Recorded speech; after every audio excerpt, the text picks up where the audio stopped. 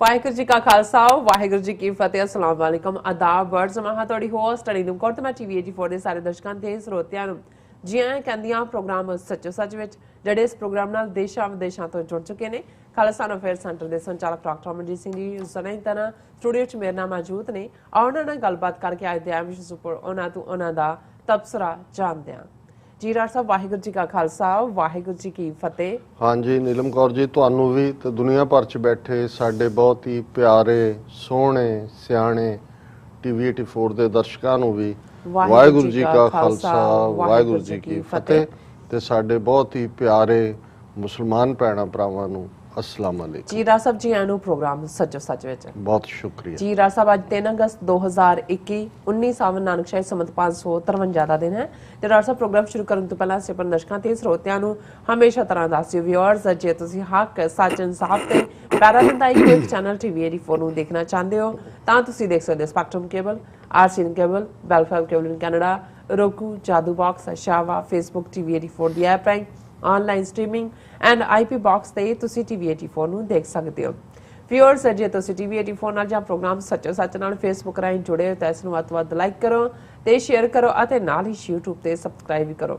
ਇਹ ਵੀ ਦੱਸ ਦਿਓ ਕਿ ਤੁਸੀਂ ਟੀਵੀ 84 ਦੀ ਐਪ ਨੂੰ ਐਂਡਰੋਇਡ ਐਂਡ ਐਪ ਸਟੋਰ ਤੇ ਡਾਊਨਲੋਡ ਕਰਕੇ ਜੋ ਟੀਵੀ 84 ਦੀ ਲਾਈਵ ਸਟ੍ਰੀਮ ਹੈ ਇਸ ਨੂੰ ਤੁਸੀਂ 24 ਆਵਰਸ ਦੇਖ ਸਕਦੇ ਹੋ। ਵਿਊਅਰਸ ਹੁਣ ਅਸੀਂ ਆਪਣੇ ਪ੍ਰੋਗਰਾਮ ਦੀ ਸ਼ੁਰੂਆਤ ਕਰਨ ਜਾ ਰਹੇ ਹਾਂ। ਹਮੇਸ਼ਾ ਤਰ੍ਹਾਂ ਤੁਹਾਨੂੰ ਦੱਸ ਦਈਏ ਸਾਡੇ ਪ੍ਰੋਗਰਾਮ ਨੂੰ ਸੱਚੋ ਸੱਚ ਪ੍ਰੋਗਰਾਮ ਨੂੰ ਸਪਾਂਸਰ ਕੀਤਾ ਗਿਆ ਹੈ ਕਲੀਵਲੈਂਡ ਓਹਾਇਓ ਤੋਂ ਰਾਜਵਿੰਦਰ ਸਿੰਘ ਵੱਲੋਂ। ਉਹਨਾਂ ਨੇ ਸਾਨੂੰ ਅੱਜ ਸਪਾਂਸਰਸ਼ਿਪ ਭੇਜੀ ਹੈ। ਸੋ ਇਹਨਾਂ ਵੱਲੋਂ ਇਹੀ ਸੁਨੇਹਾ ਦਿੱਤਾ ਗਿਆ ਹੈ ਕਿ ਅੱਜ ਸਾਡੇ ਸਾਹਮਣੇ ਕੌਮੀ ਆਜ਼ਾਦੀ ਦਾ ਇੱਕੋ ਇੱਕ ਮਸਲਾ ਹੈ। ਇਸੇ ਨਾਲ ਸਾਡੇ ਜਿਹੜੇ ਸਾਰੇ ਨੇ ਉਹ ਮਸਲੇ ਹੱਲ ਹੋਣੇ ਨੇ। ਸੋ ਸਿੱਖਾਂ ਨਾਲ ਹੋ ਰਹੀਆਂ ਵਧੀਕੀਆਂ ਪ੍ਰਤੀ ਜਾਗਰੂਕਤਾ ਅਤੇ ਵਾਪਰ ਰਹੀਆਂ ਘਟਨਾਵਾਂ ਨੂੰ ਸਿੱਖ ਨੁਕਤਾ ਨਿਗਾਹ ਤੋਂ ਪੇਸ਼ ਕਰਨ ਲਈ ਡਾਕਟਰ ਅਮਰਜੀਤ ਸਿੰਘ ਅਤੇ ਟੀਵੀ 84 ਦੀ ਸਮੁੱਚੀ ਟੀਮ ਦਾ ਧੰਨਵਾਦ। ਸੋ ਸਾਡੇ ਵਰਗੇ ਦਰਸ਼ਕ ਟੀਵੀ 84 ਦੀ ਵੱਧ ਤੋਂ ਵੱਧ ਮਦਦ ਕਰਨ ਮਾਈਕ ਸਹਾਇਤਾ ਕਰਨ। ਸੋ ਅੱਜ ਦੀ ਸਪਾਂਸਰਸ਼ਿਪ ਲਈ ਅਸੀਂ ਓਹਾਇਓ ਤੋਂ ਸਰਦਾਰ ਰਾਜਵਿੰਦਰ ਸਿੰਘ ਜੀ ਦਾ ਤਹਿ ਦਿਲ ਤੋਂ ਧੰਨਵਾਦ ਕਰਦੇ ਹਾਂ ਔਰ ਤੁਹਾਨੂੰ ਵੀ ਅਪੀਲ ਤੇ ਬੇਨਤੀ ਕਰਦੇ ਹਾਂ ਕਿ ਤੁਸੀਂ ਵੀ ਵੱਧ ਤੋਂ ਵੱਧ ਪ੍ਰੋਗਰਾਮ ਸੱਚੋ ਸੱਚ ਨੂੰ ਸਪਾਂਸਰ ਕਰੋ। ਸਪਾਂਸਰਸ਼ਿਪ ਲਈ ਤੁਸੀਂ ਸਾਨੂੰ ਕਾਲ ਕਰ ਸਕਦੇ ਹੋ 5166191984। ਤੁਸੀਂ ਸਾਨੂੰ ਸੇਮ ਨੰਬਰ ਤੇ WhatsApp ਵੀ ਕਰ ਸਕਦੇ ਹੋ। ਤੁਸੀਂ ਸਾਨੂੰ ਈਮੇਲ ਵੀ ਕਰ ਸਕਦੇ ਹੋ info@tv.tv ਤੇ। ਸੋ ਪਹਿਲੇ ਸੈਗਮੈਂਟ ਦੇ ਵਿੱਚ ਆਪਾਂ ਵਿਊਅਰਸ ਗੱਲਬਾਤ ਕਰਨ ਜਾ ਰਹੇ ਹਾਂ ਭਾਰਤ ਦੇ ਹਵਾਲੇ ਨਾਲ ਕਿ ਭਾਰਤ ਅਗਸਤ ਦੇ ਮਹੀਨੇ ਲਈ ਯੂਨਾਈਟਿਡ ਨੇਸ਼ਨ ਸਿਕਿਉਰਿਟੀਜ਼ ਕੌਂਸਲ ਦਾ ਪ੍ਰੈਜ਼ੀਡੈਂਟ ਬਣਿਆ ਹੈ। ਸੋ ਵਿਊਅਰਸ ਇਹ ਜਾਪਦਾ ਹੈ ਕਿ ਭਾਰਤ ਆਪਣੀ ਪ੍ਰੈਜ਼ੀਡੈਂਟ ਦੀ ਪੋਜੀਸ਼ਨ ਨੂੰ ਵਰਤ ਕੇ ਅਫਗਾਨਿਸਤਾਨ ਵਿੱਚ ਹੋਰ ਪੰਬਲ ਪੂਸੇ ਵਾਲੀ ਜਿਹੜੀ ਹਾਲਤ ਹੈ ਉਹ ਬਣਾਏਗਾ ਤੇ ਪਾਕਿਸਤਾਨ ਨੂੰ ਬਦਨਾਮ ਕਰੇਗਾ। ਸੋ ਇਸ ਬਾਰੇ ਆਪਾਂ ਵਿਚਾਰ ਚਰਚਾ ਕਰਨ ਜਾ ਰਹੇ ਹਾਂ। ਸੋ ਅਸੀਂ ਚਾਹਾਂਗੇ ਕਿ ਤੁਸੀਂ ਸਟਾਰਟਿੰਗ ਤੋਂ ਲੈ ਕੇ ਐਂਡ ਤੱਕ ਸਾਡੇ ਨਾਲ ਇਸੇ ਤਰ੍ਹਾਂ ਬਣੇ ਰਹਿਣਾ। ਦੇਖਣ ਸੁਣਨ ਲਈ ਤੁਹਾਡਾ ਸਭ ਦਾ ਬਹੁਤ ਬਹੁਤ ਸ਼ੁਕਰੀਆ। ਜੀ ਰਾਜ ਸਾਹਿਬ ਕੀ ਵਿਚਾਰਾਂ ਨੇ?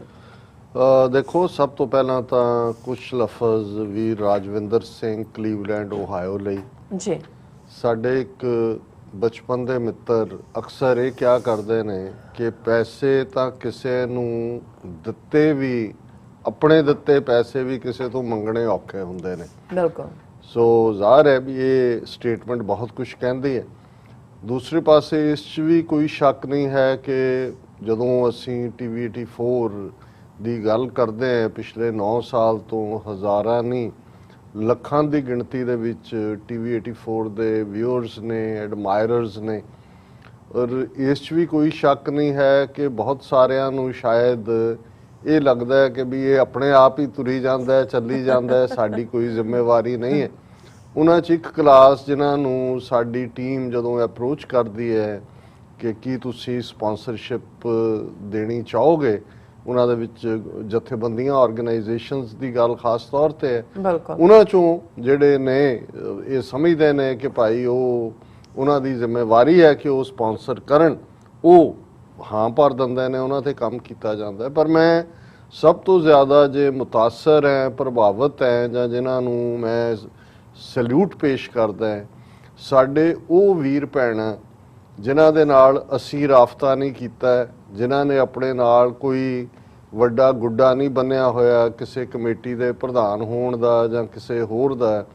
ਉਹ ਬਤੌਰੇ ਇੰਡੀਵਿਜੂਅਲ ਸਿੱਖ ਪੰਥਕ ਵਿਚਾਰ ਰੱਖਦੇ ਨੇ ਟੀਵੀ 84 ਨਾਲ ਜੁੜੇ ਹੋਏ ਨੇ ਔਰ ਉਹਨਾਂ ਨੂੰ ਲੱਗਦਾ ਹੈ ਕਿ ਭਾਈ ਉਹਨਾਂ ਦਾ ਫਰਜ਼ ਹੈ ਕਿ ਉਹ ਟੀਵੀ 84 ਦੀ ਮਦਦ ਕਰਨ। ਜੀ ਸੋ ਵੀਰ ਰਾਜਵਿੰਦਰ ਸਿੰਘ ਕਲੀਵਲੈਂਡ ਓਹਾਇਓ ਤੋਂ ਉਹਨਾਂ ਵੀਰਾਂ ਦੇ ਵਿੱਚੋਂ ਨੇ ਜਿਨ੍ਹਾਂ ਨੇ ਆਪਣੇ ਤੌਰ ਦੇ ਉੱਤੇ ਆਪਣਾ ਉਹਨਾਂ ਨੇ ਨੰਬਰ ਛੱਡਿਆ ਔਰ ਉਹਨਾਂ ਨੇ ਇਹ ਆਫਰ ਕੀਤਾ ਹੈ ਕਿ ਉਹ ਸਪਾਂਸਰ ਕਰਨਾ ਚਾਹੁੰਦੇ ਨੇ। So nice. ਔਰ ਇਸ ਦੇ ਲਈ ਅਸੀਂ ਇਹ ਵੀ ਬੇਨਤੀ ਕਰਾਂਗੇ ਕਿ ਬੇਸ਼ੱਕ ਜਿਨ੍ਹਾਂ ਦੀ ਜਿਹੜੀ ਹੈ ਸਮਰੱਥਾ ਉਹ ਜਿੰਨੀ ਵੱਧ ਤੋਂ ਵੱਧ ਹੈ ਉਹ ਉਹਨਾਂ ਦੀ ਸਮਰੱਥਾ ਮੁਤਾਬਕ ਹੈ, ਪਰ ਜਿਹੜੇ ਵਨ ਟਾਈਮ ਜਿੰਨਾ ਅਮਾਉਂਟ ਰਿਕੁਆਇਰਡ ਹੈ ਉਹ ਨਹੀਂ ਦੇ ਸਕਦੇ, ਉਹ ਉਸ ਨੂੰ 1 ਸਾਲ ਦੇ ਵਿੱਚ ਆਪਣੀ ਰੈਗੂਲਰ ਡੋਨੇਸ਼ਨ ਦੇ ਰੂਪ ਦੇ ਵਿੱਚ ਵੀ ਬ੍ਰੇਕਅਪ ਕਰ ਸਕਦੇ ਨੇ। ਨਾਈਸ। ਸੋ ਜਿਹੜਾ ਨੰਬਰ ਤੁਸੀਂ ਦੱਸਦੇ ਹੋ ਅਮਰਵੀਰ ਸਿੰਘ ਹੋਰਾਂ ਦਾ, ਉਹ ਇੱਕ ਵਾਰੀ ਫਿਰ ਜ਼ਰਾ ਰਿਪੀਟ ਕਰ। 5166191984।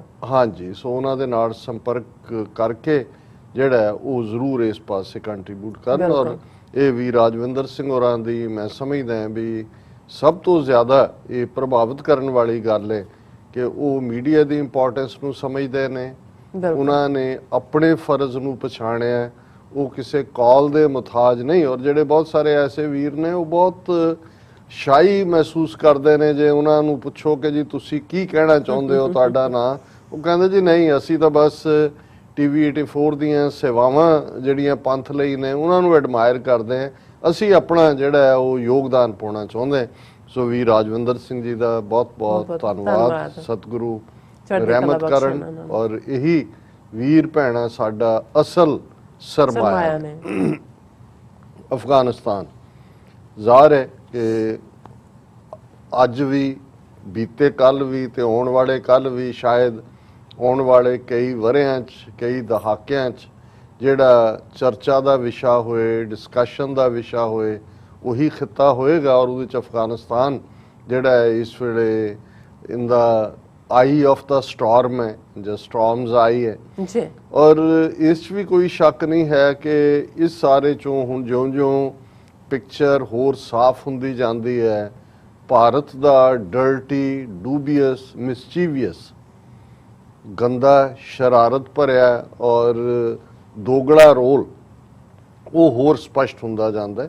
ਈਵਨ ਇੱਕ ਸਟੇਟਮੈਂਟ ਜਿਹੜੀ ਤਾਲਿਬਾਨ ਦੇ ਸਪੋਕਸਮੈਨ ਵੱਲੋਂ ਦਿੱਤੀ ਗਈ, ਜਿਨ੍ਹਾਂ ਦਾ ਨਾਮ ਜ਼ਬੀਉੱਲਾ ਮੁਜਾਹਿਦ ਹੈ, ਉਹਨਾਂ ਨੇ, ਹਾਲਾਂਕਿ ਭਾਰਤੀ ਮੀਡੀਆ ਨੇ ਤਾਂ ਇਹਨੂੰ ਇਸ ਤਰੀਕੇ ਨਾਲ ਪ੍ਰੈਜ਼ੈਂਟ ਕੀਤਾ ਕਿ ਜੀ ਤਾਲਿਬਾਨ ਜਿਹੜੇ ਨੇ ਉਹ ਹੁਣ ਭਾਰਤ ਵੱਲ ਝੁਕਾਅ ਕਰ ਰਹੇ ਨੇ।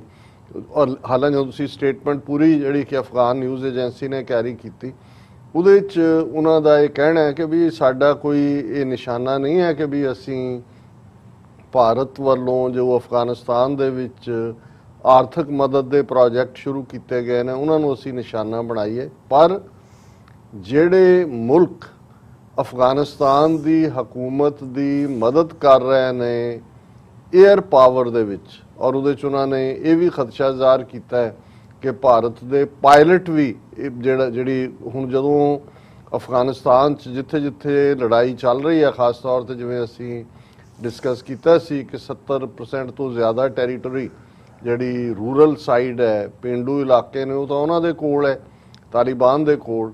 ਔਰ ਸ਼ਹਿਰਾਂ ਨੂੰ ਲੈ ਕੇ ਕੈਪੀਟਲਸ ਖਾਸ ਤੌਰ ਤੇ ਉਹਨਾਂ ਸੂਬਿਆਂ ਦੀਆਂ, ਉਹਨਾਂ ਦੇ ਆਲੇ ਦੁਆਲੇ ਉਹਨਾਂ ਨੇ ਘੇਰਾ ਜਿਹੜਾ ਉਹ ਕੱਸਿਆ ਹੋਇਆ, ਤੰਗ ਕੀਤਾ ਹੋਇਆ। ਔਰ ਇਸ ਵੇਲੇ ਬਹੁਤ ਖੂਨ ਰੇਜ਼ੀ ਵਾਲੀ ਜੰਗ ਕੈਪੀਟਲਸ ਦੇ ਦੁਆਲੇ ਚੱਲ ਰਹੀ ਹੈ। ਉਹਨਾਂ 'ਚ ਤਿੰਨ ਜਿਹੜੇ ਪ੍ਰੋਵਿੰਸ ਨੇ, ਹੈਲਮੰਡ, ਹੈਰਾਤ ਔਰ ਕੰਧਾਰ, ਉਹਨਾਂ ਦੇ ਵਿੱਚ ਜੰਗ ਦਾ ਜ਼ਿਕਰ ਅਸੀਂ ਕੀਤਾ ਸੀ। ਪਰ ਇਸ ਵੇਲੇ ਜਿਹੜੀਆਂ ਜ਼ਿਆਦਾ ਖਬਰਾਂ ਨੇ ਅੱਜ ਦੇ ਮੀਡੀਆ ਦੇ ਵਿੱਚ, BBC, AP, associated French press, ਉਸ ਦੇ ਵਿੱਚ ਹੈਲਮੰਡ ਕੈਪੀਟਲ ਜਿਹੜਾ ਪ੍ਰੋਵਿੰਸ ਹੈ ਉਸ ਦੀ ਰਾਜਧਾਨੀ ਲਸ਼ਕਰਗੜ੍ਹ ਹੈ।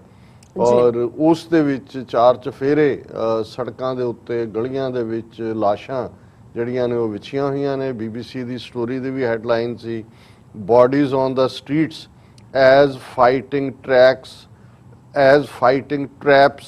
ਲਸ਼ਕਰਗੜ੍ਹ ਰੈਜ਼ੀਡੈਂਟਸ। ਔਰ ਇਹਦੇ 'ਚ ਦੋ ਗੱਲਾਂ ਦਾ ਧਿਆਨ ਰੱਖਣ ਵਾਲੀ ਵੱਲ ਜ਼ਰੂਰ ਧਿਆਨ ਦੇਣਾ ਚਾਹੀਦਾ ਹੈ। ਭਾਰਤੀ ਮੀਡੀਆ ਇਵੇਂ ਪ੍ਰੈਜ਼ੈਂਟ ਕਰ ਰਿਹਾ ਹੈ ਜਿਵੇਂ ਕਿ ਤਾਲਿਬਾਨ ਬੇਗੁਨਾਹ ਨੂੰ ਮਾਰ ਰਹੇ ਨੇ, ਪਰ ਜੇ ਤੁਸੀਂ ਸਾਰੇ ਗਲੋਬਲ ਮੀਡੀਆ ਨੂੰ ਦੇਖ ਕੇ ਇਸ ਨੂੰ ਸਮਝਣ ਦੀ ਕੋਸ਼ਿਸ਼ ਕਰੋ ਤੇ ਜ਼ਿਆਦਾ ਮੌਤਾਂ ਹੋ ਰਹੀਆਂ ਨੇ ਜਿਹੜਾ ਅਫਗਾਨ ਫੋਰਸਿਸ ਵੱਲੋਂ, ਉਹਨਾਂ ਦੀ ਏਅਰ ਫੋਰਸ ਵੱਲੋਂ ਬੰਬਾਰਡ ਕੀਤਾ ਜਾ ਰਿਹਾ, ਇਨਡਿਸਕ੍ਰਿਮੀਨੇਟ ਬੰਬਿੰਗ ਔਰ ਕਾਰਪੇਟ ਟੂ ਕਾਰਪੇਟ ਬੰਬਿੰਗ। ਉਹ ਬੰਬ ਸੁੱਟ ਰਹੇ ਨੇ, ਉਹ ਮਸੀਤਾਂ ਤੇ ਡਿੱਗਦੇ ਨੇ, ਕਿਸ ਘਰਾਂ ਤੇ ਡਿੱਗਦੇ ਨੇ, ਦੁਕਾਨਾਂ ਤੇ ਡਿੱਗਦੇ, ਉਹਨਾਂ ਨੂੰ ਕੋਈ ਪਰਵਾਹ ਨਹੀਂ ਹੈ। ਔਰ ਜਦੋਂ ਇਹ ਹੈ ਕਿ ਬਾਡੀਜ਼ ਔਨ ਦਾ ਸਟਰੀਟਸ, ਇਹ ਜ਼ਿਆਦਾ ਜਿਹੜੀਆਂ ਨੇ ਉਹ ਹਵਾਈ ਜਿਹੜੀ ਹੈ ਬੰਬਾਰਡਮੈਂਟ ਕਰਕੇ ਜੀ। ਔਰ ਇਹ ਤਾਲਿਬਾਨ ਨੇ ਵੀ ਖਦਸ਼ਾ ਜ਼ਾਹਰ ਕੀਤਾ ਹੈ।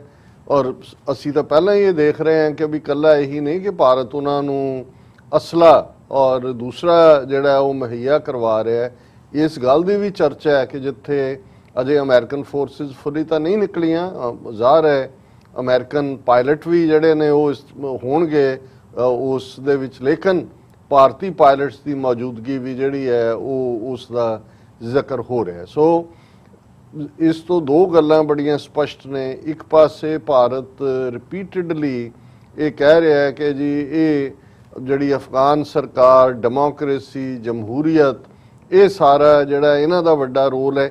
ਪਰ ਦੂਸਰੇ ਪਾਸੇ ਉਹਨੇ ਜਿਹੜੀ ਗੱਲ ਖਾਸ ਤੌਰ ਤੇ ਅਗਸਤ ਮਹੀਨੇ ਦੇ ਹਵਾਲੇ ਨਾਲ ਤੁਸੀਂ ਕੀਤੀ ਹੈ ਜੀ, ਜਿਵੇਂ ਜਦੋਂ ਅਸੀਂ UN ਸਿਕਿਉਰਿਟੀ ਕਾਉਂਸਲ ਦੀ ਗੱਲ ਕਰਦੇ ਹਾਂ, ਕਿਉਂਕਿ ਯੂਨਾਈਟਿਡ ਨੇਸ਼ਨਸ ਜਨਰਲ ਅਸੈਂਬਲੀ ਹੈ, ਜਨਰਲ ਅਸੈਂਬਲੀ 'ਚ 194 ਦੇਸ਼ ਨੇ ਜਿਹੜੇ ਕਿ ਉਸ ਜਨਰਲ ਅਸੈਂਬਲੀ ਦੇ ਮੈਂਬਰ ਨੇ। ਸਿਕਿਉਰਿਟੀ ਕਾਉਂਸਲ ਦੇ ਵਿੱਚ 5 ਮੁਲਕ ਜਿਹੜੇ ਨੇ ਉਹ ਪਰਮਾਨੈਂਟ ਵੀਟੋ ਵੀਲਡਿੰਗ ਮੈਂਬਰਸ ਨੇ, ਜਿਨ੍ਹਾਂ ਦੇ ਵਿੱਚ ਰਸ਼ੀਆ ਹੈ, ਅਮਰੀਕਾ ਹੈ, ਫਰਾਂਸ ਹੈ, UK ਹੈ ਔਰ ਚਾਈਨਾ ਹੈ। ਔਰ ਇਸ ਤੋਂ ਇਲਾਵਾ ਜਿਹੜੀ 15 ਮੈਂਬਰੀ UN ਸਿਕਿਉਰਿਟੀ ਕਾਉਂਸਲ 10 ਦੇ ਕਰੀਬ ਜਿਹੜੇ ਮੁਲਕ ਨੇ ਉਹ ਰੋਟੇਸ਼ਨ ਵਾਈਜ਼ ਆਉਂਦੇ ਨੇ, ਯਾਨੀ ਕਿ ਰੋਟੇਟ ਹੋ ਕੇ ਕਿ ਕਦੇ ਕੋਈ ਸਾਲ ਲਈ, 2 ਸਾਲ ਜਾਂ ਉਹਨਾਂ ਦੀ ਜਿੰਨੀ ਵੀ ਟਰਮ ਹੈ। ਔਰ ਫਿਰ ਜਿਹੜੀ ਹਰ 12 ਮਹੀਨਿਆਂ ਦੇ ਹਿਸਾਬ ਨਾਲ ਉਹਨਾਂ ਨੇ ਰੱਖਿਆ ਹੋਇਆ ਹੈ ਔਰ ਉਹ ਮੌਕਾ ਦਿੰਦੇ ਨੇ ਜਿਹੜੇ ਨਾਨ ਵੀਟੋ ਮੈਂਬਰ ਨੇ, ਰੋਟੇਟਿੰਗ ਮੈਂਬਰ ਆਏ, ਜੋ 1 ਮਹੀਨਾ ਪ੍ਰੀਜ਼ਾਈਡ ਕਰ ਸਕਦੇ ਨੇ UN ਸਿਕਿਉਰਿਟੀ ਕਾਉਂਸਲ ਦੇ ਸੈਸ਼ਨ ਨੂੰ। ਸੋ ਅਗਸਤ ਦਾ ਮਹੀਨਾ ਜਿਹੜਾ 2 ਦਿਨ ਪਹਿਲਾਂ ਸ਼ੁਰੂ ਹੋਇਆ ਹੈ, ਅਗਸਤ ਦੇ ਮਹੀਨੇ ਦੀ ਜਿਹੜੀ UN ਸਿਕਿਉਰਿਟੀ ਕਾਉਂਸਲ ਦੀ ਪ੍ਰੈਜ਼ੀਡੈਂਸੀ ਹੈ ਉਹ ਭਾਰਤ ਦੇ ਕੋਲ ਹੈ। ਹਾਲਾਂਕਿ ਇਹ ਤਾਂ ਨਹੀਂ ਹੈ ਕਿ ਵੀ ਕਿਉਂਕਿ ਵੀਟੋ ਉਹਦੇ ਕੋਲ ਨਹੀਂ ਹੈ ਔਰ 5 ਮੈਂਬਰਾਂ ਚੋਂ ਜੇ ਇੱਕ ਵੀ ਮੁਲਕ ਵੀਟੋ ਕਰੇ, ਲੇਕਿਨ ਇਹ ਸ਼ਰਾਰਤ ਦਾ ਸਕੋਪ ਜ਼ਰੂਰ ਹੈ ਕਿ ਉਹ ਅਫਗਾਨਿਸਤਾਨ ਦੇ ਮੁੱਦੇ ਨੂੰ ਆਧਾਰ ਬਣਾ ਕੇ ਰਿਪੀਟਡ ਡਿਸਕਸ਼ਨਸ ਵੱਲ ਤੋਰ ਸਕਦਾ ਹੈ, ਕਿਉਂਕਿ 4 ਮੈਂਬਰ ਦੇਸ਼ ਤਾਂ ਆਲਰੇਡੀ ਅਮਰੀਕਾ, UK, ਫਰਾਂਸ ਜਿਹੜੇ ਨੇ ਔਰ ਉਹ 3 ਇਹ ਤਾਂ ਖੁੱਲ੍ਹੇਆਮ ਹੀ ਜਿਹੜੇ ਨੇ ਉਹ ਇੱਕ ਲਾਈਨ ਦੇ ਉੱਤੇ ਨੇ, ਉਹ ਭਾਰਤ ਦੀ ਪੋਜੀਸ਼ਨ ਨੂੰ ਸਪੋਰਟ ਕਰਦੇ ਨੇ। ਚਾਈਨਾ ਕਿਉਂਕਿ ਉਸ ਦਾ ਜਿਵੇਂ ਅਸੀਂ ਅੱਗੇ ਵੀ ਜ਼ਿਕਰ ਕੀਤਾ ਸੀ ਕਿ ਸਿੰਗਕਿਆਂਗ ਪ੍ਰੋਵਿੰਸ ਔਰ ਉਧਰ ਲੱਗਣ ਕਰਕੇ ਉਹ ਵਰਿਡ ਜ਼ਰੂਰ ਹੈ ਤਾਲਿਬਾਨ ਦੇ ਬਹਾਨੇ ਕੱਲ੍ਹ ਨੂੰ ਦਹਿਸ਼ਤਗਰਦੀ ਸਿੰਗਕਿਆਂਗ 'ਚ ਹੈ, ਪਰ ਉਹਨਾਂ ਨੇ ਚੰਗੇ ਢੰਗ ਨਾਲ ਜਿਵੇਂ ਉਹਨਾਂ ਨੇ 9 ਮੈਂਬਰਡ ਤਾਲਿਬਾਨ ਡੈਲੀਗੇਸ਼ਨ ਨੂੰ ਰਿਸੀਵ ਕੀਤਾ, ਉਹਨਾਂ ਦੇ ਫੋਰਨ ਮਿਨਿਸਟਰ ਨਾਲ ਗੁਫ਼ਤਗੂ ਹੋਈ ਔਰ ਅਫੀਸ਼ੀਅਲ ਸਟੇਟਮੈਂਟ 'ਚ ਉਹਨਾਂ ਨੇ ਤਾਲਿਬਾਨ ਨੂੰ ਪੋਲੀਟੀਕਲ ਔਰ ਮਿਲਟਰੀ ਪਾਵਰ ਦਾ ਮਰਕਜ਼ ਕਿਹਾ, ਫੋਕਸ ਸੈਂਟਰ। ਸੋ ਜ਼ਾਹਰ ਹੈ ਕਿ ਉਹਨਾਂ ਨੂੰ ਕੋਈ ਤਾਲਿਬਾਨ ਦੇ ਨਾਲ ਪ੍ਰੋਬਲਮ ਨਹੀਂ ਹੈ। ਇਸੇ ਤਰ੍ਹਾਂ ਰਸ਼ੀਆ, ਉਹਨਾਂ ਨੇ ਤਾਂ ਖੁਦ ਮਾਸਕੋ ਦੇ ਵਿੱਚ ਜਿਹੜੀ ਹੈ ਉਹਨਾਂ ਦੀ ਗੱਲਬਾਤ ਕਰਵਾਈ ਹੈ, ਉਹਨਾਂ ਨੂੰ ਕੋਈ ਨਹੀਂ ਹੈ। ਅਮਰੀਕਾ ਓਪਨਲੀ ਤਾਂ ਨਹੀਂ ਹੈ ਕਿਉਂਕਿ ਆਲਰੇਡੀ ਜਿਹੜਾ ਐਗਰੀਮੈਂਟ ਫਰਵਰੀ 2020 ਚ ਤਾਲਿਬਾਨ ਦੇ ਨਾਲ ਸਾਈਨ ਕੀਤਾ ਗਿਆ ਔਰ ਜੇ ਇਸ ਨੂੰ ਉਹਨਾਂ ਦਾ ਜਿਹੜਾ ਮੇਨ ਐਨਵੋਏ ਹੈ ਅਮਰੀਕਾ ਦਾ ਜ਼ਲਮੇ ਖਾਲਿਲਜ਼ਾਦ, ਜਿਹੜਾ ਓਬਾਮਾ ਦੇ ਜ਼ਮਾਨੇ ਤੋਂ ਹੀ ਮੀਡੀਏਸ਼ਨ ਕਰ ਰਿਹਾ ਸੀ, ਉਸ ਨੇ ਇਹ ਫਾਈਨਲ ਸਟੇਜ ਤੱਕ ਪਹੁੰਚਾ, ਉਹਨੂੰ ਵੀ ਕੋਈ ਪ੍ਰੋਬਲਮ ਨਹੀਂ ਹੈ। ਲੇਕਿਨ ਕਿਉਂਕਿ ਇੰਡੀਆ ਸਭ ਤੋਂ ਵੱਧ ਰੈਟਲਡ ਹੈ ਔਰ ਅਮਰੀਕਾ ਵੀ ਅਗੇਂਸਟ ਚਾਈਨਾ ਇੰਡੀਆ ਦਾ ਮੋਢਾ ਇਸਤੇਮਾਲ ਕਰ ਰਿਹਾ, ਉਹ ਚਾਈਨਾ ਨੂੰ ਜਿਹੜਾ ਇੰਡੀਆ ਨੂੰ ਕੋਈ ਅਨੋਏ ਨਹੀਂ ਕਰਨਾ ਚਾਹੁੰਦਾ ਖੁੱਲ੍ਹ ਕੇ, ਇਸ ਲਈ ਉਹ ਕਿਤੇ ਨਾ ਕਿਤੇ ਡਰੈਗ ਹੋ ਜਾਂਦਾ ਹੈ। ਔਰ ਐਂਟੋਨੀ ਬਲਿੰਕਨ ਦੀ ਵਿਜ਼ਿਟ ਵੇਲੇ ਵੀ ਅਸੀਂ ਦੇਖਿਆ, ਹਾਲਾਂ ਉਹਨਾਂ ਨੇ ਅਫਗਾਨਿਸਤਾਨ 'ਚ ਇੰਡੀਆ ਦਾ ਰੋਲ ਕਿਤੇ ਵੀ ਤਸਲੀਮ ਨਹੀਂ ਕੀਤਾ, ਨਾ ਹੀ ਉਹਨਾਂ ਨੂੰ ਕੋਈ ਘਾਹ ਪਾਇਆ। ਲੇਕਿਨ ਅੱਜ ਜਦੋਂ ਮੈਂ ਇਹ ਸਟੇਟਮੈਂਟ ਜਿਹੜੇ ਯੂਨਾਈਟਿਡ ਨੇਸ਼ਨਸ ਦੇ ਵਿੱਚ ਪਰਮਾਨੈਂਟ ਰਿਪਰੈਜ਼ੈਂਟੇਟਿਵ ਨੇ ਇੰਡੀਆ ਦੇ ਮਿਸਟਰ TS ਤ੍ਰਿਮੂਰਤੀ, ਉਹਨਾਂ ਦੀ ਸਟੇਟਮੈਂਟ ਦੇਖੀ ਤੇ ਮੈਨੂੰ ਇਹ ਇੱਕਦਮ ਮੱਥਾ ਠਣਕਿਆ ਕਿ ਵੀ ਇਹ ਅਗਸਤ ਦਾ ਮਹੀਨਾ ਰਾਦਰ ਬਹੁਤ ਪ੍ਰੋਬਲਮੈਟਿਕ ਹੋਏਗਾ ਅਫਗਾਨਿਸਤਾਨ ਦੀ ਸਥਿਤੀ ਸਿਚੁਏਸ਼ਨ ਦੇ ਵਿੱਚ ਹੋਰ ਭੰਬਲ ਭੂਸਾ ਪਾਉਣ ਦੇ ਐਂਗਲ ਤੋਂ। ਲੇਕਿਨ ਇਹ ਗੱਲ ਕਰਨ ਤੋਂ ਪਹਿਲਾਂ ਅਸੀਂ ਇਹ ਦੱਸ ਦਈਏ ਕਿ ਇਸ ਵੇਲੇ ਜਿੱਥੇ ਇੱਕ ਪਾਸੇ BBC ਦੀ ਰਿਪੋਰਟ ਔਰ ਦੂਸਰਿਆਂ ਦੀ ਅਸੀਂ ਗੱਲ ਕੀਤੀ ਹੈ ਕਿ ਕਿਵੇਂ ਜਿਹੜੇ ਡੈੱਡ ਬਾਡੀਜ਼ ਨੇ ਉਹ ਹੈਲਮੰਡ ਪ੍ਰੋਵਿੰਸ ਦੀ ਕੈਪੀਟਲ ਲਸ਼ਕਰਗੜ੍ਹ ਦੀਆਂ ਗਲੀਆਂ ਸੜਕਾਂ ਦੇ ਉੱਤੇ ਹੈ। ਔਰ ਇੱਕ ਖਬਰ ਜਿਹੜੀ ਇੰਟਰਨੈਸ਼ਨਲ ਮੀਡੀਆ ਦੀ ਹੈ, ਪਾਵਰਫੁਲ ਐਕਸਪਲੋਜਨ ਰੌਕਸ ਕਾਬੁਲ। ਹੁਣ ਕਾਬੁਲ ਦੇ ਵਿੱਚ ਜਿਹੜਾ ਉਹਨਾਂ ਦੀ ਸਭ ਤੋਂ ਜ਼ਿਆਦਾ ਬਿਜ਼ੀ ਮਾਰਕੀਟ ਸਕੁਅਰ ਹੈ, ਜਿੱਥੇ ਡਿਪਲੋਮੈਟਿਕ ਕੁਆਰਟਰਸ ਨੇ, ਜਿੱਥੇ ਕਿ ਐਂਬੈਸਡਰਸ ਦੂਸਰਿਆਂ ਦੀਆਂ ਕੋਠੀਆਂ ਨੇ, ਗਵਰਨਮੈਂਟ ਬਿਲਡਿੰਗਸ ਨੇ, ਪ੍ਰੈਜ਼ੀਡੈਂਸ਼ੀਅਲ ਪੈਲੇਸ ਹੈ ਔਰ ਨੰਬਰ ਆਫ ਐम्बेसीज ਔਰ ਮੀਡੀਆ ਵੀ ਔਰ ਏਡ ਏਜੰਸੀਜ਼ ਵੀ, UN ਦੀ ਵੀ ਔਰ NGOs ਵੀ। ਉਹਦੇ 'ਚ ਉਹਨਾਂ ਨੇ ਕਿਹਾ ਕਿ powerful blast hit the centre of Afghanistan capital Kabul on Tuesday, Reuters reporter said. ਔਰ ਇਹ ਅਜੇ ਦੀ ਹੋਰ ਡੀਟੇਲ ਤਾਂ ਨਹੀਂ ਆਈ, ਪਰ ਉਹਨਾਂ ਨੇ ਕਿਹਾ ਵੀ ਕਿਸੇ ਵੀ ਮਿਲੀਟੈਂਟ ਗਰੁੱਪ ਨੇ ਅਜੇ ਤੱਕ ਇਸ ਦੀ ਰਿਸਪੌਂਸਿਬਿਲਟੀ ਨਹੀਂ ਲਈ ਹੈ। ਹੁਣ UN ਦੀ ਜਿਹੜਾ ਕੀ ਮਿਸਚਿਫ ਕਰ ਸਕਣਗੇ ਜਾਂ ਮਿਸਟਰ ਤ੍ਰਿਮੂਰਤੀ ਨੇ ਕੀ ਕਿਹਾ, ਉਹਦੀ ਗੱਲ ਕਰਨ ਤੋਂ ਪਹਿਲਾਂ ਜਿਵੇਂ ਮੈਂ ਇਹ ਮੈਂਸ਼ਨ ਕੀਤਾ ਕਿ ਅਫਗਾਨ ਨਿਊਜ਼ ਏਜੰਸੀ ਨਾਲ ਜਿਹੜਾ ਤਾਲਿਬਾਨ ਦਾ ਸਪੋਕਸਮੈਨ ਜ਼ਬੀਉल्ला ਮੁਜਾਹਿਦ, ਉਹਨਾਂ ਨੇ ਜਿਹੜਾ ਇੰਟਰਵਿਊ ਦਿੱਤਾ, ਉਹਨਾਂ ਨੇ ਕਿਹਾ ਕਿ ਜੀ ਦੇਖੋ ਅਸੀਂ ਕਿਸੇ ਵੀ ਮੁਲਕ ਦੇ ਇਕਨੋਮਿਕ ਪ੍ਰੋਜੈਕਟ ਦੇ ਅਗੇਂਸਟ ਨਹੀਂ ਹੈ। We are in favor of other countries investing in our country. We had a trip to China a few days ago, but one of our main demands was that they should cooperate with Afghanistan in trade and investment. China ਦੇ ਹਵਾਲੇ ਨਾਲ our country needs to rebuild. ਉਹਨਾਂ ਨੇ ਕਿਹਾ ਜੀ ਸਾਨੂੰ ਮਤਲਬ ਅਸੀਂ ਉਹਨੂੰ ਮੁਲਕ ਨੂੰ ਬਣਾਉਣਾ ਹੈ। ਲੇਕਿਨ ਹੁਣ ਜਿਹੜੀ ਗੱਲ ਉਹਨਾਂ ਨੇ ਇੰਡੀਅਨ ਕੰਟੈਕਸਟ ਦੇ ਵਿੱਚ ਜਦੋਂ ਇਹ ਪੁੱਛਿਆ ਗਿਆ ਤਾਂ ਉਹਨਾਂ ਨੇ ਬੜੀ ਕਲੀਅਰਲੀ ਕਿਹਾ ਕਿ but before we make a stand on India, India is providing military assistance to our opponents. Even reports that it has sent some of its pilots for airstrikes to support the Kabul administration, which is against our people and needs to change. He cautioned, injecting a note of conditionality. ਸੋ ਉਹਨਾਂ ਨੇ ਇਹ ਵੀ ਧਮਕੀ ਦੇ ਦਿੱਤੀ ਹੈ India ਨੂੰ, ਇਹ condition ਉਹਨਾਂ ਨੇ ਕਿਹਾ ਕਿ ਵੀ ਇਹ ਬੰਦ ਕਰੋ ਉਹਨਾਂ ਦੀ ਮਦਦ ਅਫਗਾਨ ਗਵਰਨਮੈਂਟ ਦੀ, ਤੁਸੀਂ ਪਾਇਲਟ ਵੀ ਦੇ ਰਹੇ ਹੋ, ਜੇ ਤੁਸੀਂ ਚਾਹੁੰਦੇ ਹੋ ਕਿ ਤੁਹਾਡੇ ਟਾਰਗੇਟਸ ਤੇ ਹਮਲੇ ਨਾ ਹੋਣ ਤੇ ਫਿਰ ਇਹ ਤੁਹਾਨੂੰ ਬੰਦ ਕਰਨਾ ਪਏਗਾ। ਔਰ ਕਿਉਂਕਿ ਇੱਕ ਪਾਸੇ ਹੁਣ ਅਸ਼ਰਫ ਗਨੀ ਤਾਂ ਸਾਰੀ ਸਪੋਰਟ ਹੀ ਇੰਡੀਆ ਦੇ ਉੱਤੇ ਖੜਾ ਹੈ, ਅਫਗਾਨ ਗਵਰਨਮੈਂਟ ਉਹਨਾਂ ਦਾ ਨਿਊਜ਼ ਮੀਡੀਆ ਜਿਹੜਾ ਵੀ ਹੈ, ਟੋਲੋ ਨਿਊਜ਼ ਏਜੰਸੀ ਔਰ ਅਫਗਾਨ ਨਿਊਜ਼, ਉਹ ਰਿਪੀਟਡਲੀ ਕਹਿ ਰਹੇ ਨੇ ਜੀ ਦੇਖੋ ਤਾਲਿਬਾਨ ਨੇ ਜਿਹੜਾ ਸੈਲਮਾ ਡੈਮ ਜਿਹੜਾ ਇੰਡੀਆ ਨੇ ਬਣਾਇਆ ਸੀ ਉਸ ਦੇ ਉੱਤੇ ਹਮਲਾ ਕਰਤਾ, ਉਹਨੂੰ ਡੈਮੇਜ ਕਰਤਾ, ਇੱਧਰ ਕਰਤਾ। ਸੋ ਉਹਨੂੰ ਉਹਨਾਂ ਨੇ ਕਿਹਾ ਵੀ ਇਹ ਪ੍ਰੋਪੇਗੈਂਡਾ ਹੈ, ਅਸੀਂ ਕੋਈ ਜਿਹੜਾ ਇਕਨੋਮਿਕਲ ਪ੍ਰੋਗਰੈਸ ਅਫਗਾਨਿਸਤਾਨ ਦੀ ਉਹਨੂੰ ਅਸੀਂ ਟਾਰਗੇਟ ਨਹੀਂ ਕਰਦੇ, ਪਰ ਜੋ ਇੰਡੀਆ ਕਰ ਰਿਹਾ ਉਹਨਾਂ ਦੀ ਪੂਰੀ ਮਦਦ ਕਰ ਰਿਹਾ ਸਾਡੇ ਵੈਰੀ ਹਕੂਮਤ ਦੀ, ਔਰ ਉਹਨਾਂ ਦੇ ਪਾਇਲਟ ਵੀ ਜਿਹੜੇ ਨੇ ਉਹ ਬੰਬਾਰਡਮੈਂਟ ਕਰ ਰਹੇ ਨੇ, ਔਰ ਇਹ ਜਿਹੜਾ ਇਹ ਇਵੇਂ ਨਹੀਂ ਚੱਲੇਗਾ। ਸੋ ਮੈਂ ਸਮਝਦਾ ਵੀ ਇਹ ਵੇਲਡ ਵਾਰਨਿੰਗ ਵੀ ਹੈ।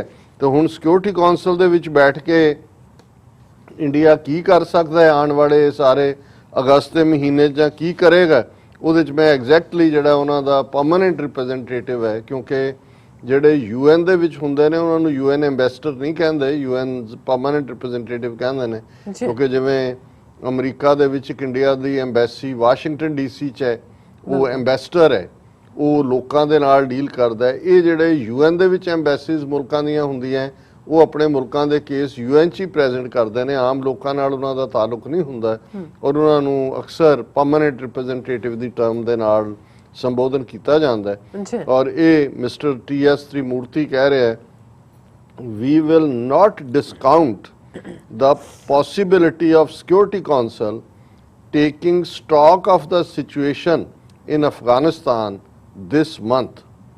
As the President of Security Council, we will, of course, be very supportive of initiative by member states that can bring stability to Afghanistan. ਕਿਉਂਕਿ ਡਿਪਲੋਮੈਟ ਨੇ, ਉਹਨਾਂ ਨੂੰ ਪਤਾ ਹੈ ਵੀ ਘੁਮਾ ਫਿਰਾ ਕੇ ਗੱਲ ਕਿਵੇਂ ਕਰਨੀ ਹੈ, ਪਰ ਇਹਦੇ ਚੋਂ ਇਹਨਾਂ ਦੀ ਇੰਟਰਫੀਅਰੈਂਸ ਦੀ ਰੁਚੀ ਤੁਹਾਨੂੰ ਨਜ਼ਰ ਆਉਂਦੀ ਹੈ। We will not discount the possibility of Security Council taking stock of the situation in Afghanistan ਕਿ ਅਸੀਂ ਇਹਨੂੰ ਜਿਹੜਾ ਰੂਲ ਆਊਟ ਨਹੀਂ ਕਰਦੇ ਕਿ ਅਫਗਾਨਿਸਤਾਨ ਦੀ ਸਿਚੁਏਸ਼ਨ ਬਾਰੇ ਦਿਸ ਮੰਥ ਦਾ ਮਤਲਬ ਸਾਡੀ ਪ੍ਰੈਜ਼ੀਡੈਂਸੀ ਦੇ ਦੌਰਾਨ ਅਸੀਂ ਇਸ ਤੇ ਗੌਰ ਫਰਮਾ ਸਕਦੇ ਹਾਂ।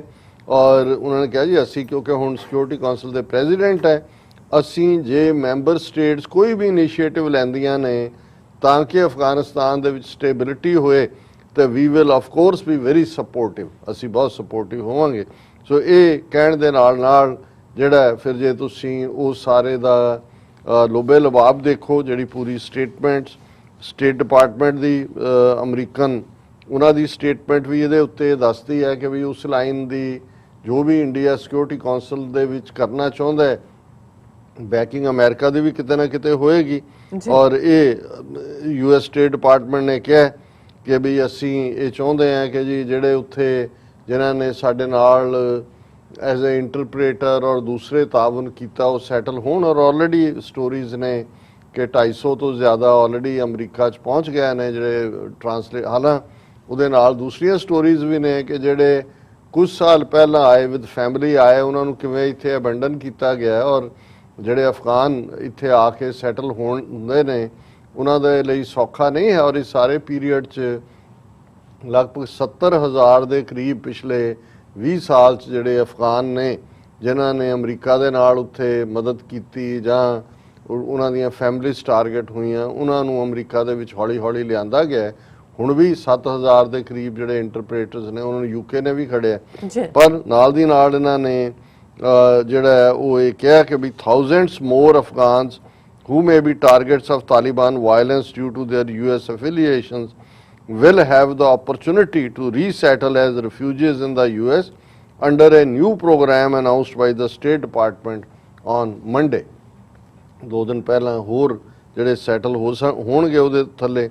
Meanwhile, the US Army on Monday conducted air strikes against Taliban in Lashkar Gah, the capital of Helmand in Afghanistan, killing around 40 Taliban fighters, sources said। Agencies ਦੀ ਖਬਰ ਹੈ।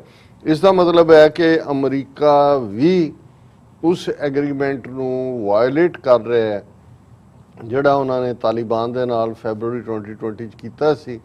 ਔਰ ਤਾਲਿਬਾਨ ਨੇ ਅਜੇ ਤੱਕ ਕਿਸੇ ਅਮਰੀਕਨ ਐਸੈਟ ਨੂੰ ਟਾਰਗੇਟ ਨਹੀਂ ਕੀਤਾ, ਲੇਕਿਨ ਇਸ ਤੋਂ ਇਹ ਲੱਗਦਾ ਹੈ ਕਿ ਵੀ ਇਹ ਪਬਲਿਕਲੀ ਉਹਨਾਂ ਦਾ ਐਕਨੋਲਜ ਕਰਨਾ ਕਿ ਅਸੀਂ ਯੂਜ਼ ਕੀਤਾ ਹੈ। ਤਾਲਿਬਾਨ ਸਪੋਕਸਮੈਨ ਦਾ ਇੰਡੀਆ ਨੂੰ ਕਹਿਣਾ ਕਿ ਵੀ ਤੁਹਾਡੇ ਪਾਇਲਟ ਉੱਥੇ ਇਸਤੇਮਾਲ ਹੋ ਰਹੇ ਨੇ। ਸੋ ਕਿਤੇ ਨਾ ਕਿਤੇ ਬੇਸ਼ੱਕ ਹੈ ਤਾਂ ਇਹ ਇੱਕ ਟੈਕਟੀਕਲ ਮੂਵ ਹੈ ਤਾਂ ਕਿ ਤਾਲਿਬਾਨ ਨੂੰ ਇਹ ਦੱਸਿਆ ਜਾ ਸਕੇ ਕਿ ਭਾਈ ਤੁਸੀਂ ਜਿਹੜਾ ਸਾਰੀ ਜਿਹੜੀ ਹੈ ਉਹ ਇਹ ਰੋਟੀ ਨਹੀਂ ਖਾ ਸਕਦੇ, ਕਿਉਂਕਿ ਜਦੋਂ ਤੁਸੀਂ ਇਹ ਸਾਰੀ ਬੈਕਗਰਾਉਂਡ 'ਚ ਜ਼ਲਮੇ ਖਲੀਲਜ਼ਾਦ ਦੀ ਸਟੇਟਮੈਂਟ ਦੇਖਦੇ ਹੋ ਤਾਂ ਫਿਰ ਇਹ ਨਜ਼ਰ ਆਉਂਦਾ ਹੈ ਕਿ ਕਿਵੇਂ ਅਮਰੀਕਾ ਇੰਡੀਆ ਮਿਲ ਕੇ ਗਰਾਊਂਡ ਦੇ ਉੱਤੇ ਵੀ ਪ੍ਰੈਸ਼ਰ ਬਿਲਡ ਕਰ ਰਹੇ ਨੇ 에ਅਰਫੋਰਸ ਨੂੰ ਯੂਜ਼ ਕਰਕੇ। ਬਿਲਕੁਲ। ਔਰ ਆਉਣ ਵਾਲੇ ਇਸ ਮਹੀਨੇ ਦੇ ਵਿੱਚ ਅਗਸਤ ਦੇ ਵਿੱਚ UN ਸਿਕਿਉਰਿਟੀ ਕਾਉਂਸਲ ਦਾ ਪਲੇਟਫਾਰਮ ਵੀ ਯੂਜ਼ ਕਰਨਗੇ, ਕਿਉਂਕਿ ਜ਼ਲਮੇ ਖਲੀਲਜ਼ਾਦ ਨੇ ਕਿਹਾ Taliban want lion's share of power in peace deal। और एग्जैक्ट टू दी स्टेटमेंट है at this point they are demanding that they take the lion's share of power in the next government given the military situation as they see it, Khalilzad told the Aspen Security Forum in an online conference। ਅੱਜ ਉਹਨੇ online ਜਿਹੜੀ ਹੈ ਉਹ conference ਕੀਤੀ। ਉਹਨਾਂ ਨੇ ਕਿਹਾ ਜੀ ਉਹ ਜਿਹੜਾ ਹੈ ਵੱਡਾ ਹਿੱਸਾ ਲੈਣਾ ਚਾਹੁੰਦੇ ਨੇ। ਲਾਇਨ ਸ਼ੇਅਰ ਦਾ ਮਤਲਬ ਇਹ ਹੀ ਹੁੰਦਾ। ਹੁਣ ਹਕੀਕਤ ਇਹ ਹੈ ਵੀ ਤੁਹਾਡੇ ਆਪਣੇ ਜਨਰਲ ਮੰਨ ਰਹੇ ਨੇ ਵੀ ਆਲਰੇਡੀ ਇਹਨਾਂ ਨੇ ਤਾਂ 50+ ਟੈਰੀਟਰੀ ਮੰਨਿਆ, ਹਾਲਾਂਕਿ 70% ਤੋਂ ਜ਼ਿਆਦਾ ਉਹਨਾਂ ਦੇ ਕੋਲ ਹੈ। ਸੋ ਹੁਣ ਤੁਸੀਂ ਇਹ ਕਹਿ ਰਹੇ ਹੋ ਕਿ ਜੀ ਉਹ ਜਿਹੜਾ ਜਿੱਥੇ ਤੱਕ ਉਹਨਾਂ ਦੀ ਪਹੁੰਚ ਹੋਈ ਹੈ ਉਹ ਨਾ ਸਿਰਫ ਪਿੱਛੇ ਹਟਣ, ਉਹ ਅਸ਼ਰਫ ਗਨੀ ਨੂੰ ਆਪਣਾ ਪ੍ਰੈਜ਼ੀਡੈਂਟ ਮੰਨ ਲੈਣ ਜਿਹਦੇ ਪੱਲੇ ਜੇ ਕਾਬਲ ਦੇ ਅਸੀਂ ਐਕਸਪਲੋਜਨ ਦੀ ਗੱਲ ਕਰੀਏ ਔਰ ਅਦਰ ਵੇ ਅਰਾਊਂਡ ਦੇਖੀਏ। ਪਰ ਇਸ ਸਾਰੇ ਚੋਂ ਅਗੇਨ ਜਦੋਂ ਅਸੀਂ ਸੈਗਮੈਂਟ ਨੂੰ ਐਂਡ ਕਰਦੇ ਹਾਂ ਖੂਨਰੇਜ਼ੀ, ਬਿਲਕੁਲ ਖੂਨ ਖਰਾਬਾ, ਬੇਗੁਨਾਹ। ਹੁਣ ਉਹ ਹੈਲਮੰਡ ਪ੍ਰੋਵਿੰਸ ਹੈ, ਹੈਰਾਤ ਹੈ, ਕੰਧਾਰ ਹੈ, ਆਉਣ ਵਾਲੇ ਦਿਨਾਂ 'ਚ ਦੂਸਰੀਆਂ ਥਾਵਾਂ ਹੋਣਗੀਆਂ। ਖੂਨ ਜਿਹਦਾ ਵੀ ਡੁੱਲਦਾ ਉਹ ਅਫਗਾਨ ਦਾ ਖੂਨ ਹੈ। ਉਹ ਤਾਲਿਬਾਨ ਵਾਲੇ ਪਾਸਿਓਂ ਹੈ, ਜਿਹੜੇ ਅਫਗਾਨ ਹਕੂਮਤ ਹੈ ਅਸ਼ਰਫ ਗਨੀ ਦੀ ਉਹਨਾਂ ਦੀ ਫੌਜ ਵੀ 3 ਲੱਖ ਦੇ ਕਰੀਬ ਉਹੀ ਹੈ। ਔਰ ਇਹਦੇ ਲਈ ਕੱਲ ਨੂੰ ਕੌਣ ਦੋਸ਼ੀ ਹੋਏਗਾ, ਕਿਸ ਤੇ ਇਲਜ਼ਾਮਬਾਜ਼ੀ ਆਏਗੀ, ਮੈਨੂੰ ਇਹ ਲੱਗਦਾ ਵੀ ਇਹ ਲੋੜ ਤੋਂ ਜ਼ਿਆਦਾ ਤਾਲਿਬਾਨ ਨੂੰ ਬਲੇਮ ਗੇਮ ਸ਼ੁਰੂ ਕੀਤੀ ਜਾ ਰਹੀ ਹੈ। ਔਰ ਇਹ ਜਿਹੜੀਆਂ ਇਸ ਵੇਲੇ ਜ਼ਿਆਦਾ ਕੈਜੂਅਲਟੀਜ਼ ਹੋ ਰਹੀਆਂ ਨੇ, ਕਿਉਂਕਿ ਤਾਲਿਬਾਨ ਜਿੱਥੇ ਐਡਵਾਂਸ ਕੀਤੇ ਉੱਥੇ ਤਾਂ ਅਫਗਾਨ ਫੋਰਸਿਸ ਨੇ ਸਰੈਂਡਰ ਕੀਤਾ, ਲੜੇ ਹੀ ਨਹੀਂ, ਜਾਂ ਤਾਜ਼ਿਕਸਤਾਨ 'ਚ ਨਿਕਲ ਗਏ ਜਿਹੜੇ ਪਹਿਲਾਂ ਸੀ।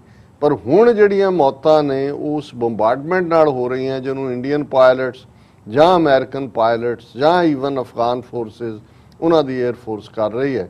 ਸੋ ਇਹ ਨਿਹਾਇਤ ਅਫਸੋਸਨਾਕ ਹੈ ਕਿ ਬਿਨਾਂ ਵਜ੍ਹਾ ਖੂਨ ਖਰਾਬਾ ਔਰ ਬੇਗੁਨਾਹ ਦਾ ਮਾਰਿਆ ਜਾਣਾ। ਬਿਲਕੁਲ ਡਾਕਟਰ ਸਾਹਿਬ, ਥੋੜਾ ਤੁਸੀਂ ਸਹੀ ਕਿਹਾ। ਸੋ ਇੱਥੇ ਲੈਣੇ ਬ੍ਰੇਕ ਤੋਂ ਪਹਿਲਾਂ ਅਸੀਂ ਆਪਣੇ ਦਰਸ਼ਕਾਂ ਤੇ ਸਰੋਤਿਆਂ ਨੂੰ ਅਪੀਲ ਤੇ ਬੇਨਤੀ ਕਰਦੇ ਵਿਊਅਰਸ, ਜਿਸ ਤਰ੍ਹਾਂ ਕਿ ਤੁਸੀਂ ਜਾਣਦੇ ਹੋ ਕਿ ਟੀਵੀ 84 ਹੱਕ ਸੱਚ ਇਨਸਾਫ ਦੀ ਜਿਹੜੀ ਆਵਾਜ਼ ਹੈ ਉਹ ਬੁਲੰਦ ਕਰ ਰਿਹਾ ਹੈ। ਇਹ ਆਵਾਜ਼ ਤੁਹਾਡੇ ਪਿਆਰ ਸਦਕਾ, ਤੁਹਾਡੇ ਵਿਸ਼ਵਾਸ ਸਦਕਾ, ਤੁਹਾਡੇ ਡੋਨੇਸ਼ਨ ਸਦਕਾ ਹੀ ਹੋ ਰਹੀ ਹੈ। ਸੋ ਅਸੀਂ ਚਾਹਾਂਗੇ ਕਿ ਤੁਸੀਂ ਟੀਵੀ 84 ਦੀ ਵੱਧ ਤੋਂ ਵੱਧ ਮਾਈਕ ਸਹਾਇਤਾ ਕਰੋ। ਤੁਸੀਂ ਆਪਣੀ ਮਾਈਕ ਸਹਾਇਤਾ ਸਾਡੀ ਵੈਬਸਾਈਟ tv84.tv ਤੇ ਜਾ ਕੇ ਪੇਪਲ ਦੀ ਵਰਤੋਂ ਕਰਕੇ ਵਨ ਟਾਈਮ ਡੋਨੇਟ ਕਰ ਸਕਦੇ ਹੋ, ਮੰਥਲੀ ਡੋਨੇਟ ਵੀ ਕਰ ਸਕਦੇ ਹੋ। ਤੁਸੀਂ ਟੀਵੀ 84 ਦੇ ਨਾਮ ਤੇ ਚੈੱਕ ਬਣਾ ਕੇ ਸਾਨੂੰ ਮੇਲ ਵੀ ਕਰ ਸਕਦੇ ਹੋ ਸਾਡੇ ਇਸ ਪਤੇ ਤੇ 36-01 37th Avenue, Long Island City, New York 11101 USA, ਜਾਂ ਫਿਰ ਤੁਸੀਂ ਸਾਨੂੰ ਫੋਨ ਰਾਹੀਂ ਵੀ ਸੰਪਰਕ ਕਰ ਸਕਦੇ ਸਾਡੇ ਫੋਨ ਨੰਬਰ ਤੇ 5166191984। ਤੁਸੀਂ ਸਾਨੂੰ ਈਮੇਲ ਵੀ ਕਰ ਸਕਦੇ info@tv84.tv ਤੇ।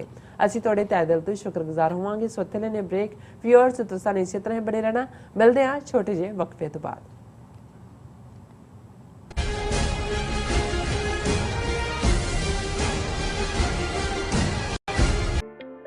ਸਿਗਨੇਚਰ ਟਰੱਕ ਸਰਵਿਸ ਰਾਊਟ 81 ਉੱਤੇ ਐਗਜ਼ਿਟ 235 ਤੇ ਟਰੱਕਰ ਵੀਰਾਂ ਲਈ 24 ਘੰਟੇ ਰੋਡ ਸਰਵਿਸ ਦੀ ਸੁਵਿਧਾ ਮੌਜੂਦ।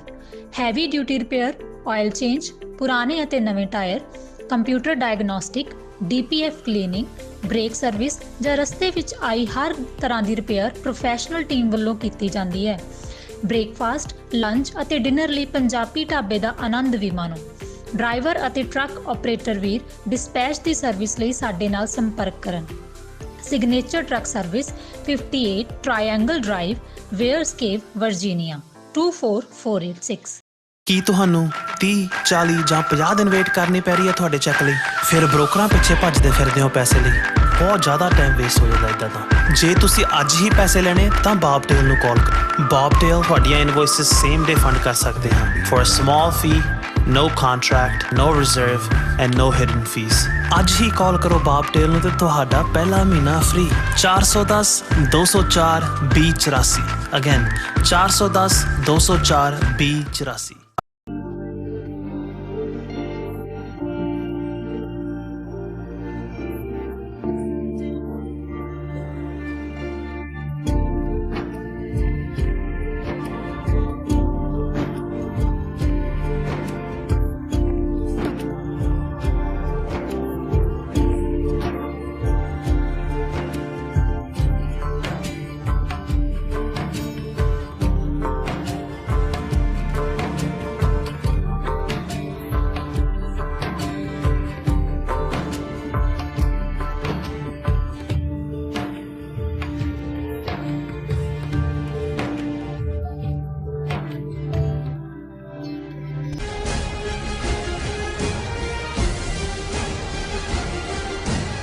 ਦਰਸ਼ਕੋ, ਬ੍ਰੇਕ ਤੋਂ ਬਾਅਦ ਤੁਹਾਡਾ ਸਭ ਦਾ ਭਰਪੂਰ ਸਵਾਗਤ ਹੈ। ਸੋ ਵਿਊਅਰਸ, ਪ੍ਰੋਗਰਾਮ ਨੂੰ ਹੋਰ ਅੱਗੇ ਵਧਾਉਂਦੇ ਹਾਂ। ਅੱਜ ਦੇ ਦੂਸਰੇ ਅਹਿਮ ਇਸ਼ੂ ਦੇ ਨਾਲ ਉਸ ਦੇ ਵਿੱਚ ਆਪਾਂ ਗੱਲਬਾਤ ਕਰਨ ਜਾ ਰਹੇ ਹਾਂ ਕਿ ਭਾਰਤੀ ਜਮਹੂਰੀਅਤ ਇੱਕ ਮਜ਼ਾਕ ਤੋਂ ਵੱਧ ਕੇ ਹੋਰ ਕੁਝ ਨਹੀਂ ਹੈ। ਤ੍ਰਿਣਮੂਲ ਕਾਂਗਰਸ ਦੇ ਇੱਕ MP ਦਾ ਕਹਿਣਾ ਹੈ ਕਿ ਚਾਟ ਪਾਪੜੀ ਬਣਾਉਣ ਵਿੱਚ ਜਿੰਨਾ ਵਕਤ ਲੱਗਦਾ ਹੈ ਉਨੀ ਦੇਰ ਵਿੱਚ ਭਾਰਤੀ ਪਾਰਲੀਮੈਂਟ ਧੜਾ ਧੜ ਬਿੱਲ ਪਾਸ ਕਰ ਰਹੀ ਹੈ। BJP ਦੇ ਇਤਰਾਜ਼ ਜਤਾਉਣ ਤੇ ਇਸ MP ਨੇ ਅੱਗੋਂ ਕਿਹਾ ਕਿ ਮੈਂ ਭਾਰਤੀ ਪਾਰਲੀਮੈਂਟ ਨੂੰ ਚਾਟ ਪਾਪੜੀ ਦੀ ਥਾਂ ਢੋਕਲਾ ਕਹਿ ਦਿੰਦਾ ਹਾਂ। ਸੋ ਇਸ ਬਾਰੇ ਆਪਾਂ ਗੱਲਬਾਤ ਕਰਨ ਜਾ ਰਹੇ ਹਾਂ। ਸੋ ਅਸੀਂ ਚਾਹਾਂਗੇ ਕਿ ਤੁਸੀਂ ਇਸ ਤਰ੍ਹਾਂ ਹੀ ਬਣੇ ਰਹਿਣਾ। ਦੇਖਣ ਸੁਣਨੀਆਂ ਲਿਖਣ ਲਈ ਤੁਹਾਡਾ ਸਭ ਦਾ ਬਹੁਤ ਸ਼ੁਕਰੀਆ ਜੀ। ਡਾਕਟਰ ਸਾਹਿਬ, ਕੀ ਵਿਚਾਰਾਂ ਨੇ? ਦੇਖੋ, ਵੈਸੇ ਤਾਂ ਇਨਸਾਨੀ ਸਮਾਜ ਜੇ ਲਗਭਗ 8000 ਜਾਂ ਵੱਧ ਤੋਂ ਵੱਧ 10000 ਸਾਲ ਤੱਕ ਦੀ ਇਨਸਾਨੀ ਤਾਰੀਖ ਦੇਖੀਏ ਤੇ ਫਿਰ ਜਦੋਂ ਐਗਰੀਕਲਚਰ ਦੀ ਸ਼ੁਰੂਆਤ ਹੁੰਦੀ ਹੈ, ਕਬੀਲਿਆਂ ਦੇ ਸੈਟਲ ਹੋਣ ਦੀ ਗੱਲ ਹੁੰਦੀ ਹੈ, ਜੰਗਲੀ ਜ਼ਿੰਦਗੀ ਚੋਂ ਨਿਕਲ ਕੇ ਇਨਸਾਨ ਦਰਿਆਵਾਂ ਦੇ ਕੰਢੇ ਔਰ ਦੂਸਰੇ ਜਿਹੜਾ ਨਵੀਂ ਤਹਿਜ਼ੀਬ ਜਾਂ ਨਵੀਂ ਸਿਵਲਾਈਜੇਸ਼ਨ ਦਾ ਮੁੱਢ ਬਣਦਾ ਹੈ, ਤੇ ਉਸ ਸਾਰੇ ਦੇ ਵਿੱਚ ਉਸ ਸੁਸਾਇਟੀ ਨੂੰ ਗਵਰਨ ਕਰਨ ਦੇ ਲਈ, ਉਹਨਾਂ ਦਾ ਇੱਕ ਸਿਸਟਮ ਬਿਲਟ ਕਰਨ ਦੇ ਲਈ ਅੱਡ-ਅੱਡ ਥਾਵਾਂ ਤੇ ਜਿਹੜੇ ਸਿਸਟਮ ਇਵੋਲਵ ਹੁੰਦੇ ਨੇ, ਉਹਨਾਂ ਨੂੰ ਅਸੀਂ ਕਬੀਲਿਆਂ ਦਾ ਕਾਨੂੰਨ ਕਹਿੰਦੇ ਹਾਂ ਕਿ ਕਬੀਲਿਆਂ ਦੇ ਆਪਣੇ ਅਸੂਲ ਆਦਰਸ਼, ਔਰ ਉਹਨਾਂ 'ਚ ਵੀ ਉਸ ਕਿਸਮ ਦੀਆਂ ਹੀ ਜਿਹੜੀਆਂ ਨੇ ਉਹ ਸਜ਼ਾਵਾਂ ਵੀ ਔਰ ਉਸ ਕਿਸਮ ਦੇ ਰਿਵਾਰਡ ਵੀ, ਔਰ ਕਬੀਲੇ ਦਾ ਹੈੱਡ ਕਿਵੇਂ ਚੁਣਿਆ ਜਾਣਾ ਹੈ ਉਹਦੇ ਲਈ ਵੀ ਹਰ ਪੈਟਰਨ। ਔਰ ਇਹੀ ਕਾਰਨ ਸੀ ਕਿ ਬਹੁਤ ਵਾਰ ਉਹ ਕਬੀਲਿਆਂ ਦੇ ਰਾਹੀਂ ਜਿਹੜਾ ਉਹਨਾਂ ਦੀ ਯਕਜਹਿਤੀ ਸੀ, ਸੋਲੀਡੈਰਿਟੀ ਵੀ ਔਰ ਜਸਟਿਸ ਵੀ ਔਰ ਉਹਨਾਂ ਦਾ ਹਿਊਮੈਨਿਟੇਰੀਅਨਿਜ਼ਮ ਵੀ ਜੇ ਕਹਿਣਾ ਹੋਏ, ਤੇ ਫਿਰ ਤੁਸੀਂ ਜੇ ਅਮਰੀਕਾ ਦੇ ਵਿੱਚ ਇਹਨਾਂ ਦੇ ਨੇਟਿਵ ਅਮਰੀਕਨਸ ਦੇ ਜਿਹੜੇ ਅੱਡ-ਅੱਡ ਕਬੀਲੇ ਸੀ, ਇਹ ਨਹੀਂ ਹੈ ਵੀ ਕਬੀਲੇ ਆਪਸ ਨਹੀਂ ਸੀ ਲੜਦੇ ਜਾਂ ਕੋਈ ਕਬੀਲੇ ਦੇ ਥੱਲੇ ਸੀ, ਕੁਝ ਵੱਡੇ ਕਬੀਲੇ ਸੀ, ਕੁਝ ਛੋਟੇ ਸੀ, ਉਹ ਵੀ ਦੂਸਰਿਆਂ ਦੇ ਉੱਤੇ ਆਪਣਾ ਜਿਹੜਾ ਕਈ ਵਾਰ ਹੱਕ ਜਮਾਉਣਾ ਚਾਹੁੰਦੇ ਸੀ, ਉਹ ਵਾਰ ਸੀ। ਲੇਕਿਨ ਇਹਦੇ ਬਾਵਜੂਦ ਜਿਹੜੇ ਉਹਨਾਂ ਦੇ ਅਸੂਲ ਜੋ ਉਹਨਾਂ ਨੇ ਬਣਾਏ ਹੋਏ ਸੀ ਉਹ ਲੋਕਲ ਉਹਨਾਂ ਦੇ ਐਨਵਾਇਰਨਮੈਂਟ ਨੂੰ ਸੂਟ ਕਰਦੇ ਸੀ। ਔਰ ਇਸ ਗੱਲ ਨੂੰ ਈਵਨ ਅਮਰੀਕਨ ਜਿਨ੍ਹਾਂ ਨੇ ਬਾਅਦ ਦੇ ਵਿੱਚ ਪਹਿਲੀ ਸਟੇਜ ਤੇ ਤਾਂ ਉਹਨਾਂ ਨੇ ਕਿਵੇਂ ਕਬੀਲਿਆਂ ਦਾ ਇੱਥੇ ਐਂਡ ਕੀਤਾ ਜਾਂ ਉਹਨਾਂ ਦੇ ਨਾਲ ਕਿਵੇਂ ਇਨਹਿਊਮਨ ਜਾਂ ਟਾਇਰੈਂਟਸ ਵਾਲਾ ਰੋਲ, ਉਹ ਕਹਾਣੀ ਨੇਟਿਵ ਅਮਰੀਕਨਸ ਦੀ ਹੋਏ। ਕੈਨੇਡਾ ਦੇ ਵਿੱਚ ਹੁਣ ਅਸੀਂ ਦੇਖਦੇ ਹਾਂ ਕਿੰਨੀਆਂ ਗ੍ਰੇਵਸ, ਕਿੰਨਾ ਉਹਨਾਂ ਦੇ ਨਾਲ ਕੀ ਸਲੂਕ ਕੈਥੋਲਿਕ ਚਰਚ ਦੇ ਸਕੂਲਾਂ 'ਚ ਹੋਇਆ। ਆਸਟ੍ਰੇਲੀਆ ਦੇ ਹਵਾਲੇ ਨਾਲ ਐਬੋਰੀਜਨਸ ਦੀ ਗੱਲ ਹੁੰਦੀ ਹੈ, ਨਿਊਜ਼ੀਲੈਂਡ ਦੇ ਹਵਾਲੇ ਨਾਲ ਮੌਰੀਜ਼ ਦੀ ਗੱਲ ਹੁੰਦੀ ਹੈ, ਔਰ ਹਰ ਥਾਂ ਇਹੀ ਹਾਲ। ਭਾਰਤ ਦੇ ਹਵਾਲੇ ਨਾਲ ਤਾਂ ਅੱਜ ਵੀ ਜਾ ਕੇ ਜੋ ਉੱਥੇ ਟਰਾਈਬਲਸ ਜਿਨ੍ਹਾਂ ਨੂੰ ਆਦੀਵਾਸੀ ਕਹਿ ਕੇ ਜਾਂ ਸ਼ਡਿਊਲਡ ਟਰਾਈਬ ਕਨਸਟੀਟਿਊਸ਼ਨਲੀ ਕਿਹਾ ਗਿਆ, ਅੱਜ ਵੀ ਜੋ ਕੁਝ ਕੈਨੇਡਾ 'ਚ ਸਾਹਮਣੇ ਆ ਰਿਹਾ ਉਹ ਅੱਜ ਜਿਹੜਾ ਭਾਰਤ ਦੇ ਵਿੱਚ ਹਿੰਦੂ ਤਵੀ ਉਹੀ ਉਹਨਾਂ ਜਿਹੜੇ ਕਬੀਲੇ ਨੇ ਪੁਰਾਣੇ ਸ਼ਡਿਊਲਡ ਟਰਾਈਬਸ ਉਹਨਾਂ ਦੇ ਬੱਚਿਆਂ ਨਾਲ ਕਰ ਰਹੇ ਨੇ। ਉਹਨਾਂ ਨੂੰ ਘਰਾਂ 'ਚੋਂ ਲਿਜਾ ਕੇ ਔਰ ਉਹਨਾਂ ਨੂੰ ਜਿਹੜਾ ਉਹ ਆਪਣੇ ਸ਼ਿਸ਼ੂ ਭਾਰਤੀ ਔਰ ਇਸ ਕਿਸਮ ਦੇ ਉਹਨਾਂ ਨੇ ਸਕੂਲਾਂ ਦੇ ਨਾਂ ਥੱਲੇ ਕਿ ਇਹਨਾਂ ਨੂੰ ਅਸੀਂ ਸਿਵਲਾਈਜ਼ਡ ਬਣਾਉਣਾ। ਪਰ ਅੱਜ ਅਸੀਂ ਕਿਉਂਕਿ ਕੋਈ ਟਰਾਈਬਲਸ ਦੇ ਉੱਤੇ ਗੱਲ ਕਰਨ ਦਾ ਤਾਂ ਇਰਾਦਾ ਨਹੀਂ ਹੈ, ਪਰ ਮੈਂ ਗੱਲ ਕਰ ਰਿਹਾ ਵੀ ਇਵੋਲਵ ਹੁੰਦਿਆਂ ਅਸੀਂ ਜਦੋਂ ਸੁਕਰਾਤ, ਅਫਲਾਤੂਨ, ਪਲੇਟੋ, ਅਰਿਸਟੋਟਲ ਇਹਨਾਂ ਦੀ ਗੱਲ ਕਰਦੇ ਹਾਂ ਤੇ ਫਿਰ ਗ੍ਰੀਸ ਜਿਹਨੂੰ ਓਲਡੈਸਟ ਜਿਹੜਾ ਡੈਮੋਕ੍ਰੇਸੀ ਦੇ ਨਾਲ ਜਾਣਿਆ ਜਾਂਦਾ ਹੈ, ਫਿਰ ਅਸੀਂ ਈਵਨ ਸਾਡੇ ਸਬ ਕੰਟੀਨੈਂਟ ਦੇ ਵਿੱਚ ਵੀ ਪੰਚਾਇਤੀ ਸਿਸਟਮ ਉਸ ਦੀ ਗੱਲ ਕਰਦੇ। ਲੇਕਿਨ ਜੇ ਕੁੱਲ ਮਿਲਾ ਕੇ ਦੇਖੀਏ ਕਿ ਮੌਜੂਦਾ ਫਾਰਮ ਜਿਹਨੂੰ ਅੱਜ ਦੁਨੀਆ ਦੇ ਵਿੱਚ ਡੈਮੋਕ੍ਰੇਸੀ ਜਾਂ ਜਮਹੂਰੀਅਤ ਜਾਂ ਭਾਰਤੀ ਜ਼ਬਾਨ ਵਾਲਿਆਂ ਨੇ ਲੋਕਤੰਤਰ ਦਾ ਨਾਂ ਦਿੱਤਾ ਹੋਇਆ, ਕਿੰਨਾ ਵੱਡਾ ਮਜ਼ਾਕ ਹੈ। ਔਰ ਕਿਵੇਂ ਇਸ ਲੋਕਤੰਤਰ, ਹਾਲਾਂ ਉਸ ਦੇ ਕਨਸਟੀਟਿਊਸ਼ਨ ਲਿਖੇ ਹੋਏ ਨੇ ਮੁਲਕਾਂ ਨੇ, ਉਹਨਾਂ ਦੇ ਵਿੱਚ ਇਹ ਕਹਿ ਕੇ ਜੀ ਚੈਕਸ ਐਂਡ ਬੈਲੈਂਸਿਸ ਨੇ, ਕਾਨੂੰਨ ਪਾਸ ਕਰਨ ਵਾਲੀ ਅਸੈਂਬਲੀ ਹੈ, ਲੈਜਿਸਲੇਚਰ ਹੈ, ਫਿਰ ਉਹਨੂੰ ਇੰਟਰਪ੍ਰੇਟ ਕਰਨ ਵਾਲੀ ਜੁਡੀਸ਼ਰੀ ਹੈ, ਫਿਰ ਮੀਡੀਆ ਦੇ ਹਵਾਲੇ ਨਾਲ ਆਉਂਦਾ ਹੈ ਕਿ ਜੀ ਉਹ ਇੱਕ ਫੋਰਥ ਪਿਲਰ ਹੈ। ਪਰ ਜੇ ਅਸੀਂ ਫੋਕਸ ਕਰਕੇ ਭਾਰਤੀ ਜਮਹੂਰੀਅਤ ਜਿਹਨੂੰ ਮੈਜੋਰਿਟੇਰੀਅਨਿਜ਼ਮ ਕਹਿਣਾ ਜਾਂ ਗੁੰਡਾਗਰੇਸੀ ਕਹਿਣਾ ਜ਼ਿਆਦਾ ਐਪਰੋਪਰੀਏਟ ਹੈ, ਔਰ ਇਸ ਸਾਰੇ ਦੇ ਵਿੱਚ ਕਿਵੇਂ ਵਿਉਂਤਬੱਧ ਤਰੀਕੇ ਦੇ ਨਾਲ ਇੱਕ ਗੁੰਡਿਆਂ ਦੇ ਸੈੱਟ ਨੇ ਆਰਐਸਐਸ ਦੇ ਨਾਂ ਥੱਲੇ ਜਿਹੜੀ 100 ਸਾਲ ਪਹਿਲਾਂ ਇੱਕ ਨਫ਼ਰਤ ਨਾਲ ਭਰੀ ਹੋਈ ਤਨਜ਼ੀਮ ਜਿਹੜੀ ਹੈ ਉਹ ਜਨਮ ਲੈਂਦੀ ਹੈ, ਉਹਨਾਂ ਨੇ ਕਿਵੇਂ ਜਿਹੜਾ ਆਪਣਾ ਰਾਹ ਬਣਾਇਆ ਪਾਵਰ ਤੱਕ ਪਹੁੰਚਣ ਲਈ, ਕਿਵੇਂ ਨਫ਼ਰਤ ਨੂੰ ਵੇਚਿਆ, ਫੈਲਾਇਆ।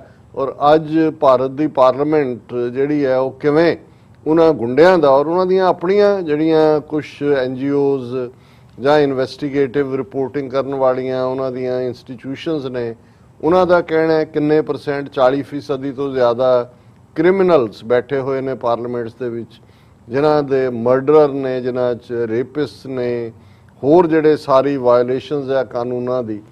ਔਰ ਅਸੈਂਬਲੀਆਂ 'ਚ ਉਸ ਤੋਂ ਵੀ ਬਦਤਰ ਹਾਲ ਹੈ। ਯੂਪੀ ਦੇ ਵਿੱਚ ਆਦਿੱਤਿਆਨਾਥ ਯੋਗੀ ਵਰਗਾ ਗੁੰਡਾ ਜਿਹਦੇ ਖਿਲਾਫ ਇੰਨੇ ਕੇਸ ਸੀ, ਜਦੋਂ ਚੀਫ ਮਿਨਿਸਟਰ ਬਣਦਾ ਪਹਿਲਾ ਕੰਮ ਉਹਨੇ ਆਪਣੇ ਖਿਲਾਫ ਕੇਸ ਸਾਰੇ ਆਪ ਹੀ ਵਾਪਸ ਲਏ। ਹੁਣ ਕਹਿਣ ਨੂੰ ਤੁਸੀਂ ਕਹੋ ਜੀ ਦੇਖੋ ਭਾਰਤ ਦੇ ਵਿੱਚ ਅਪਰ ਹਾਊਸ ਹੈ, ਲੋਅਰ ਹਾਊਸ ਹੈ, ਦੇਖੋ ਪਾਰਲੀਮੈਂਟ 500+ ਮੈਂਬਰ ਪਾਰਲੀਮੈਂਟ ਚੁਣ ਕੇ ਆਉਂਦੇ ਨੇ, ਹਰ ਇੱਕ ਦੇ ਕੋਲ ਵੋਟ ਦਾ ਹੱਕ ਹੈ, ਔਰ ਇਸ ਸਾਰੇ ਦਾ ਮਤਲਬ ਜਿਹੜਾ ਹੈ ਜੀ ਭਾਰਤ ਇੱਕ ਜਮਹੂਰੀਅਤ ਹੈ। ਹੁਣ ਅਸੀਂ ਇਹ ਦੇਖਦੇ ਹਾਂ ਕਿ ਵੀ ਜੇ ਅਸੀਂ 2010 ਦੀ ਗੱਲ ਕਰੀਏ, ਮੈਂ ਜਿਹੜਾ ਉਸ ਦੇ ਉੱਤੇ ਇੱਕ ਮੇਰਾ ਧਿਆਨ ਗਿਆ ਹੈ, ਜਦੋਂ ਅਰਬ ਸਪਰਿੰਗ ਦੀ ਗੱਲ ਹੋਈ, ਬਿਲਕੁਲ ਅਰਬ ਸਪਰਿੰਗ ਦੀ ਗੱਲ ਸ਼ੁਰੂ ਹੋਈ ਕਿ ਟਿਊਨੀਸੀਆ ਦੇ ਵਿੱਚ ਇੱਕ ਗਰੀਬ ਸਬਜ਼ੀ ਵੇਚਣ ਵਾਲਾ ਜਾਂ ਫਰੂਟ ਵੇਚਣ ਵਾਲਾ ਜਿਹੜਾ ਬੇਰੁਜ਼ਗਾਰ ਔਰ ਜਿਸ ਨੇ ਜਿਹੜਾ ਉਸ ਦੇ ਨਾਲ ਧੱਕਾ ਹੋਇਆ, ਬੈਂਕ ਨੇ ਕੀਤਾ, ਕਿਸੇ ਉਹਨੇ ਆਪਣੇ ਆਪ ਨੂੰ ਅੱਗ ਲਾ ਕੇ ਸਾੜ ਲਿਆ। ਕਿਉਂਕਿ ਟਿਊਨੀਸੀਆ ਦੇ ਵਿੱਚ, ਭਾਵੇਂ ਟਿਊਨੀਸੀਆ ਮੁਸਲਿਮ ਕੰਟਰੀ ਹੈ, ਆਲਮੋਸਟ 98% ਦੀ ਪਾਪੂਲੇਸ਼ਨ ਮੁਸਲਮਾਨਾਂ ਦੀ ਹੈ, ਪਰ ਇਸ ਗੱਲ ਦਾ ਧਿਆਨ ਰਹੇ ਕਿ ਉਹ ਲੇਟੈਸਟ ਜਿਹੜੀ ਉਹਨਾਂ ਦੀ ਰਿਪੋਰਟਿੰਗ ਸੀ ਉਹਦੇ 'ਚ 30% ਦੀ ਐਸੇ ਟਿਊਨੀਸੀਅਨਸ ਨੇ ਜਿਨ੍ਹਾਂ ਨੇ ਕਿਹਾ ਵੀ ਅਸੀਂ ਕਿਸੇ ਮਜ਼ਹਬ ਨੂੰ ਨਹੀਂ ਮੰਨਦੇ। ਲੇਕਿਨ ਇਸ ਕੋਈ ਸ਼ੱਕ ਨਹੀਂ ਹੈ ਕਿ ਜੇ ਅਫਰੀਕਾ ਕੰਟੀਨੈਂਟ ਦੇ ਹਵਾਲੇ ਨਾਲ ਦੇਖਿਆ ਜਾਏ, ਟਿਊਨੀਸੀਆ ਜਿਹੜੀ ਫ੍ਰੈਂਚ ਕਾਲੋਨੀ ਰਹੀ ਹੈ, ਉਹਨਾਂ ਦਾ ਉਹ ਯੂਰਪ ਦਾ ਵੀ ਕਾਫੀ ਪ੍ਰਭਾਵ ਹੈ, ਲਿਟਰੇਸੀ ਰੇਟ ਕਾਫੀ ਹੈ, ਪਰ ਕੈਪੀਟਾ ਇਨਕਮ ਕਾਫੀ ਹੈ, ਪਰ ਇਹਦੇ ਬਾਵਜੂਦ ਉੱਥੇ ਇੱਕ ਡਿਕਟੇਟਰਸ਼ਿਪ ਵਰਗਾ ਸਿਸਟਮ ਸੀ। ਔਰ ਜਦੋਂ ਇਹ ਗੱਲ 2010 ਦੇ ਵਿੱਚ ਇੱਕ ਸਬਜ਼ੀ ਫਰੋਸ਼ ਨੇ ਆਪਣੇ ਆਪ ਨੂੰ ਜਿਹੜਾ ਸਾੜ ਲਿਆ ਅੱਗ ਲਾ ਕੇ, ਔਰ ਉੱਥੋਂ ਇਹ ਇੱਕ ਮੂਵਮੈਂਟ ਸ਼ੁਰੂ ਹੋਈ ਜਮਹੂਰੀਅਤ, ਜਿਹਨੂੰ ਅਰਬ ਸਪਰਿੰਗ ਕਿਹਾ ਗਿਆ, ਔਰ ਉਹਦਾ ਫਿਰ ਇੱਕ ਥਾਂ ਤੇ ਉਹ ਨਹੀਂ ਰੁਕੀ। ਟਿਊਨੀਸੀਆ ਦੀ ਇਸ ਘਟਨਾ ਨੇ ਅਲਟੀਮੇਟਲੀ ਉਹ ਇਜਿਪਟ ਹੋਏ, ਉਹ ਲੀਬੀਆ ਹੋਏ, ਉਹ ਸੀਰੀਆ ਹੋਏ, ਉਹਨਾਂ ਸਾਰਿਆਂ ਦੇ ਵਿੱਚ ਪਹੁੰਚੀ। ਔਰ ਨਤੀਜਾ ਅਸੀਂ ਦੇਖਦੇ ਹਾਂ ਕਿ ਬੇਸ਼ੱਕ ਜੇ ਅਸੀਂ ਈਵਨ ਯੂਰਪ ਦੇ ਹਵਾਲੇ ਨਾਲ ਜਾਂ ਅਲਜੀਰੀਆ ਦੇ ਹਵਾਲੇ ਨਾਲ ਦੇਖੀਏ, ਜੇ ਉੱਥੇ ਵੋਟਾਂ ਰਾਹੀਂ ਹਕੂਮਤ ਬਣਦੀ ਹੈ ਤੇ ਉਹਨੂੰ ਵੈਸਟ ਇਸ ਲਈ ਕਿ ਵੀ ਇਹ ਤਾਂ ਇਸਲਾਮ ਵਾਲੇ ਆ ਗਏ। ਉਹਨਾਂ ਦੇ ਵਿੱਚ ਅੱਜ ਤੱਕ ਵੀ ਜੋ ਅਲਜੀਰੀਆ ਦਾ ਹਾਲ, ਇਜਿਪਟ ਦੇ ਵਿੱਚ ਅਸੀਂ ਦੇਖਿਆ ਕਿ ਜੇ ਉੱਥੇ ਅਰਬ ਸਪਰਿੰਗ ਤੋਂ ਬਾਅਦ ਚੋਣਾਂ ਹੋਈਆਂ, ਬਣ ਵੀ ਗਏ, ਔਰ ਇਹਨਾਂ ਨੂੰ ਲੱਗਾ ਵੀ ਅਸੀਂ ਤਾਂ ਹੁਸਨੇ ਮੁਬਾਰਕ ਨੂੰ ਉੱਥੇ ਰੱਖ ਕੇ 40 ਸਾਲ ਜਿਹਨੂੰ ਜਿਹੜਾ ਅਸੀਂ ਕਿਵੇਂ ਵਰਤਿਆ, ਤੇ ਇਹਨਾਂ ਨੇ ਉੱਥੇ ਫੌਜ ਤੋਂ ਕੂਹ ਕਰਾ ਕੇ ਵਾਪਸ ਡਿਕਟੇਟਰਸ਼ਿਪ ਲੈ ਆਂਦੀ। ਔਰ ਲੀਬੀਆ ਦੇ ਵਿੱਚ ਵੀ ਅਸੀਂ ਅਰਬ ਸਪਰਿੰਗ ਦੇ ਹਵਾਲੇ ਨਾਲ ਜਾਂ ਦੂਸਰਾ ਜੇ ਦੇਖੀਏ ਤੇ ਅਲਟੀਮੇਟਲੀ ਗਦਾਫੀ ਦਾ ਕੀ ਹਾਲ ਕੀਤਾ, ਔਰ ਹੁਣ ਉਹਦਾ ਇੱਕ ਬਚਿਆ ਮੁੰਡਾ ਹੈਗਾ, ਉਹ ਪਤਾ ਨਹੀਂ ਕਿੱਥੇ ਲੁਕਿਆ, ਉਹਨੇ ਕਲੇਮ ਕੀਤਾ ਮੈਂ ਜਾਣਾ ਚਾਹੁੰਦਾ ਲੀਬੀਆ। ਸੋ ਕੁੱਲ ਮਿਲਾ ਕੇ ਜੇ ਇਹ ਕਹਿਣਾ ਹੋਏ ਕਿ ਡੈਮੋਕ੍ਰੇਸੀ ਤੇ ਡਿਕਟੇਟਰਸ਼ਿਪ 'ਚ ਕੀ ਫਰਕ ਹੈ ਅਮਰੀਕਾ ਜਾਂ ਵੈਸਟਰਨ ਦੀਆਂ ਅੱਖਾਂ ਤੋਂ, ਇਹਨਾਂ ਦੇ ਲਈ ਜੇ ਡੈਮੋਕ੍ਰੇਸੀ ਦੇ ਰਾਹੀਂ, ਜਿਵੇਂ ਅਸੀਂ ਅਲਜੀਰੀਆ ਦੀ ਗੱਲ ਕੀਤੀ ਜਾਂ ਇਜਿਪਟ ਦੀ ਗੱਲ ਕੀਤੀ, ਇਹਨਾਂ ਨੂੰ ਸੂਟ ਨਹੀਂ ਕਰਦਾ ਤੇ ਉਹ ਡੈਮੋਕ੍ਰੇਸੀਜ਼ ਨੂੰ ਡਿਸਟਰੋਏ ਕਰ, ਕਿਉਂਕਿ ਡਿਕਟੇਟਰਸ਼ਿਪ ਜਾਂ ਇਹ ਸਾਰਾ ਅਰਬ ਸ਼ੇਖੜਮ ਇਹਨਾਂ ਨੂੰ ਸੂਟ ਕਰਦਾ। ਤੁਸੀਂ ਇੱਕ ਬੰਦੇ ਨੂੰ ਕੰਟਰੋਲ ਕਰਨਾ ਹੈ, ਉਹਨਾਂ ਨੂੰ ਤੁਸੀਂ ਚਲਾਈ ਜਾਓ। ਹੁਣ ਭਾਰਤ ਦੇ ਵਿੱਚ ਕਿਸ ਲੈਵਲ ਦੇ ਉੱਤੇ, ਉਹ ਟਿਊਨੀਸੀਆ ਦੀ ਗੱਲ ਕਰਦੇ ਹਾਂ, ਅਸੀਂ ਦੱਸ ਦਈਏ ਵੀ ਅੱਜ ਕੱਲ੍ਹ ਟਿਊਨੀਸੀਆ ਦੇ ਵਿੱਚ ਕਾਫੀ ਟਰਬਲ ਹੈ, ਔਰ ਉੱਥੇ ਜਿਹੜਾ ਪ੍ਰੈਜ਼ੀਡੈਂਟ ਸੀ ਉਹਨੇ ਡੈਮੋਕ੍ਰੈਟਿਕਲੀ, ਕਿਉਂਕਿ ਬਾਕੀਆਂ ਦੇ ਵਿੱਚ ਤਾਂ ਸਸਟੇਨ ਕਰ ਹੀ ਨਹੀਂ ਸਕੇ ਅਰਬ ਸਪਰਿੰਗ, ਜਿਵੇਂ ਕਿ ਇਜਿਪਟ ਵੀ, ਲੀਬੀਆ, ਸੀਰੀਆ, ਔਰ ਉਹ ਤਾਂ ਉਹਦੇ 'ਚ ਚਲੇ ਗਏ, ਸਿਵਲ ਵਾਰ 'ਚ ਅੱਜ ਵੀ ਚੱਲ ਰਿਹਾ ਉੱਥੇ ਕਿਸ ਕਿਸਮ ਦਾ। ਲੇਕਿਨ ਟਿਊਨੀਸੀਆ ਕਾਇਮ ਰਿਹਾ ਉੱਥੇ ਡੈਮੋਕ੍ਰੇਸੀ। ਲੇਕਿਨ ਹੁਣ ਕੋਵਿਡ-19 ਦੇ ਚਲਦੇ ਆ ਬੜੀ ਬੁਰੀ ਤਰ੍ਹਾਂ ਜਿਹੜਾ ਉਹ ਫੇਲ ਹੋਈ ਹਕੂਮਤ। IMF ਤੋਂ ਉਹਨਾਂ ਨੇ ਕਿੰਨੇ ਬਿਲੀਅਨ ਡਾਲਰ ਦਾ ਲੋਨ ਲਿਆ, ਨਤੀਜੇ ਦੇ ਤੌਰ ਤੇ IMF ਦੀਆਂ ਸ਼ਰਤਾਂ, ਜਿਵੇਂ ਪਾਕਿਸਤਾਨ 'ਚ ਵੀ ਐਕਸਟਰਾ ਟੈਕਸ ਲਾਣਾ, ਦੂਸਰਾ ਉਹਦਾ ਨਤੀਜਾ ਲੋਕ ਜਿਹੜੇ ਨੇ ਉਹ ਅਨਰੈਸਟ, ਕਿਉਂਕਿ ਡੈਮੋਕ੍ਰੇਸੀ ਥੱਲੇ ਤੁਹਾਨੂੰ ਪ੍ਰੋਟੈਸਟ ਕਰਨ ਦਾ ਹੱਕ ਮਿਲਦਾ। ਔਰ ਉਹਨੇ ਪ੍ਰੈਜ਼ੀਡੈਂਟ ਨੇ ਇਹ ਕਿਹਾ ਕਿ ਜੀ ਨਹੀਂ, ਉਹਨੇ ਸਪੀਕਰ ਨੂੰ ਵੀ ਚੁੱਕ ਕੇ ਅੰਦਰ, ਪ੍ਰਾਈਮ ਮਿਨਿਸਟਰ ਨੂੰ ਵੀ, ਸਾਰਾ ਕਨਸਟੀਟਿਊਸ਼ਨ ਸਸਪੈਂਡ ਕਰਕੇ ਕਿ ਜੀ ਫਲਾਂ ਅਸੀਂ ਕਲੌਜ਼ ਇਸਤੇਮਾਲ ਕਰਕੇ ਜਿਹੜਾ ਉਹ ਪਾਵਰਸ ਲੈ ਰਹੇ ਹਾਂ। ਟਿਊਨੀਸੀਆ ਬੈਕ ਟੂ ਡਿਕਟੇਟਰਸ਼ਿਪ ਚਲਾ ਗਿਆ। ਹੁਣ ਕਹਿਣ ਦਾ ਮਤਲਬ ਇਹ ਹੈ ਵੀ ਆਮ ਲੋਕਾਂ ਦੇ ਐਂਗਲ ਤੋਂ ਉਹਨਾਂ ਦੀ ਇਕਨੋਮਿਕਲ ਨੀਡ ਹੋਏ, ਉਹਨਾਂ ਦੀਆਂ ਸਿਵਲ ਲਿਬਰਟੀਜ਼ ਹੋਣ, ਉਹ ਭਾਵੇਂ ਜਮਹੂਰੀਅਤ ਹੈ ਤੇ ਭਾਵੇਂ ਡਿਕਟੇਟਰਸ਼ਿਪ ਹੈ ਤੇ ਭਾਵੇਂ ਅਰਿਸਟੋਕ੍ਰੇਸੀ ਹੈ ਤੇ ਭਾਵੇਂ ਮੋਨਾਰਕੀ ਹੈ, ਇਨ ਦਾ ਐਂਡ ਆਫ ਦਾ ਡੇ ਜਿਹੜੀ ਸ਼ਾਮਤ ਹੁੰਦੀ ਹੈ, ਉਹ ਜਿਵੇਂ ਉਹ ਪੰਜਾਬੀ 'ਚ ਹੈ ਕਿ ਵੀ ਉਹ ਛੁਰੀ ਖਰਬੂਜ਼ੇ ਤੇ ਚੱਲੇ, ਭਾਵੇਂ ਖਰਬੂਜ਼ਾ ਛੁਰੀ ਤੇ ਸ਼ਾਮਤ ਤੇ ਬਦਕਿਸਮਤੀ ਖਰਬੂਜ਼ੇ ਦੀ ਹੈ ਕਿ ਵੀ ਉਹਨੇ ਜਾਣਾ। ਆਮ ਲੋਕ ਸਫਰਰ ਨੇ। ਹੁਣ ਇੰਡੀਆ 'ਚ ਕਹਿਣ ਨੂੰ ਆਪਣਾ ਸੌਦਾ ਵੇਚਦੇ ਨੇ, ਇੱਧਰ ਕਹਿਣਗੇ ਜੀ ਅਸੀਂ largest democracy on the planet. ਬਿਲਕੁਲ ਹੋ ਉੱਥੇ ਕੀ ਰਿਹਾ, ਪੈਗਾਸਸ ਦੇ ਕੇਸ ਨੇ ਐਕਸਪੋਜ਼ ਕੀਤਾ ਕਿ ਕਿਸ ਹੱਦ ਤੱਕ ਜਾ ਕੇ ਚੀਫ ਜਸਟਿਸ ਦੀ ਸਪਾਈਂਗ ਜਸੂਸੀ ਹੋ ਰਹੀ ਹੈ, ਫੌਜੀ ਚੀਫ ਦੀ ਹੋ ਰਹੀ ਹੈ, ਮੀਡੀਆ ਔਰ ਦੂਸਰਿਆਂ ਦੀ ਤਾਂ ਗੱਲ ਹੀ ਛੱਡ ਦਿਓ। ਗੱਲ ਹੀ ਛੱਡ ਦੋ। ਹੁਣ ਜੇ ਆਪੋਜੀਸ਼ਨ ਜਿਹੜੀ ਇੱਕ ਸਿਸਟਮ ਹੈ ਉਹਨਾਂ ਨੇ ਮੰਗ ਕੀਤੀ ਕਿ ਭਾਈ ਜਿਉਂ ਹੀ ਪਾਰਲੀਮੈਂਟ ਦਾ ਸੈਸ਼ਨ ਸ਼ੁਰੂ ਹੋਇਆ ਪੈਗਾਸਸ ਦਾ ਕਿੱਸਾ ਸਾਹਮਣੇ ਆ ਗਿਆ। ਹੁਣ ਜਿਸ ਮੁਲਕ ਦੀ ਇਹ ਸਪਾਈਵੇਅਰ ਹੈ ਇਜ਼ਰਾਈਲ ਦੀ, ਉਹਨਾਂ ਨੇ ਤਾਂ ਇਨਵੈਸਟੀਗੇਸ਼ਨ ਦੇ ਲਈ ਕਮਿਸ਼ਨ ਬਿਠਾ ਦਿੱਤਾ ਹੈ। ਹਾਲਾਂ ਨਿਕਲਣਾ ਨਿਕਲਣਾ ਭਾਵੇਂ ਕੁਝ ਨਹੀਂ ਹੈ, ਹੁੰਦਾ ਤਾਂ ਉਹੀ ਹੈ ਜਿੱਥੇ ਤੇ ਨਤਨਯਾਹੂ ਗਿਆ। ਉਹਨਾਂ ਨੇ ਉਸ ਸਪਾਈਵੇਅਰ ਨੂੰ ਯੂਜ਼ ਕਰਕੇ ਇਜ਼ਰਾਈਲ ਨੇ ਆਪਣੀ ਪੋਲੀਟੀਕਲ ਐਡਵਾਂਟੇਜ ਵੀ ਲਈ, ਆਪਣੇ ਟਾਰਗੇਟ ਮਿੱਥੇ ਵੀ ਕਿੱਥੇ ਉਹਨਾਂ ਨੇ ਵੜਨਾ। ਲੇਕਿਨ ਘੱਟੋ ਘੱਟ ਇੰਨਾ ਤਾਂ ਜ਼ਰੂਰ ਕੀਤਾ, ਪਰ ਮੋਦੀ ਸਰਕਾਰ ਦੇ ਕੰਨਾਂ ਤੇ ਕੋਈ ਜੂੰ ਤੱਕ ਨਹੀਂ ਰਿੰਗੀ। ਹਾਲਾਂ ਹੁਣ ਸੁਪਰੀਮ ਕੋਰਟ 'ਚ ਕੁਝ ਜਰਨਲਿਸਟ ਨੇ ਔਰ ਕੁਝ ਹੋਰ ਨੇ ਪੈਟੀਸ਼ਨ, ਕੁਝ ਨਹੀਂ ਨਿਕਲਣਾ। ਸੋ ਹੁਣ ਆਪੋਜੀਸ਼ਨ ਦੇ ਕੋਲ ਕੀ ਹੈ ਕਿ ਭਾਈ ਉਹ ਘੱਟੋ ਘੱਟ ਪਾਰਲੀਮੈਂਟ ਦੇ ਵਿੱਚ ਤਾਂ ਆਵਾਜ਼ ਉਹ ਚੁੱਕਦੇ ਨੇ। ਔਰ ਇਸ ਵੇਲੇ ਜਿਹੜਾ ਇਸ਼ੂ ਇਸ ਵੇਲੇ ਮੇਨਲੀ ਫਾਰਮਰਸ ਇਸ਼ੂ ਅਸੀਂ ਦੇਖਿਆ ਕਿ ਭਾਈ ਕਿੰਨੇ ਮਹੀਨੇ ਤੋਂ ਬੈਠੇ ਨੇ, ਹਕੂਮਤ ਦੇ ਕੰਨਾਂ ਤੇ ਜੂੰ ਨਹੀਂ ਰੇਂਗਦੀ। 12 ਰਾਊਂਡ ਤੋਂ ਬਾਅਦ ਜਿਹੜਾ ਉੱਥੇ ਆ ਕੇ ਗੱਲ 26 ਜਨਵਰੀ ਤੋਂ ਬਾਅਦ ਗੱਲਬਾਤ ਲਈ ਵੀ ਨਹੀਂ ਸੱਦਿਆ। ਹੁਣ ਇਹ ਸਾਰੇ ਮੁੱਦੇ, ਹਾਲਾਂ ਕਿਸਾਨਾਂ ਨੇ ਆਪਣੇ ਤੌਰ ਤੇ ਕਿਹਾ ਜੀ ਅਸੀਂ ਜੰਤਰ ਮੰਤਰ ਤੇ ਜਿਹੜੀ ਹੈ ਉਹ ਕਿਸਾਨ ਪੈਰਲਲ ਪਾਰਲੀਮੈਂਟ ਸੰਸਦ ਲਾਵਾਂਗੇ, ਲਾ ਵੀ ਰਹੇ ਨੇ। 2-3 ਦਿਨ ਖਬਰਾਂ ਬਣੀਆਂ, ਹੁਣ ਉਹ ਲੱਗਦੀ ਹੋਣੀ ਹੈ ਖਬਰ ਵੀ ਨਹੀਂ ਹੈ ਉਹਨਾਂ ਦੀ। ਇਹਨਾਂ ਨੇ ਆਪੋਜੀਸ਼ਨ ਨੇ ਫੈਸਲਾ ਕੀਤਾ ਕਿ ਭਾਈ ਅਸੀਂ ਜਦੋਂ ਤੱਕ ਇਸ ਪੈਗਾਸਸ ਮੁੱਦੇ ਦੇ ਉੱਤੇ ਮੋਦੀ ਸਰਕਾਰ ਪ੍ਰੋਪਰ ਜਿਹੜੀ ਹੈ ਉਹ ਇਨਵੈਸਟੀਗੇਸ਼ਨ ਜਾਂ ਦੂਜੇ ਦੀ ਲਾਈਨ ਨਹੀਂ ਲੈਂਦੀ, ਇਹਨੂੰ ਡਿਸਕਸ਼ਨ ਲਈ ਨਹੀਂ ਰੱਖਦੀ, ਅਸੀਂ ਪਾਰਲੀਮੈਂਟ ਦੀ ਕਾਰਵਾਈ ਨਹੀਂ ਚੱਲਣ ਦਿਆਂਗੇ। ਹੁਣ ਜ਼ਾਹਰ ਹੈ ਕਿ ਵੀ ਉਹ ਬਾਹਰ ਹੋ ਗਏ ਔਰ ਨਤੀਜਾ ਉਹਨਾਂ ਨੂੰ ਤਾਂ ਹੋਰ ਕੀ ਚਾਹੀਦਾ, ਉਹ ਅੰਨਾ ਕੀ ਭਾਲੇ ਦੋ ਅੱਖਾਂ। ਉਹਨਾਂ ਨੇ ਕੀ ਸ਼ੁਰੂ ਕੀਤਾ ਹੋਇਆ ਕਿ ਵੀ ਧੜਾ ਧੜ ਜਿਹੜੇ ਬਿੱਲ ਨੇ ਉਹ ਪਾਰਲੀਮੈਂਟ ਦੇ ਵਿੱਚ ਪਾਸ ਕਰੀ ਜਾ ਰਹੇ ਨੇ। ਔਰ ਇੰਨੇ ਉਹਨਾਂ ਦੇ ਵਿੱਚ ਜਿਹੜੇ ਇਹਨਾਂ ਨੂੰ ਲੱਗਦਾ ਸੀ ਕਿ ਵੀ ਜੇ ਪਾਰਲੀਮੈਂਟ ਦੀ ਡਿਸਕਸ਼ਨ ਹੋਈ ਤਾਂ ਕੁਛ ਨਾ ਕੁਛ ਹੋਰ ਵੀ ਇਹਨਾਂ ਦਾ ਐਕਸਪੋਜ਼ ਹੋਏਗਾ। ਔਰ ਪਿਛਲੇ ਦਿਨਾਂ 'ਚ ਜਿਹੜੇ ਲਗਭਗ 12 ਬਿੱਲ ਇਹਨਾਂ ਨੇ ਪਾਸ ਕੀਤੇ, ਕਿਉਂਕਿ Rahul Gandhi leader of opposition ਹੈ, ਉਹ ਬਾਈਕਾਟ ਕਰਕੇ ਆਪਣੀ ਪੈਰਲਲ ਪਾਰਲੀਮੈਂਟ ਲਾ ਰਹੇ ਨੇ। ਹੁਣ 12 ਬਿੱਲ ਉਹਨਾਂ ਨੇ ਪਾਸ ਕੀਤੇ ਨੇ, ਜਿਨ੍ਹਾਂ 'ਚ ਇੱਕ ਬਿੱਲ ਐਵਰੇਜ 7 ਮਿੰਟ ਦੇ ਵਿੱਚ ਪਾਸ ਹੋ ਜਾਂਦਾ, ਕਿਉਂਕਿ ਕੋਈ ਡਿਸਕਸ਼ਨ ਨਹੀਂ, ਕੁਛ ਨਹੀਂ, ਹੱਥ ਖੜੇ ਕਰਾਓ ਬਿੱਲ ਔਰ ਧੜਾ ਧੜ ਲੱਗੇ ਹੋਏ ਨੇ। ਹੁਣ ਇਸ ਵਰਤਾਰੇ ਦੇ ਉੱਤੇ ਜਿਹੜਾ ਤ੍ਰਿਣਮੂਲ ਕਾਂਗਰਸ ਦਾ ਰਾਜ ਸਭਾ ਦਾ ਇੱਕ ਮੈਂਬਰ ਪਾਰਲੀਮੈਂਟ ਹੈ ਮਿਸਟਰ ਡੈਰਕ ਓ ਬ੍ਰਾਇਨ, ਜ਼ਾਹਰ ਹੈ ਜਿਹੜਾ ਉਹ ਕੈਥੋਲਿਕ ਕ੍ਰਿਸਚਨ ਹੋਏਗਾ ਬੰਗਾਲ ਦਾ। ਤ੍ਰਿਣਮੂਲ ਕਾਂਗਰਸ ਨੇ ਸਭ ਨੂੰ ਮੌਕੇ ਦਿੱਤੇ ਹੋਏ ਨੇ ਬੰਗਾਲ 'ਚ। ਉਹਨੇ ਕਿਹਾ ਕਿ ਜੀ ਇਹ ਤਾਂ ਜਿੰਨੀ ਤੇਜ਼ੀ ਨਾਲ ਭਾਰਤ ਦੀ ਪਾਰਲੀਮੈਂਟ ਬਿੱਲ ਪਾਸ ਕਰ ਰਹੀ ਹੈ, ਇੰਨੇ ਵਕਤ 'ਚ ਹੀ 7 ਮਿੰਟ ਦੇ ਵਿੱਚ ਬਿੱਲ, ਉਹਨੇ ਕਿਹਾ ਚਾਟ ਪਾਪੜੀ ਮਿਲ ਜਾਂਦੀ ਹੈ ਤਿਆਰ ਹੋ ਕੇ। ਹੁਣ ਇਹ ਉਹਨੇ ਤਾਂ ਜ਼ਾਹਰ ਹੈ, ਇਹ ਤੁਸੀਂ ਜਦੋਂ ਕਿਸੇ ਚੀਜ਼ ਨੂੰ ਰਿਡੀਕਿਊਲ ਕਰਦੇ ਹੋ, ਔਰ ਜ਼ਾਹਰ ਹੈ ਚਾਟ ਪਾਪੜੀ 'ਚ ਵੀ ਉਹ ਇੱਕ ਚਮਚੇ ਨੂੰ ਕੱਢਦਾ, ਦੂਜੇ 'ਚ ਚਟਨੀ ਮਿੱਠੀ ਖੱਟੀ ਕਈ ਕੁਛ ਪਾ। ਉਹਨੇ ਕਿਹਾ ਵੀ ਇਹ ਦੇਸ਼ ਦੀ ਪਾਰਲੀਮੈਂਟ ਲੋਕਾਂ ਦੀ ਕਿਸਮਤ ਘੜਨ ਵਾਲੀ ਜਿਹੜੀ ਥਾਂ ਹੈ, ਇਹ ਤਾਂ ਹੁਣ ਚਾਟ ਪਾਪੜੀ ਦੀ ਦੁਕਾਨ ਬਣ ਗਈ ਹੈ ਕਿ 7-7 ਮਿੰਟ ਦੇ ਵਿੱਚ ਜਿਹੜਾ ਉਹ ਬਿੱਲ ਪਾਸ ਹੋ ਰਹੇ ਨੇ। ਹੁਣ ਬਜਾਏ ਇਸ ਦੇ ਕਿ ਇਸ਼ੂ ਤਾਂ ਇਹੀ ਹੈ ਕਿ ਵੀ ਤੁਸੀਂ ਜਿਹੜੇ ਰੀਅਲ ਇਸ਼ੂ ਹੈ, ਕਿਉਂ ਨਹੀਂ ਤੁਸੀਂ ਪੈਗਾਸਸ ਡਿਸਕਸ ਕਰਦੇ। ਹੁਣ ਇਹਦੇ ਤੇ ਮੋਦੀ ਨੇ ਚੀਕ ਚਿਹਾੜਾ ਪਾਤਾ ਕਿ ਜੀ ਆਹ ਦੇਖੋ, ਇਹ ਤਾਂ ਦੇਸ਼ ਦੇ ਲੋਕਾਂ ਦੀ ਜਿਹੜੀ ਹੈ ਚੁਣੀ ਹੋਈ ਪਾਰਲੀਮੈਂਟ ਦੀ ਬੇਹੁਰਮਤੀ ਹੈ। ਔਰ ਉਹਨਾਂ ਦਾ ਜਿਹੜਾ minister, union minister Prahlad Joshi, ਉਹਨੇ ਕਿਹਾ ਜੀ ਕਿ ਵੀ ਬਹੁਤ ਗੁੱਸਾ ਹੈ ਮੋਦੀ ਨੂੰ। PM Modi was anguished over the comment and found it insulting to the people who elect MPs। ਪਰ ਹੁਣ ਮੈਂ ਸਮਝਦਾ ਵੀ ਇਹ ਹੁੰਦਾ ਹੈ ਸਟੈਂਡ ਲੈਣਾ। ਉਹਨੇ MP ਜਿਨ੍ਹਾਂ ਦਾ ਪੂਰਾ ਨਾਂ ਡੈਰਕ ਓ ਬ੍ਰਾਇਨ ਹੈ, ਉਹਨਾਂ ਨੇ ਅੱਗੋਂ ਕਿਹਾ ਕਿ ਵੀ ਜੀ ਕੋਈ ਗੱਲ ਨਹੀਂ ਹੈ, ਹੋ ਸਕਦਾ ਹੈ ਜਿਹੜਾ ਇਹ ਚਾਟ ਪਾਪੜੀ ਨਾਲ ਪ੍ਰੋਬਲਮ ਹੋਏ, ਅਸੀਂ ਇਹ ਕਹਿ ਦਿੰਦੇ ਆ ਵੀ ਇੰਨੀ ਦੇਰ ਤਾਂ ਢੋਕਲਾ ਬਣ। ਹੁਣ ਇਹ ਉਹਨੇ ਵਿਅੰਗ ਕੀਤਾ ਕਿਉਂਕਿ ਜ਼ਾਹਰ ਹੈ ਕਿ ਢੋਕਲਾ ਗੁਜਰਾਤੀ। ਉਹਨੇ ਕਿਹਾ ਜੀ ਹੁਣ ਤਾਂ ਤੁਹਾਨੂੰ ਜਿਹੜੇ ਬਾਕੀ ਲੋਕਾਂ ਦੀਆਂ ਪਸੰਦੀਦਾ ਚੀਜ਼ਾਂ ਨੇ ਉਹਨਾਂ ਚੋਂ ਵੀ ਤੁਹਾਨੂੰ ਲੱਗਦਾ ਹੈ ਕਿ ਵੀ ਇੰਡੀਅਨ ਪੈਟਰੀਓਟਿਜ਼ਮ ਨਹੀਂ ਹੈ।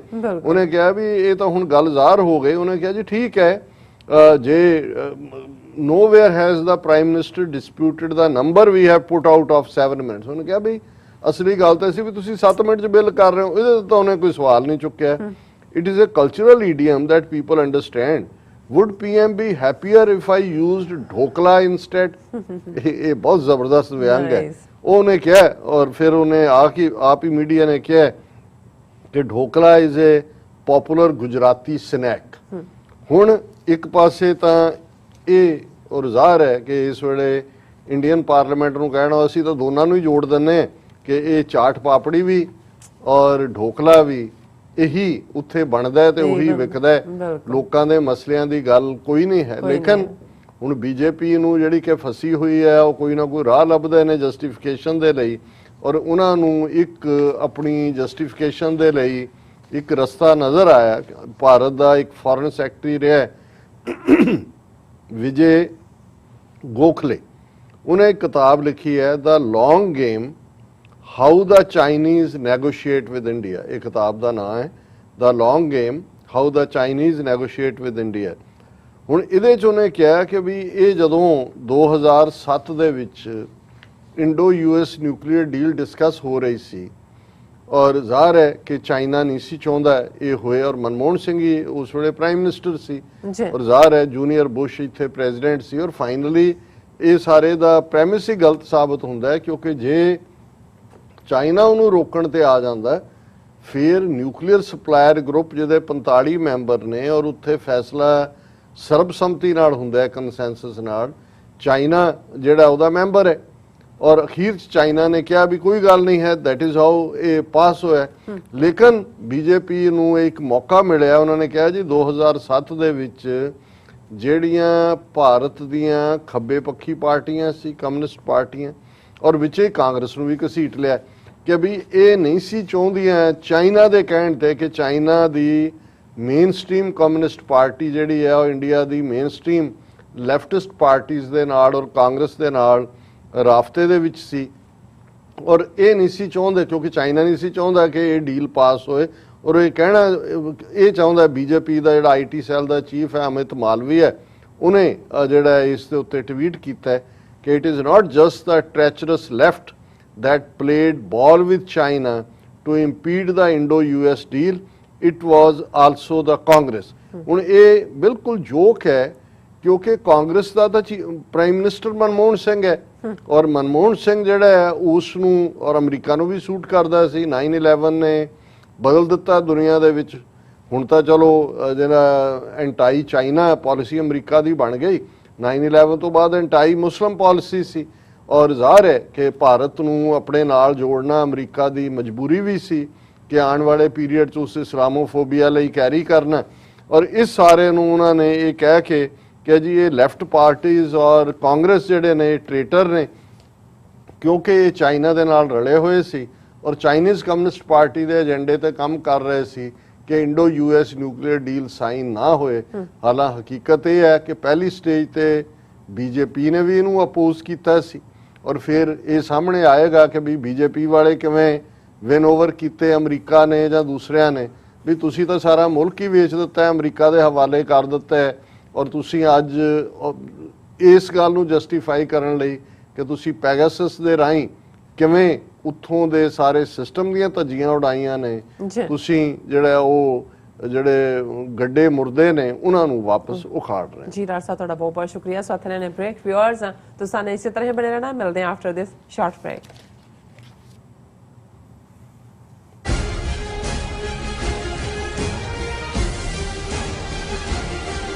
ਵਾਹਿਗੁਰੂ ਜੀ ਕਾ ਖਾਲਸਾ ਵਾਹਿਗੁਰੂ ਜੀ ਕੀ ਫਤਿਹ। ਮੇਰੇ ਸਾਰੇ ਸੰਸਾਰ ਭਰ ਦੇ ਪੰਜਾਬੀਆਂ ਤੇ ਸਿੱਖ ਭਾਈਚਾਰੇ ਨੂੰ ਬੇਨਤੀ ਹੈ ਤੁਸੀਂ ਜਲਦੀ ਅੱਜ ਹੀ ਆਪਣੇ ਪੰਜਾਬ ਦੇ ਲਈ the non-governmental Punjab independence referendum ਦੀਆਂ ਵੋਟਾਂ ਰਜਿਸਟਰ ਕਰਵਾਓ।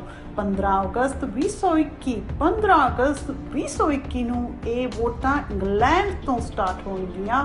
ਪਹਿਲੀ ਪੋਲਿੰਗ ਸੈਂਟਰ ਪਹਿਲੀ ਵੋਟ ਇੰਗਲੈਂਡ ਤੋਂ ਹੋਗੀ। ਜਲਦੀ ਵੋਟਾਂ ਰਜਿਸਟਰ ਕਰਵਾਓ। Thank you. ਕੀ ਤੁਸੀਂ ਰੋਜ਼ਾਨਾ ਕੰਮ ਤੇ ਆਪਣਾ ਵਧੇਰੇ ਸਮਾਂ ਬਿਤਾਉਣ ਤੋਂ ਪਰੇਸ਼ਾਨ ਹੋ? ਆਪਣੀ ਪੂੰਜੀ ਨੂੰ ਕੰਮ ਤੇ ਲਗਾਓ, ਸਾਡੇ ਨਾਲ ਇਨਵੈਸਟ ਕਰੋ।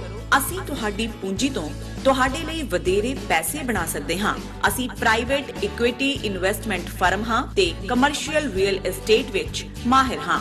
Property management, leasing, asset management, commercial real estate investment ਵਿੱਚ ਸਾਰੀਆਂ ਸੇਵਾਵਾਂ ਲਈ ਅਮਰੀਕਾ ਭਰ ਵਿੱਚੋਂ ਤੁਸੀਂ ਸਾਡੇ ਤੱਕ ਪਹੁੰਚ ਕਰ ਸਕਦੇ ਹੋ। ਆਜ਼ਾਦ ਕਮਰਸ਼ੀਅਲ ਰਿਐਲਿਟੀ ਸਰਵਿਸਿਜ਼ ਤੇ Azad family trust 701 north post oak road suite number 204 Houston Texas. ਤੁਸੀਂ ਸਾਨੂੰ ਸਾਡੇ ਫੋਨ ਨੰਬਰ 7136861277 ਤੇ ਵੀ ਸੰਪਰਕ ਕਰ ਸਕਦੇ ਹੋ। Azad commercial reality services.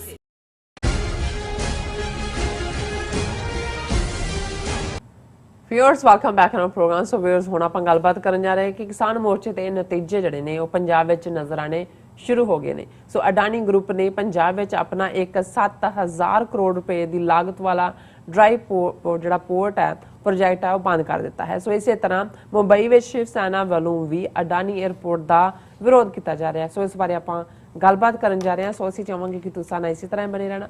ਦੇਖਣ ਸੁਣਨ ਲਈ ਲਿਖਣ ਲਈ ਤੁਹਾਡਾ ਸਭ ਦਾ ਬਹੁਤ-ਬਹੁਤ ਸ਼ੁਕਰੀਆ ਜੀ। ਡਾਕਟਰ ਸਾਹਿਬ ਕੀ ਕਹਿਣਾ ਚਾਹੋਗੇ? ਦੇਖੋ, ਕੱਲ ਅਸੀਂ ਇੱਕ ਸੈਗਮੈਂਟ ਕੀਤਾ ਸੀ ਕਿ ਕਿਵੇਂ ਬੀਜੇਪੀ ਪੰਜਾਬ ਦੇ ਵਿੱਚ ਸਿਆਸੀ ਐਂਟਰੀ ਮਾਰਨ ਦੇ ਲਈ ਉਹਨਾਂ ਨੇ ਰੈਂਟਾ ਸਿੱਖ ਜਿਹੜੇ ਨੇ ਉਹ ਖਰੀਦਣੇ ਸ਼ੁਰੂ ਕੀਤੇ ਹੋਏ ਨੇ ਜੀ। ਉਹਨਾਂ ਦੇ ਵਿੱਚ ਬਲਵੰਤ ਰਾਮੂਵਾਲੀਆ ਦੀ ਕੁੜੀ ਦਾ ਬੀਜੇਪੀ ਨੂੰ ਜੁਆਇਨ ਕਰਨਾ, 4-5 ਹੋਰ ਐਕਸ ਅਕਾਲੀਸ ਦੇ ਨਾਲ, ਔਰ ਇਸ ਦੇ ਨਾਲ ਅਸੀਂ ਦੇਖ ਰਹੇ ਹਾਂ ਕਿ ਇਹਦੇ 'ਚ ਦੇਖੋ ਜਿਹਨੂੰ ਕਹਿੰਦੇ ਨੇ ਕਿ devil must be given his due, ਇਹ ਸ਼ੈਤਾਨੀ ਆਰਐਸਐਸ ਬੀਜੇਪੀ ਦੀ ਬੇਸ਼ੱਕ ਹਰ ਲੈਵਲ ਦੇ ਉੱਤੇ ਅੱਜ ਵਿਜ਼ੀਬਲ ਹੈ, ਪਰ ਇਹਦੇ 'ਚ ਕੋਈ ਸ਼ੱਕ ਨਹੀਂ ਹੈ ਕਿ ਬਹੁਤ ਆਰਗੇਨਾਈਜ਼ਡ ਨੇ ਔਰ ਕੋਈ ਵੀ ਇਹਨਾਂ ਦਾ ਕਦਮ ਇਹ ਜਿਹੜਾ ਹੈ ਉਸ ਦੇ ਪਿੱਛੇ ਇੱਕ ਪਲੈਨਿੰਗ ਹੁੰਦੀ ਹੈ, ਉਸ ਦੇ ਲਈ ਪੈਸਾ ਆਨਾ ਇਹਨਾਂ ਦੇ ਕੋਲ ਹੈ, ਵਲੰਟੀਅਰਸ ਦੀ ਕੋਈ ਕਮੀ ਨਹੀਂ ਹੈ ਔਰ ਇਹ ਹਰ ਗੱਲ ਨੂੰ ਬੜੇ ਨੇੜਿਓਂ ਦੇਖਦੇ ਨੇ, ਸਟੱਡੀ ਕਰਦੇ ਨੇ ਉਸ ਦੇ ਉੱਤੇ, ਜਿਸ ਨੂੰ ਇਹ ਆਪਣੀ ਵਿਚਾਰ ਚਰਚਾ ਔਰ ਬਿਲਕੁਲ ਨਾਜ਼ੀ ਪਾਰਟੀ ਵਾਂਗ ਇਹਨਾਂ ਦਾ ਸਭ ਕੁਝ ਕਲੋਜ਼ ਦਾਇਰੇ ਦੇ ਵਿੱਚ ਹੁੰਦਾ ਹੈ। ਇਹਨਾਂ ਦੀ ਕੋਈ ਮੈਂਬਰਸ਼ਿਪ ਡਰਾਈਵ ਨਹੀਂ ਹੈ। ਉਹ ਕਹਿਣਗੇ ਦੁਨੀਆ ਦੀ ਅਸੀਂ ਸਭ ਤੋਂ ਵੱਡੀ ਆਰਗੇਨਾਈਜੇਸ਼ਨ ਹੈ, ਪਰ ਕੋਈ ਰਜਿਸਟਰ ਨਹੀਂ ਹੈ ਜਿਹਦੇ 'ਚ ਕੋਈ ਉਹਨਾਂ ਦੀ ਮੈਂਬਰਸ਼ਿਪ ਲਿਸਟ ਹੋਏ ਜਿਹਦੇ ਤੋਂ ਲੱਗੇ ਬਿਲਕੁਲ ਕਲੋਜ਼, ਜਿਵੇਂ ਕਿ ਨਾਜ਼ੀ ਜਾਂ ਫਾਸ਼ਿਸਟ ਵਰਕ ਕਰਦੇ ਨੇ ਇਵੇਂ ਕੰਮ ਕਰਦੇ ਨੇ। ਪਰ ਇਹਨਾਂ ਨੇ ਹਰ ਫੀਲਡ ਦੇ ਲੋਕਾਂ ਨੂੰ, ਔਰ ਜਿਵੇਂ ਅਸੀਂ ਦੇਖਿਆ ਕਿ 2014 ਦੇ ਵਿੱਚ ਕਿਵੇਂ ਉਹਨਾਂ ਨੇ ਇਲੈਕਸ਼ਨਸ ਜਿਤਾਈਆਂ, ਉਹਦੇ ਲਈ ਅੰਬਾਨੀ, ਅਡਾਨੀ, ਪਤੰਜਲੀ ਇਹਨਾਂ ਸਾਰਿਆਂ ਦਾ ਕੀ ਰੋਲ, ਉਸ ਤੋਂ ਪਹਿਲਾਂ ਲੋਕਾਂ ਦੇ ਵਿੱਚ ਆਪਣੀ ਥਾਂ ਬਣਾਉਣ ਲਈ ਇਕੱਲਾ ਹੀ ਨਹੀਂ, ਬਾਬਰੀ ਮਸਜਿਦ ਔਰ ਹਿੰਦੂਤਵੀ ਏਜੰਡਾ ਤਾਂ ਓਪਨ ਆਪਣੀ ਗੁੰਡਾ ਕਰਾਊਡ ਦੇ ਲਈ ਸੀ, ਲੇਕਿਨ ਜਿਹੜੇ ਸੈਂਸਿਟਿਵ ਥੋੜ੍ਹੇ ਬਹੁਤ ਰਿਲੀਜੀਅਸ ਮਾਈਂਡਡ ਲੋਕ, ਬੇਸ਼ੱਕ ਉਹ ਕੋਈ ਆਤੰਕੀ ਜਾਂ ਕੋਈ ਇਸ ਕਿਸਮ ਦੇ ਦੰਗਾਕਾਰੀ ਕਿਸਮ ਦੇ ਲੋਕ ਨਹੀਂ ਸੀ, ਉਹਨਾਂ 'ਚ ਉਹਨਾਂ ਨੇ ਇਹ ਜਿਹੜੇ 2-3 ਛੱਡੇ ਜਿਨ੍ਹਾਂ ਦੇ ਵਿੱਚ ਰਾਮਦੇਵ ਜਿਹਨੇ ਯੋਗਾ ਦੇ ਬਹਾਨੇ ਨਾਲ ਐਕਸਾਈਜ਼ ਹੈਲਥ ਦੇ ਹਵਾਲੇ ਨਾਲ ਆਪਣਾ ਪਰ ਆਰਐਸਐਸ ਦਾ ਬ੍ਰਾਂਡ ਐਂਬੈਸਡਰ, ਇਸੇ ਤਰ੍ਹਾਂ ਸ਼੍ਰੀ ਰਵੀ ਸ਼ੰਕਰ ਜਿਹਨੇ ਆਰਟ ਆਫ ਲਾਈਫ ਦੇ ਨਾਂ ਥੱਲੇ ਜੇਲ੍ਹਾਂ ਦੇ ਵਿੱਚ ਦੂਜੇ ਤੀਜੇ ਔਰ ਆਪਣਾ ਮਾਡਲ ਇਹ ਦੱਸਿਆ ਕਿ ਜੀ ਦੇਖੋ ਅਸੀਂ ਕਿਵੇਂ ਜੀਵਨ ਜੁਗਤ ਜਿਹੜੀ ਆ ਉਹ ਦੇ ਸਕਦੇ ਹਾਂ। ਇਸੇ ਤਰ੍ਹਾਂ ਇੱਕ ਸਤਿਗੁਰੂ ਵਾਸੁਦੇਵਾ ਦੇ ਨਾਂ ਥੱਲੇ ਜਿਹੜਾ ਉਹ ਤਾਮਿਲ ਦਾ ਇੱਕ ਇੱਥੋਂ ਦੀ IIT ਦਾ ਪੜ੍ਹਿਆ ਹੋਇਆ ਔਰ ਬੜਾ ਸਫਿਸਟੀਕੇਟ ਕਿਸਮ ਦੀ ਅੰਗਰੇਜ਼ੀ ਬੋਲਣ ਵਾਲਾ ਪਰ ਸ਼ੈਤਾਨ ਦੀ ਟੂਟੀ ਪੂਰੀ, ਉਹ ਵੀ RSS ਦਾ ਐਂਬੈਸਡਰ। ਸੋ ਕੁੱਲ ਮਿਲਾ ਕੇ ਉਹਨਾਂ ਨੇ ਇਹਨਾਂ ਸ਼ੋਬਿਆਂ ਨੂੰ ਕਵਰ ਕੀਤਾ।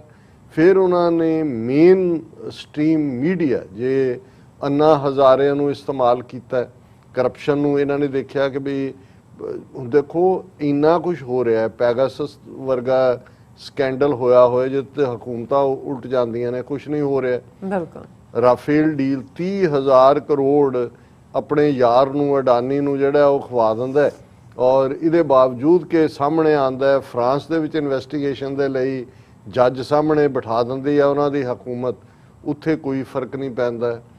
EVM ਮਸ਼ੀਨਾਂ ਜਿਨ੍ਹਾਂ ਨੂੰ ਲੈ ਕੇ ਕਿੰਨਾ ਕੋਈ ਫਰਕ ਨਹੀਂ ਪੈਂਦਾ ਹੈ।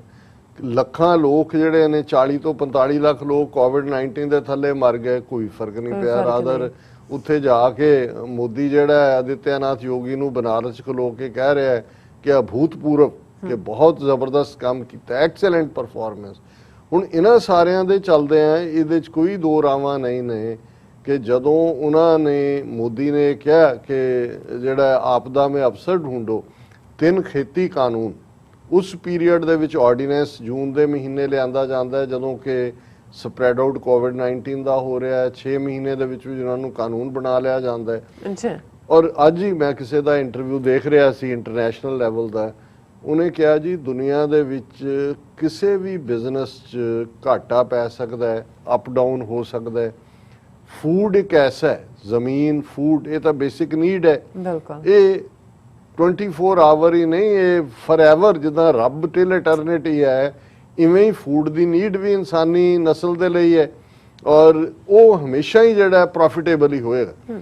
ਸੋ ਇਹਨਾਂ ਨੇ ਅੰਬਾਨੀ, ਅਡਾਨੀ, ਜਿਨ੍ਹਾਂ ਦੇ ਪੈਸੇ ਲਵਾ ਕੇ 2014 ਦੀਆਂ ਚੋਣਾਂ ਜਿੱਤੀਆਂ, 2019 ਚ ਫੇਰ ਜਿੱਤੀਆਂ, ਔਰ 2019 ਤੋਂ ਬਾਅਦ ਉਹਨਾਂ ਨੇ ਕਿਹਾ ਕਿ ਜੀ ਹੁਣ ਖੇਤੀਬਾੜੀ ਸੈਕਟਰ ਵੀ ਤੁਹਾਡੇ ਹਵਾਲੇ। ਪਹਿਲਾਂ 2014 ਚ ਵੀ ਕਦੀ ਕੋਸ਼ਿਸ਼ ਕੀਤੀ ਸੀ ਲੈਂਡ ਐਕਵਾਇਰ ਕਰਨ ਦੇ ਨਾਂ ਥੱਲੇ, ਉਹਨਾਂ ਨੂੰ ਜਿਹੜਾ ਸਟੈਪ ਬੈਕ ਕਰਨਾ ਪਿਆ ਸੀ, ਔਰ ਉਹ ਲਿਆ ਕੇ ਉਹਨਾਂ ਦੇ ਹਵਾਲੇ ਤਿੰਨੋਂ ਕਾਨੂੰਨ। ਕਿਵੇਂ? ਇਹ ਬਿਲਕੁਲ ਪ੍ਰਾਈਵੇਟਾਈਜੇਸ਼ਨ ਖੇਤੀਬਾੜੀ ਦੀ ਨਹੀਂ ਹੈ। ਅੰਬਾਨੀ, ਅਡਾਨੀ, ਔਰ ਇਹਦਾ ਮਤਲਬ RSS ਦੇ ਨਾਂ ਤੁਸੀਂ ਆਪਣੀਆਂ ਜ਼ਮੀਨਾਂ ਲਵਾ ਰਹੇ ਹੋ। ਅਸੀਂ ਸਮਝਦੇ ਹਾਂ ਵੀ ਇਹਦੇ ਬਾਵਜੂਦ ਕਿ ਸਾਡੀ ਇਸ ਕਿਸਾਨੀ ਐਜੀਟੇਸ਼ਨ ਦੇ ਵਿੱਚ ਅਪਸ ਡਾਊਨਸ ਹੋਈਆਂ, ਅੱਜ ਵੀ ਨੇ, ਕਿਉਂਕਿ ਲੀਡਰਸ਼ਿਪ ਜਿਹੜੀ ਹੈ ਉਹ ਸਮੇਂ ਦੇ ਹਾਣ ਦੀ ਨਹੀਂ ਹੈ। ਲੇਕਿਨ ਕ੍ਰੈਡਿਟ ਦੇਣਾ ਬਣਦਾ ਹੈ ਪੰਜਾਬ ਦੀ ਡਿਫਾਈਨਡ ਸਪਿਰਿਟ ਨੂੰ, ਸਿੱਖਾਂ ਦੀ।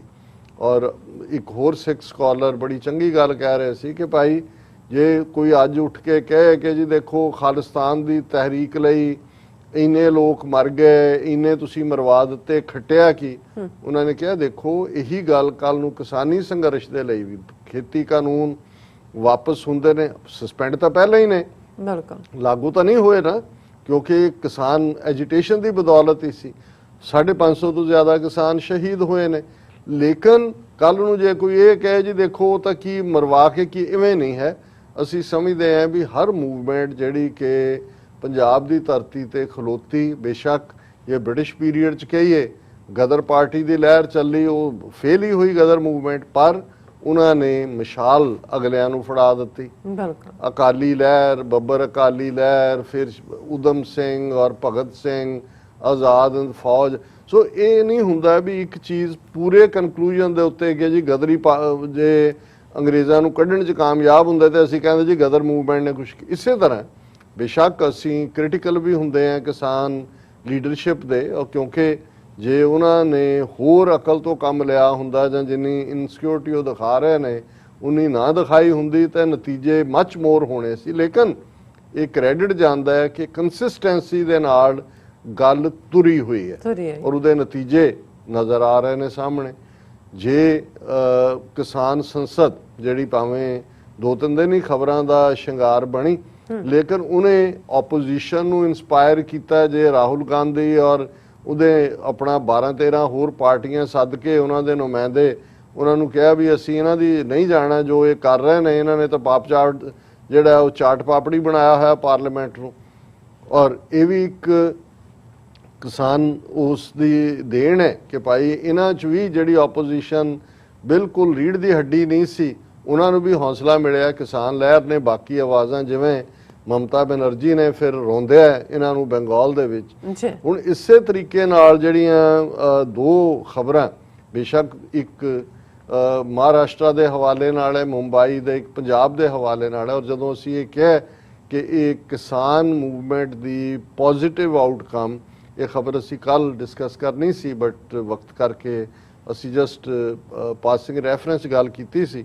ਔਰ ਇਹ ਖਬਰ ਜਿਹੜੀ ਪੰਜਾਬ ਦੇ ਸਭ ਤੋਂ ਪਪੂਲਰ ਜਾਂ ਜ਼ਿਆਦਾ ਛਪਣ ਵਾਲੇ ਅਖਬਾਰ ਅਜੀਤ ਦੀ ਹੈ, ਇਹ ਕਿਉਂਕਿ ਮੈਨੂੰ ਹੋਰ ਕਿਤੇ ਨਜ਼ਰ ਨਹੀਂ ਆਈ, ਟ੍ਰਿਬਿਊਨ ਜਾਂ ਬਾਕੀ ਉਹਨਾਂ ਦੀ PTI UNI ਨੇ, ਇਸ ਲਈ ਮੈਨੂੰ ਨਹੀਂ, ਪਰ ਜਿਵੇਂ ਫੈਕਟਸ ਦੇ ਨਾਲ ਗੱਲ ਕੀਤੀ ਗਈ ਹੈ ਮੈਨੂੰ ਲੱਗਦਾ ਵੀ ਇਹ ਖਬਰ ਕ੍ਰੈਡੀਬਲ ਹੈ। ਔਰ ਬਾਕੀਆਂ ਨੂੰ ਇਹ ਆਦਤ, ਉਹ ਤੁਹਾਨੂੰ ਵਿਕਟਰੀ ਤਾਂ ਦੇਣਾ ਨਹੀਂ ਚਾਹੁੰਦੇ, ਹੋ ਸਕਦਾ ਉਹਨਾਂ ਨੇ ਡੈਲੀਬਰੇਟਲੀ ਗਾਇਬ ਕੀਤੀ। ਔਰ ਖਬਰ ਹੈ ਅਡਾਨੀ ਗਰੁੱਪ ਨੇ 7000 ਕਰੋੜ ਦੀ ਲਾਗਤ ਵਾਲਾ ਖੁਸ਼ਕ ਬੰਦਰਗਾਹ ਪ੍ਰੋਜੈਕਟ ਕੀਤਾ ਬੰਦ। ਹੁਣ ਬੰਦਰਗਾਹ ਹੁੰਦੀ ਹੈ ਪੋਰਟ, ਖੁਸ਼ਕ ਬੰਦਰਗਾਹ ਡਰਾਈ ਪੋਰਟ। ਹੁਣ ਬਹੁਤ ਵਾਰੀ ਅਸੀਂ ਬੰਦਰਗਾਹ ਤਾਂ ਇਹੀ ਹੈ ਨਾ, ਅਸੀਂ ਕਹਿੰਦੇ ਬੰਬੇ, ਮੈਡਰਾਸ, ਫਲਾਣਾ, ਕਿਉਂਕਿ ਸਾਨੂੰ ਤਾਂ ਬੰਦਰਗਾਹ ਦਾ ਕਾਨਸੈਪਟ ਹੀ ਸਮੁੰਦਰ ਦੇ ਨਾਲ ਹੈ। ਪਰ ਜਿੱਥੇ ਜ਼ਮੀਨ ਟੂ ਜ਼ਮੀਨ ਤੱਕ ਚੀਜ਼ ਪਹੁੰਚਾਈ ਜਾਏ, ਹੁਣ ਸਮੁੰਦਰ 'ਚ ਵੀ ਕੀ ਹੁੰਦਾ ਹੈ, ਤੁਸੀਂ ਸਮੁੰਦਰੀ ਜਹਾਜ਼ਾਂ ਲਈ ਇੱਕ ਤੋਂ ਦੂਸਰੀ ਥਾਂ ਪਹੁੰਚਾਉਂਦੇ ਹੋ, ਬਿਲਕੁਲ ਉਹਨੂੰ ਵੀ ਪੋਰਟ ਕਿਹਾ ਜਾਂਦਾ ਹੈ। ਪੋਰਟ ਲਈ ਪੰਜਾਬੀ ਜਾਂ ਹਿੰਦੀ ਜਾਂ ਉਰਦੂ ਲਫ਼ਜ਼ ਬੰਦਰਗਾਹ ਹੈ, ਲੇਕਿਨ ਉਹਨੂੰ ਡਰਾਈ ਪੋਰਟ ਕਿਹਾ ਜਾਂਦਾ ਹੈ ਕਿ ਪਾਣੀ ਨਹੀਂ ਹੈ। ਸੋ ਇਸੇ ਤਰ੍ਹਾਂ ਜ਼ਿਲ੍ਹਾ ਲੁਧਿਆਣਾ ਦੇ ਕਿਲ੍ਹਾ ਰਾਏਪੁਰ ਦੇ ਵਿੱਚ ਅਡਾਨੀ ਗਰੁੱਪ ਵੱਲੋਂ 2017 ਚ ਇਹ ਜਿਹੜੀ ਹੈ 7000 ਕਰੋੜ ਦੀ ਲਾਗਤ ਨਾਲ ਇਹ ਪ੍ਰੋਜੈਕਟ ਸ਼ੁਰੂ ਕੀਤਾ ਗਿਆ ਸੀ। ਔਰ ਇਹੀ ਨਹੀਂ, ਵੱਡਾ ਪ੍ਰੋਜੈਕਟ ਹੈ ਜਿਹਦੇ 'ਚ ਕਿ 400 ਦੇ ਕਰੀਬ ਮੁਲਾਜ਼ਮ ਕੰਮ ਕਰਦੇ ਸੀ ਔਰ ਉਹਨਾਂ ਵੱਲੋਂ 700 ਕਰੋੜ ਦੇ ਟੈਕਸ ਵੀ ਜਿਹੜੇ ਨੇ ਸਾਲਾਨਾ ਪੰਜਾਬ ਸਰਕਾਰ ਨੂੰ ਦਿੱਤੇ ਜਾਂਦੇ ਸੀ। ਔਰ ਇਸ ਸਾਰੇ ਦੇ ਚੱਲਦੇ ਆ ਕਿਉਂਕਿ ਜਿੱਥੋਂ ਦੀ ਇਸ ਡਰਾਈ ਪੋਰਟ ਨੂੰ ਜਾਂ ਇਸ ਖੁਸ਼ਕ ਬੰਦਰਗਾਹ ਨੂੰ ਰਸਤਾ ਜਾਂਦਾ ਹੈ, ਉੱਥੇ ਜਿਹੜੇ ਨੇ ਕਿਸਾਨਾਂ ਨੇ ਧਰਨਾ ਲਾਇਆ ਹੋਇਆ ਹੈ ਪਿਛਲੇ 7-8 ਮਹੀਨੇ ਤੋਂ। ਔਰ ਜਨਵਰੀ 2021 ਤੋਂ ਕਿਸਾਨ ਯੂਨੀਅਨਾਂ ਵੱਲੋਂ ਕਿਲ੍ਹਾ ਰਾਏਪੁਰ ਵਾਲੇ ਪਾਸੇ ਮੁੱਖ ਗੇਟ ਨੂੰ ਪੂਰੀ ਤਰ੍ਹਾਂ ਬੰਦ ਕਰ ਦਿੱਤਾ ਗਿਆ ਸੀ, ਜਿਸ ਕਾਰਨ ਇੱਥੇ ਸਾਰਾ ਕੰਮ ਬੰਦ ਹੋ ਗਿਆ ਸੀ। ਹੁਣ 7 ਮਹੀਨੇ ਤੋਂ ਅਡਾਨੀ ਦੀ ਇਹ 7000 ਕਰੋੜ ਦੀ ਲਾਗਤ ਵਾਲੀ ਜਿਹੜੀ ਸਾਰੀ ਡਰਾਈ ਪੋਰਟ ਆ ਉਹ ਬੰਦ ਪਈ ਸੀ। ਔਰ ਇਸ ਦਾ ਨਤੀਜਾ ਵੀ ਹਾਲਾਂ ਉਹਨਾਂ ਨੇ 7 ਮਹੀਨੇ ਆਪਣੇ ਵਰਕਰਾਂ ਨੂੰ, ਜਿਨ੍ਹਾਂ ਦੀ ਗਿਣਤੀ ਅਸੀਂ 400 ਕਹੀ ਹੈ, ਉਹ ਤਨਖਾਹਾਂ ਦਿੰਦੇ ਰਹੇ। ਔਰ ਉਹਨਾਂ ਨੇ ਕਿਸਾਨਾਂ ਨੂੰ ਵੀ ਵਾਰ-ਵਾਰ ਕਿਹਾ ਕਿ ਜੀ ਖੋਲ ਦਿਓ, ਪੁਲਿਸ ਔਰ ਗਵਰਨਮੈਂਟ ਨੂੰ ਵੀ ਕਿਹਾ ਜੀ ਇਹਨਾਂ ਤੋਂ ਖਿਲਾਓ, ਲੇਕਿਨ ਜਿਹੜਾ ਉਹਨਾਂ ਨੇ ਕੋਈ ਇਹਦੇ ਤੇ ਐਕਟਿਵ, ਫਿਰ ਉਹ ਹਾਈ ਕੋਰਟ 'ਚ ਵੀ ਗਏ ਰਿਟ ਪੈਟੀਸ਼ਨ, ਪਰ ਉਹਦੇ 'ਚ ਵੀ ਜਿਹੜਾ ਇਹਨਾਂ ਦੀ ਕੋਈ ਗੱਲ ਸੁਣੀ ਨਹੀਂ ਗਈ। ਔਰ ਇਹ ਉਹਨਾਂ ਨੇ 30 ਜੁਲਾਈ 2021 ਨੂੰ ਪੰਜਾਬ ਹਰਿਆਣਾ ਹਾਈ ਕੋਰਟ ਹਲਫਨਾਮਾ ਦਾਇਰ ਕੀਤਾ ਔਰ ਪੰਜਾਬ ਨੇ ਕਿਹਾ ਜੀ ਅਸੀਂ ਬੇਬਸ ਹਾਂ। ਔਰ ਇਸ ਸਾਰੇ ਤੋਂ ਚੱਲਦੇ ਹਾਂ ਹੁਣ ਜਿਹੜਾ ਉਹਨਾਂ ਨੇ ਫੈਸਲਾ ਕੀਤਾ ਕਿ ਇਸ ਨੂੰ ਅਸੀਂ ਬੰਦ ਕਰਦੇ ਹਾਂ। ਔਰ ਹੁਣ ਇਸ ਦੇ ਨਾਲ ਹਾਲਾਂ ਜਿਹੜੀ ਖਬਰ ਦਾ ਇਸ ਢੰਗ ਨਾਲ ਦਿੱਤੀ ਗਈ ਹੈ ਜਿਹਦੇ ਨਾਲ ਵੀ ਪੰਜਾਬ ਦਾ ਨੁਕਸਾਨ, ਔਰ ਕਿਉਂਕਿ 400 ਮੁਲਾਜ਼ਮਾਂ ਨੂੰ ਨੌਕਰੀ ਨਹੀਂ ਮਿਲੇਗੀ, 700 ਕਰੋੜ ਦੇ ਟੈਕਸ ਮਿਲਦੇ ਸੀ ਪੰਜਾਬ ਸਰਕਾਰ ਨੂੰ, ਪਰ ਤੁਸੀਂ ਅੰਦਾਜ਼ਾ ਲਾਓ ਕਿ 7000 ਕਰੋੜ ਦਾ ਬਜਟ ਜਿੱਥੇ ਹੋਏ, ਸੋ ਇਹ ਸੇਕ ਲੱਗਾ। ਹੁਣ ਇਹ ਇੰਨੀ ਵੱਡੀ ਖਬਰ ਹੈ ਬਿਲਕੁਲ ਕਿ ਇਹ ਤਾਂ ਨੈਸ਼ਨਲ ਮੀਡੀਆ ਦੀ ਜ਼ੀਨਤ ਹੋਣੀ ਚਾਹੀਦੀ ਸੀ, ਪਰ ਜਿਵੇਂ ਅਸੀਂ ਆਲਰੇਡੀ ਪਿਛਲੇ ਸੈਗਮੈਂਟ 'ਚ ਵੀ ਕਿਹਾ ਵੀ ਜਮਹੂਰੀਅਤ ਜਿਹੜੀ ਹੈ ਇਸ ਵੇਲੇ ਮੈਜੋਰੀਟੇਰੀਅਨਿਜ਼ਮ ਹੈ। ਮੈਜੋਰੀਟੇਰੀਅਨਿਜ਼ਮ ਹਿੰਦੂਤਵ ਹੈ। ਹਿੰਦੂਤਵਾ ਦੀਆਂ ਸਾਰੀਆਂ ਇੰਸਟੀਟਿਊਸ਼ਨਸ ਅਡਾਨੀ ਪਤੰਜਲੀ ਦੀ ਜੇਬ 'ਚ ਨੇ। ਇਹਨਾਂ ਦਾ ਹੈੱਡਕੁਆਰਟਰ ਨਾਗਪੁਰ ਹੈ ਔਰ ਉੱਥੋਂ ਲੇਕਿਨ ਜਿਹੜਾ ਸਿੱਖਾਂ ਨੇ ਔਰ ਸਿੱਖ ਕਿਸਾਨੀ ਨੇ ਪੰਜਾਬ 'ਚ, ਔਰ ਦਿਲਚਸਪ ਗੱਲ ਇਹ ਹੈ ਕਿ ਵੀ ਜਦੋਂ ਪੰਜਾਬ ਦੇ ਲੀਡਰਾਂ ਨੇ ਜਾਂ ਲੋਕਾਂ ਨੇ ਜੋ ਕੁਛ ਟੋਕੀਓ ਓਲੰਪਿਕ ਦੇ ਹਵਾਲੇ ਨਾਲ ਸਿੱਖ ਬੱਚੀ ਗੁਰਜੀਤ ਕੌਰ ਨੇ ਕੀਤਾ ਗੋਲ, ਤੇ ਉਹਨਾਂ ਨੇ ਪੰਜਾਬ ਦੀ ਧੀ ਕਹਿ ਕੇ ਆਨਰ ਕੀਤਾ, ਜਾਂ ਜਿਹੜਾ ਉਹਨਾਂ ਨੇ ਜਦੋਂ ਜਿੱਤਿਆ ਮੈਚ ਹਾਕੀ 'ਚ ਕਿ ਜੀ ਸੈਮੀ ਫਾਈਨਲ 'ਚ ਪਹੁੰਚ ਗਏ ਔਰ ਉਹਨਾਂ ਨੇ ਕਿਹਾ ਜੀ ਕਿ ਜੇ 16 ਪਲੇਅਰ ਨੇ ਉਹਨਾਂ 'ਚੋਂ 8 ਸਿੱਖ ਨੇ, ਪ੍ਰਾਈਡ ਹੈ ਪੰਜਾਬ ਦਾ। ਹੁਣ ਉਦੋਂ ਇਹ ਸਾਰੇ ਆਪਣੇ ਆਪ ਨੂੰ ਸੈਕੂਲਰ ਕਹਿਣ ਵਾਲੇ ਜਿਹੜੇ ਨੇ ਉਹ ਵੀ ਜਿਹੜੇ ਨੇ ਉਹ ਨੈਗੇਟਿਵਿਟੀ ਦੇ ਵਿੱਚ ਉਛਲੇ, ਕਹਿਣ ਲੱਗੇ ਜੀ ਉਹਨੂੰ ਇੰਡੀਅਨ ਕਹਿਣਾ ਚਾਹੀਦਾ ਹੈ, ਇੰਡੀਆ ਦਾ ਪ੍ਰਾਈਡ ਹੈ, ਪੰਜਾਬ ਕਿੱਥੋਂ ਆ ਗਿਆ। ਪਰ ਜਦੋਂ ਇਹੀ ਕਿਸਾਨ ਜਿਹੜੇ ਭਾਰਤ ਭਰ ਦੇ ਵਿੱਚ ਜਿਹੜਾ ਉਹ 50% ਤੋਂ ਜ਼ਿਆਦਾ ਕਿਸਾਨੀ ਤੇ ਡਿਪੈਂਡ ਕਰਦੇ ਨੇ, ਜਦੋਂ ਉਹਨਾਂ ਦੇ ਹੱਕਾਂ ਦੀ ਗੱਲ ਸਿੱਖ ਕਿਸਾਨ ਜਿਹੜੇ ਨੇ ਉਹ ਆਪਣੇ ਉੱਤੇ ਸਫਰਿੰਗ ਲੈ ਕੇ ਕਰ ਰਹੇ ਨੇ, 550 ਸ਼ਹੀਦੀਆਂ ਹੋਈਆਂ, ਤੇ ਉਦੋਂ ਇਹ ਕਹਿੰਦੇ ਨੇ ਜੀ ਇਹ ਤਾਂ ਸਿਰਫ ਪੰਜਾਬ ਤੇ ਹਰਿਆਣੇ ਦੇ ਸਿੱਖਾਂ ਦਾ ਮਸਲਾ ਹੈ।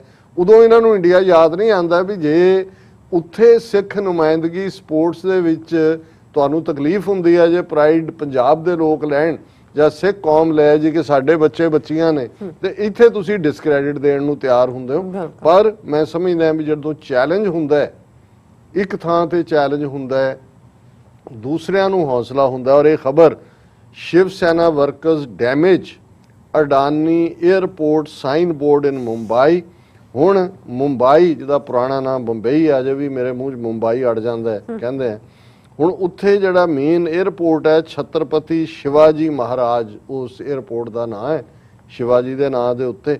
ਹੁਣ ਉੱਥੇ ਕਿਉਂਕਿ ਉਹਦੇ ਵੀ 60-65% ਸ਼ੇਅਰ ਸ਼ਿਵਾਜੀ 에ਅਰਪੋਰਟ ਦੇ ਅਡਾਨੀ ਨੂੰ ਇਹਨੂੰ ਵੇਚੇ ਹੋਏ ਨੇ, ਅਡਾਨੀ ਉਹੀ ਮਾਲਕ ਨੇ। ਉਹਨਾਂ ਨੇ ਇਹ ਦੱਸਣ ਦੇ ਲਈ ਕਿ ਜੀ ਇਹ ਹੁਣ ਸ਼ਿਵਾਜੀ 에ਅਰਪੋਰਟ ਨਹੀਂ ਹੈ, ਉਹਨਾਂ ਨੇ ਇੱਕ ਵੱਡਾ ਬੋਰਡ ਜਿਹਨੂੰ ਨੀਓਨ ਬੋਰਡ ਕਹਿੰਦੇ ਨੇ ਅਡਾਨੀ 에ਅਰਪੋਰਟ ਦਾ ਲਾਇਆ ਹੋਇਆ ਸੀ। ਔਰ ਇਹਦੇ 'ਚ ਹੈ ਕਿ ਇਹ group of Shiv Sena workers allegedly ransacked a neon signboard with Adani Airport written on it near the statue of Chhatrapati Shivaji Maharaj close to airport in Bombay on Monday afternoon, police officials said. They shouted slogans against the signboard when the airport is named after Chhatrapati Shivaji. ਉਹਨਾਂ ਨੇ ਕਿਹਾ ਜੀ ਇਹ ਸਾਡੇ ਛਤਰਪਤੀ ਸ਼ਿਵਾਜੀ ਮਹਾਰਾਜ ਦਾ airport ਹੈ ਤੇ ਅਡਾਨੀ ਵਿੱਚ ਕਿੱਥੋਂ ਆ ਗਿਆ ਕਿ ਇਹਨਾਂ ਨੇ ਸ਼ੇਅਰ ਖਰੀਦ ਲਏ ਔਰ ਇਹ ਸਾਰੇ ਦੇ ਉੱਤੇ ਇਹੀ ਖਬਰ ਦੀ ਡਿਟੇਲ ਹੈ। ਔਰ ਅਡਾਨੀ 에ਅਰਪੋਰਟ ਹੋਲਡਿੰਗਸ ਵਾਲਿਆਂ ਨੇ ਕਿਹਾ ਕਿ in light of the incidents around Adani Airport brandings at Mumbai International Airport, we firmly assure that AHL has merely replaced the previous branding with Adani Airport branding and no change has been made. ਹੁਣ ਉਹਨਾਂ ਨੂੰ ਇਹ ਹੋਇਆ ਕਿ ਵੀ ਇਹ ਮਰਾਠੇ ਵਿਗੜ ਗਏ ਨੇ, ਇਹ ਨਾ ਹੋਏ ਕਿ ਵੀ ਇਹ ਸਾਡਾ ਇੱਥੋਂ ਹੀ ਕੰਮ ਬੰਦ ਕਰਾ ਦੇਣ। ਨਾ ਨਾ ਨਾ ਨਾ, 에ਅਰਪੋਰਟ ਉਹੀ ਰਹੇਗਾ, ਅਸੀਂ ਸਿਰਫ ਅਡਾਨੀ 에ਅਰਪੋਰਟ ਦੀ ਬ੍ਰਾਂਡਿੰਗ ਔਰ ਦੂਸਰੀ ਤੀਸਰੀ ਕਰ ਰਹੇ ਹਾਂ। ਪਰ ਮੈਨੂੰ ਇਹ ਲੱਗਦਾ ਹੈ ਕਿ ਵੀ ਜਿਹੜਾ ਇਹ ਪੰਜਾਬ ਦੀ ਡਿਫਾਈਂਸ ਦੀ ਲਾਈਨ ਸਿੱਖ ਕਿਰਸਾਨੀ ਦੇ ਰੂਪ ਦੇ ਵਿੱਚ ਸਾਹਮਣੇ ਆਈ, ਉਹਨੇ ਜਿੱਥੇ 7000 ਕਰੋੜ ਦੀ ਡਰਾਈ ਪੋਰਟ ਲਾਈਨ ਜਿਹੜਾ ਉਹਨਾਂ ਦਾ ਪ੍ਰੋਜੈਕਟ ਸੀ ਉਹਨੂੰ ਬੰਦ ਕਰਵਾਇਆ, ਉੱਥੇ ਉਹਨਾਂ ਮਰਾਠਿਆਂ ਨੇ ਵੀ ਹੁਣ ਹੌਸਲਾ ਫੜਿਆ ਕਿ ਵੀ ਇਹ ਤੁਸੀਂ ਤਾਂ ਜ਼ਮੀਨਾਂ ਵੀ ਖਰੀਦ ਰਹੇ ਹੋ, 에ਅਰਪੋਰਟ ਵੀ ਖਰੀਦ ਰਹੇ ਹੋ ਔਰ ਉੱਥੇ ਤੁਸੀਂ ਜਿਹੜਾ ਉਹ ਆਪਣੇ ਬੋਰਡ ਲਾ ਰਹੇ ਹੋ। ਸੋ ਇਹਨੂੰ ਮੈਂ ਇੱਕ ਪੋਜ਼ਿਟਿਵਿਟੀ ਦੇ ਤੌਰ ਤੇ ਦੇਖ। ਸੋ ਨਾਈਸ ਜੀ ਡਾਕਟਰ ਸਾਹਿਬ, ਤੁਹਾਡਾ ਬਹੁਤ ਬਹੁਤ ਸ਼ੁਕਰੀਆ। ਸੋ ਇੱਥੇ ਲੈਣੇ ਬ੍ਰੇਕ। ਵਿਊਅਰਸ ਤੁਸੀਂ ਸਾਨੂੰ ਇਸੇ ਤਰ੍ਹਾਂ ਹੀ ਜੁੜੇ ਰਹਿਣਾ, ਮਿਲਦੇ ਹਾਂ ਛੋਟੇ ਜਿਹੇ ਬ੍ਰੇਕ ਤੋਂ ਬਾਅਦ।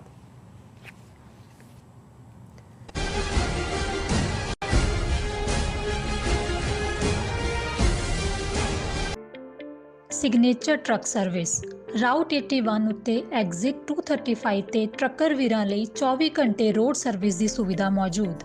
Heavy duty repair, oil change, ਪੁਰਾਣੇ ਅਤੇ ਨਵੇਂ tyre, computer diagnostic, DPF cleaning, brake service ਜਾਂ ਰਸਤੇ ਵਿੱਚ ਆਈ ਹਰ ਤਰ੍ਹਾਂ ਦੀ ਰਿਪੇਅਰ ਪ੍ਰੋਫੈਸ਼ਨਲ ਟੀਮ ਵੱਲੋਂ ਕੀਤੀ ਜਾਂਦੀ ਹੈ। ਬ੍ਰੇਕਫਾਸਟ, ਲੰਚ ਅਤੇ ਡਿਨਰ ਲਈ ਪੰਜਾਬੀ ਢਾਬੇ ਦਾ ਆਨੰਦ ਵੀ ਮਾਣੋ। ਡਰਾਈਵਰ ਅਤੇ ਟਰੱਕ ਆਪਰੇਟਰ ਵੀਰ ਡਿਸਪੈਚ ਦੀ ਸਰਵਿਸ ਲਈ ਸਾਡੇ ਨਾਲ ਸੰਪਰਕ ਕਰਨ। Signature truck service 58 triangle drive, wares cave, Virginia 24। Waheguru ji ਕਾ ਖਾਲਸਾ, ਵਾਹਿਗੁਰੂ ਜੀ ਕੀ ਫਤਿਹ। ਮੇਰੇ ਸਾਰੇ ਸੰਸਾਰ ਭਰ ਦੇ ਪੰਜਾਬੀਆਂ ਤੇ ਸਿੱਖ ਭਾਈਚਾਰੇ ਨੂੰ ਬੇਨਤੀ ਹੈ, ਤੁਸੀਂ ਜਲਦੀ ਅੱਜ ਹੀ ਆਪਣੇ ਪੰਜਾਬ ਦੇ ਲਈ the non-government Punjab independence referendum ਦੀਆਂ ਵੋਟਾਂ ਰਜਿਸਟਰ ਕਰਵਾਓ। 15 ਅਗਸਤ 2021 ਨੂੰ ਇਹ ਵੋਟਾਂ ਇੰਗਲੈਂਡ ਤੋਂ ਸਟਾਰਟ ਹੋਣਗੀਆਂ। ਪਹਿਲੀ ਪੋਲਿੰਗ ਸੈਂਟਰ, ਪਹਿਲੀ ਵੋਟ ਇੰਗਲੈਂਡ ਤੋਂ ਹੋਗੀ। ਜਲਦੀ ਵੋਟਾਂ ਰਜਿਸਟਰ ਕਰਵਾਓ। Thank you. ਕੀ ਤੁਸੀਂ ਰੋਜ਼ਾਨਾ ਕੰਮ ਤੇ ਆਪਣਾ ਵਧੇਰੇ ਸਮਾਂ ਬਿਤਾਉਣ ਤੋਂ ਪਰੇਸ਼ਾਨ ਹੋ? ਆਪਣੀ ਪੂੰਜੀ ਨੂੰ ਕੰਮ ਤੇ ਲਗਾਓ, ਸਾਡੇ ਨਾਲ ਇਨਵੈਸਟ ਕਰੋ। ਅਸੀਂ ਤੁਹਾਡੀ ਪੂੰਜੀ ਤੋਂ ਤੁਹਾਡੇ ਲਈ ਵਧੇਰੇ ਪੈਸੇ ਬਣਾ ਸਕਦੇ ਹਾਂ। ਅਸੀਂ ਪ੍ਰਾਈਵੇਟ ਇਕੁਇਟੀ ਇਨਵੈਸਟਮੈਂਟ ਫਰਮ ਹਾਂ ਤੇ ਕਮਰਸ਼ੀਅਲ ਰੀਅਲ ਏਸਟੇਟ ਵਿੱਚ ਮਾਹਿਰ ਹਾਂ। Property management, leasing, asset management, commercial real estate investment ਵਿੱਚ ਸਾਰੀਆਂ ਸੇਵਾਵਾਂ ਲਈ ਅਮਰੀਕਾ ਭਰ ਵਿੱਚੋਂ ਤੁਸੀਂ ਸਾਡੇ ਤੱਕ ਪਹੁੰਚ ਕਰ ਸਕਦੇ ਹੋ। ਆਜ਼ਾਦ ਕਮਰਸ਼ੀਅਲ ਰੀਅਲਟੀ ਸਰਵਿਸਿਜ਼ ਤੇ Azad family trust, 701 north post oak road, suite number 204, Houston, Texas. ਤੁਸੀਂ ਸਾਨੂੰ ਸਾਡੇ ਫੋਨ ਨੰਬਰ 7136861277 ਤੇ ਵੀ ਸੰਪਰਕ ਕਰ ਸਕਦੇ ਹੋ। Azad commercial realty services.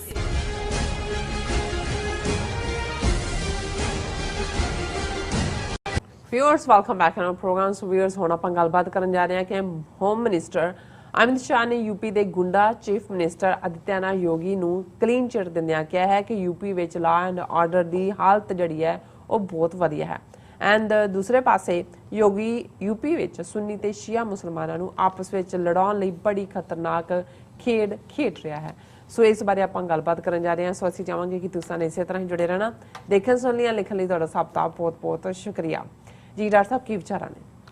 ਦੇਖੋ, ਅਸੀਂ ਤਾਂ ਵੈਸੇ ਯੂਪੀ ਦੇ ਚੀਫ ਮਿਨਿਸਟਰ ਆਦਿਤਿਆਨਾਥ ਯੋਗੀ ਨੂੰ ਕੰਨ ਪਾਟਾ ਗੁੰਡਾ ਲਫ਼ਜ਼ਾਂ ਦੇ ਨਾਲ ਹੀ ਐਡਰੈਸ ਕਰਦੇ ਹਾਂ, ਕਿਉਂਕਿ ਕੰਨ ਵੀ ਉਹਦੇ ਪਾਟੇ ਹੋਏ ਨੇ ਔਰ ਮਰਡਰ ਉਸ ਦੇ ਉੱਤੇ ਕਿੰਨੇ ਹੀ ਮਰਡਰ ਔਰ ਦੂਸਰੇ ਕੇਸ ਜਿਹੜੇ ਉਹਨੇ ਆਪ ਹੀ ਆਪਣੇ ਆਪ ਨੂੰ ਮਾਫ ਕਰ ਲਿਆ ਚੀਫ ਮਿਨਿਸਟਰ ਬਣਨ ਤੋਂ ਬਾਅਦ। ਔਰ ਇਸ 'ਚ ਵੀ ਕੋਈ ਦੋ ਰਾਵਾਂ ਨਹੀਂ ਹੈ ਕਿ ਯੂਪੀ ਦੇ ਵਿੱਚ ਪੂਰੀ ਤਰ੍ਹਾਂ ਗੁੰਡਾ ਰਾਜ ਹੈ। ਬਿਲਕੁਲ। ਔਰ ਕਿਵੇਂ ਈਵਨ ਕੋਵਿਡ-19 ਦੇ ਚਲਦਿਆਂ ਲੱਖਾਂ ਮੌਤਾਂ ਨੂੰ ਲੁਕਾਇਆ ਗਿਆ, ਇਹਦੇ ਬਾਵਜੂਦ ਕਿ ਸੈਟੇਲਾਈਟ ਇਮੇजेस ਔਰ ਇਨਵੈਸਟੀਗੇਟਿਵ ਕਿਸਮ ਦੇ ਜਰਨਲਿਸਟ ਨੇ ਗੰਗਾ ਦੇ ਕੰਢੇ ਕਿਵੇਂ ਲਾਸ਼ਾਂ ਨੇ, ਕਿਵੇਂ ਰੇਤ ਦੇ ਵਿੱਚ ਬਰੀਅਲਸ ਨੇ, ਔਰ ਦੂਸਰੇ ਔਰ ਜਿੰਨੇ ਇਹਦੇ ਚਲਦਿਆਂ ਜਿੰਨੇ ਦਲਿਤ ਬੱਚੀਆਂ ਦੇ ਨਾਲ ਰੇਪ ਦੇ ਕੇਸ ਹੋਏ ਨੇ, ਮੁਸਲਮਾਨਾਂ ਦਾ ਤਾਂ ਬਿਲਕੁਲ ਕਾਰੋਬਾਰ ਉਹ ਬੇਸ਼ੱਕ ਕਸਾਈਆਂ ਦਾ ਕੰਮ ਸੀ ਜਾਂ ਉਹਨਾਂ ਦੇ ਦੂਸਰੇ ਸੀ, ਉਹ ਵੀ ਸਾਰੇ ਬੰਦ। ਔਰ ਉਸ ਦੇ ਨਾਲੇ ਜਿੰਨੇ ਵੀ ਲਵ ਜਿਹਾਦ ਔਰ ਕਊ ਵਿਜੀਲਾਂਟੇ ਔਰ ਇਹਨਾਂ ਦੇ ਥੱਲੇ ਜਿੰਨੀਆਂ ਵਾਇਲੈਂਸ ਦੀਆਂ ਘਟਨਾਵਾਂ ਵੈਸਟਰਨ ਯੂਪੀ ਤੋਂ ਸ਼ੁਰੂ ਕਰਕੇ ਜੇ ਅਸੀਂ ਦੇਖੀਏ ਤੇ ਇਸ ਦੇ ਰਾਜ ਹੁੰਦੀਆਂ ਨੇ, ਕਿਵੇਂ ਇਹਨੇ ਈਵਨ ਲਖਨਊ ਕੈਪੀਟਲ ਦੇ ਵਿੱਚ ਜਿਹੜੀਆਂ ਮੁਸਲਮਾਨ ਵਕਫ ਬੋਰਡ ਜਾਂ ਉਹਨਾਂ ਦੀਆਂ ਇੰਸਟੀਟਿਊਸ਼ਨਸ, ਉਹਨਾਂ ਦੇ ਬਾਹਰ ਵੀ ਜਿਹੜੇ ਨੇ ਜ਼ਬਰਦਸਤੀ ਆਪਣਾ ਭਗਵਾ ਰੰਗ ਉਹਨਾਂ ਬਿਲਡਿੰਗਾਂ ਦੇ ਉੱਤੇ ਕੀਤਾ ਹੈ। ਈਵਨ ਅਲੀਗੜ੍ਹ ਮੁਸਲਿਮ ਯੂਨੀਵਰਸਿਟੀ ਦੇ ਕੰਮਾਂ ਕਾਰਾਂ 'ਚ ਵੀ ਕਿਸ ਹੱਦ ਤੱਕ ਇੰਟਰਫੇਅਰੈਂਸ। ਸੋ ਇੰਨੀਆਂ ਕੁ ਘਟਨਾਵਾਂ ਨੇ ਔਰ ਕਿਵੇਂ ਹਜ਼ਾਰਾਂ ਦੀ ਗਿਣਤੀ 'ਚ ਝੂਠੇ ਪੁਲਿਸ ਮੁਕਾਬਲੇ ਬਣਾਏ ਨੇ, ਹਜ਼ਾਰਾਂ, ਜਿਹਦੇ 'ਚ ਮੈਕਸਿਮਮ ਦਲਿਤ, ਮੁਸਲਮਾਨ ਔਰ ਕੁਛ ਬ੍ਰਾਹਮਣ ਜਾਤ ਦੇ ਲੋਕ, ਕਿਉਂਕਿ ਇਹ ਰਾਜਪੂਤ ਕਲੈਨ ਨਾਲ ਸੰਬੰਧਿਤ ਹੈ ਔਰ ਉੱਥੇ ਇਸ ਕਿਸਮ ਦਾ ਇਹਨਾਂ ਦਾ ਕੰਬੀਨੇਸ਼ਨ ਹੈ ਕਿ ਵੀ ਇਹਨਾਂ ਨੇ ਕਿਉਂਕਿ ਬ੍ਰਾਹਮਣ ਇੱਕ ਸਟੇਜ ਤੇ ਬਹੁਜਨ ਸਮਾਜ ਪਾਰਟੀ ਵੱਲ ਝੁਕੇ, ਇਹਨਾਂ ਤੋਂ ਟੁੱਟੇ ਔਰ ਇਹਨਾਂ ਨੂੰ ਲੱਗਾ ਵੀ ਇਹਨਾਂ ਨੂੰ ਸਬਕ ਸਿਖਾਇਆ ਜਾਣਾ ਚਾਹੀਦਾ। ਸੋ ਉਹ ਜਿਹੜੇ ਲੋਅਰ ਲੈਵਲ ਤੱਕ ਪਹੁੰਚਦੇ ਆ ਔਰ ਕਿਵੇਂ ਯੁਵਾ ਵਾਹਿਨੀ ਜਿਹੜੀ ਇਹਦੀ ਇੱਕ ਆਪਣੀ ਹਿੰਸਕ ਆਊਟਫਿਟ, ਜਿਵੇਂ RSS ਨੇ ਆਪਣੀ ਅਖਿਲ ਭਾਰਤੀ ਵਿਦਿਆਰਥੀ ਪਰਿਸ਼ਦ ਸਟੂਡੈਂਟਸ ਬਣਾਈ ਹੋਈ ਹੈ, ਇਹਨੇ ਯੁਵਾ ਵਾਹਿਨੀ ਬਣਾਈ ਹੋਈ ਸੀ ਔਰ ਬਹੁਤ ਸਾਰਾ ਕੁਝ। ਅਸੀਂ ਜੇ ਇਸ ਪਾਰਟ ਨੂੰ ਦੇਖੀਏ ਕਿ ਈਵਨ ਮਸੀਤਾਂ ਢਾਹ ਕੇ ਜਿਹੜਾ ਉਸ ਦੀ ਥਾਂ ਬਿਲਕੁਲ ਉਹਨੂੰ ਲੈਵਲ ਕਰਨਾ, ਹੁਣ ਕਿਉਂਕਿ ਬਾਬਰੀ ਮਸਜਿਦ ਤੋਂ ਬਾਅਦ ਤਾਂ ਬਿਲਕੁਲ ਹੀ ਦਮ ਤੋੜ ਦਿੱਤਾ ਹੈ ਮੁਸਲਮਾਨ ਆਰਗੇਨਾਈਜੇਸ਼ਨਸ ਦੀ ਰੈਜ਼ਿਸਟੈਂਸ ਦੀ ਗੱਲ ਨੇ। ਔਰ ਇਹੀ ਕਾਰਨ ਹੈ ਕਿ ਉਧਰ ਅਦਾਲਤਾਂ ਦੇ ਵਿੱਚ ਹੁਣ ਜਿਹੜੀ ਹੈ ਉਹ ਕਾਂਸ਼ੀ ਬਨਾਰਸ ਦੀ ਗਿਆਨ ਵਿਆਪੀ ਜਿਹੜਾ ਉਹਨੂੰ ਮੰਦਰ ਕਹਿ ਕੇ ਉਹਦੇ ਤੇ ਵੀ ਮੁਹਿੰਮ ਸ਼ੁਰੂ ਕੀਤੀ ਹੋਈ ਹੈ। ਔਰ ਇਸ ਸਾਰੇ ਦੇ ਚਲਦੇ ਆ ਕਿਉਂਕਿ ਇਹ ਗੁੰਡਾ ਰਾਜ ਇਸ ਵੇਲੇ ਸਿਖਰ ਦੇ ਉੱਤੇ ਹੈ ਔਰ 2022 ਬਿਲਕੁਲ ਸਿਰ ਤੇ ਆ ਕੇ ਖਲੋ ਗਏ, ਯੂਪੀ ਦੀਆਂ ਚੋਣਾਂ ਹੋਣੀਆਂ ਨੇ। ਔਰ ਇਸ ਸਾਰੇ ਦੇ ਚਲਦੇ ਆ ਕਿਉਂਕਿ ਇੰਟਰਨੈਸ਼ਨਲ ਮੀਡੀਆ 'ਚ ਵੀ ਨੈਗੇਟਿਵਿਟੀ ਹੋਈ, ਭਾਰਤ 'ਚ ਤਾਂ ਮੇਨ ਸਟ੍ਰੀਮ ਮੀਡੀਆ ਇਹਨਾਂ ਨੇ ਕਾਬੂ ਕੀਤਾ ਹੋਇਆ, ਪਰ ਜੇ ਦੈਨਿਕ ਭਾਸਕਰ ਵਰਗਿਆਂ ਨੇ ਜਿਹੜਾ ਦਾ ਪੂਰਾ ਨੈਟਵਰਕ ਹੈ ਇਹਨੂੰ ਐਕਸਪੋਜ਼ ਕੀਤਾ ਕਿ ਯੂਪੀ 'ਚ ਕੀ ਹੋਇਆ, ਮੱਧ ਪ੍ਰਦੇਸ਼ ਜਾਂ ਦੂਜੇ ਬੀਜੇਪੀ ਗਵਰਨਡ ਸਟੇਟਸ, ਤੇ ਉਹਨਾਂ ਨੇ ਉਹਨਾਂ ਦੇ ਸਾਰੇ ਦਫ਼ਤਰਾਂ ਤੇ ਛਾਪੇ ਮਾਰ ਕੇ ਇਨਕਮ ਟੈਕਸ ਦੂਜੇ ਤੀਜੇ ਉਸ ਆਵਾਜ਼ ਨੂੰ ਵੀ ਬੰਦ ਕਰਾਉਣ ਦੀ ਕੋਸ਼ਿਸ਼ ਕੀਤੀ। ਔਰ ਇਸ ਸਾਰੇ ਦੇ ਚਲਦੇ ਆ ਕਿਉਂਕਿ RSS ਇਹਨੂੰ ਗੁੰਡੇ ਯੋਗੀ ਨੂੰ ਮੋਦੀ ਤੋਂ ਨੈਕਸਟ ਤਿਆਰ ਕਰ ਰਿਹਾ ਪ੍ਰਾਈਮ ਮਿਨਿਸਟਰ ਲਈ। ਸੋ ਹੁਣ ਜੇ ਉਹਦੀ ਇਹ ਕਾਰਗੁਜ਼ਾਰੀ ਜਿਹੜੀ ਗੁੰਡਾਗਰਦੀ ਦੇ ਉੱਤੇ ਹੀ ਨਿਹਿਤ ਉਹਦੀ ਸਾਰੀ ਰਹੀ, ਜੇ ਉਹਨੂੰ ਸਾਹਮਣੇ ਰੱਖਦੇ ਆ, ਇਹਨੂੰ ਵਿਦਡਰਾ ਕਰਦੇ ਨੇ ਚੀਫ ਮਿਨਿਸਟਰ ਫੇਸ ਦੇ ਤੌਰ ਤੇ 2022 ਦੀਆਂ ਚੋਣਾਂ 'ਚ, ਤੇ ਫਿਰ ਇਹ ਉਹਨਾਂ ਦੀ ਫੇਲਿਅਰ ਵੀ ਨਜ਼ਰ ਆਏਗੀ RSS ਦੀ। ਇਸ ਲਈ RSS ਦੇ ਨਾਗਪੁਰ ਹੈੱਡਕੁਆਰਟਰ ਨੇ ਹਦਾਇਤ ਕੀਤੀ ਕਿ ਐਂਡੋਰਸ ਕਰੋ ਇਹਨੂੰ ਔਰ ਇਸ ਐਂਡੋਰਸਮੈਂਟ ਦਾ ਪਹਿਲਾ ਹਿੱਸਾ ਸੀ ਕਿ ਮੋਦੀ ਬਨਾਰਸ ਗਿਆ ਗੰਗਾ ਦੇ ਕੰਢੇ ਖਲੋ ਕੇ ਔਰ ਕੋਵਿਡ-19 ਦਾ ਮੈਂਸ਼ਨ ਕਰਕੇ ਯੋਗੀ ਨੂੰ ਐਡਰੈਸ ਕਰਦਿਆਂ ਕਿਹਾ ਕਿ ਜੀ ਤੁਹਾਡੀ ਜਿਹੜੀ ਕਾਰਗੁਜ਼ਾਰੀ ਸੀ ਉਹ ਅਭੂਤਪੂਰਵ, ਐਕਸਲੈਂਟ। ਹੁਣ ਇਹੀ ਕੰਮ ਹੋਮ ਮਿਨਿਸਟਰ ਜਿਹੜਾ ਅਮਿਤ ਸ਼ਾਹ, ਕਿਉਂਕਿ ਇਸ ਵੇਲੇ ਬਿੱਲਾ ਰੰਗਾ ਕਾਤਲਾਂ ਦੀ ਜੋੜੀ ਮੋਦੀ ਅਮਿਤ ਸ਼ਾਹ ਦੀ ਰਨ ਕਰ ਰਹੀ ਹੈ, ਜ਼ਾਹਰ ਹੈ ਤਾਂ ਪਾਵਰ RSS ਦੇ ਕੋਲ ਹੈ। ਹੁਣ ਇਹ ਜਿਹੜਾ ਹੈ ਅਮਿਤ ਸ਼ਾਹ ਉਸ ਨੂੰ ਜਦੋਂ ਐਡਰੈਸ ਕਰ ਰਿਹਾ ਯੋਗੀ ਨੂੰ, ਔਰ ਦੂਸਰਾ ਪਹਿਲਾਂ ਤਾਂ ਇਹ ਖਬਰ ਹੈ ਮੇਨ ਤੌਰ ਤੇ Uttar Pradesh CM Yogi Adityanath gets pat on back from home minister for law and order, ਕਿ ਜੀ ਜੋ ਕਾਨੂੰਨ ਵਿਵਸਥਾ ਨੂੰ ਜਿਵੇਂ ਹੈਂਡਲ ਯੋਗੀ ਜੀ ਨੇ ਕੀਤਾ ਹੈ, ਇਸ ਤੋਂ ਪਹਿਲਾਂ ਲਾਲੈਸ ਸੁਸਾਇਟੀਜ਼, ਮਤਲਬ ਜਿਹੜਾ ਕਿਸੇ ਦਾ ਸਭ ਤੋਂ ਵੱਡੀ ਫੇਲਿਅਰ ਹੈ, ਜੇ ਤੁਸੀਂ ਝੂਠ ਹੀ ਬੋਲਣਾ ਹੈ ਤਾਂ ਉਹਨੂੰ ਕਹੋ ਕਿ ਸਭ ਤੋਂ ਵੱਡੀ ਕਾਮਯਾਬੀ ਹੈ। ਔਰ ਇਹੀ ਕੰਮ ਐਗਜ਼ੈਕਟਲੀ ਇਹ ਕਰ ਰਿਹਾ।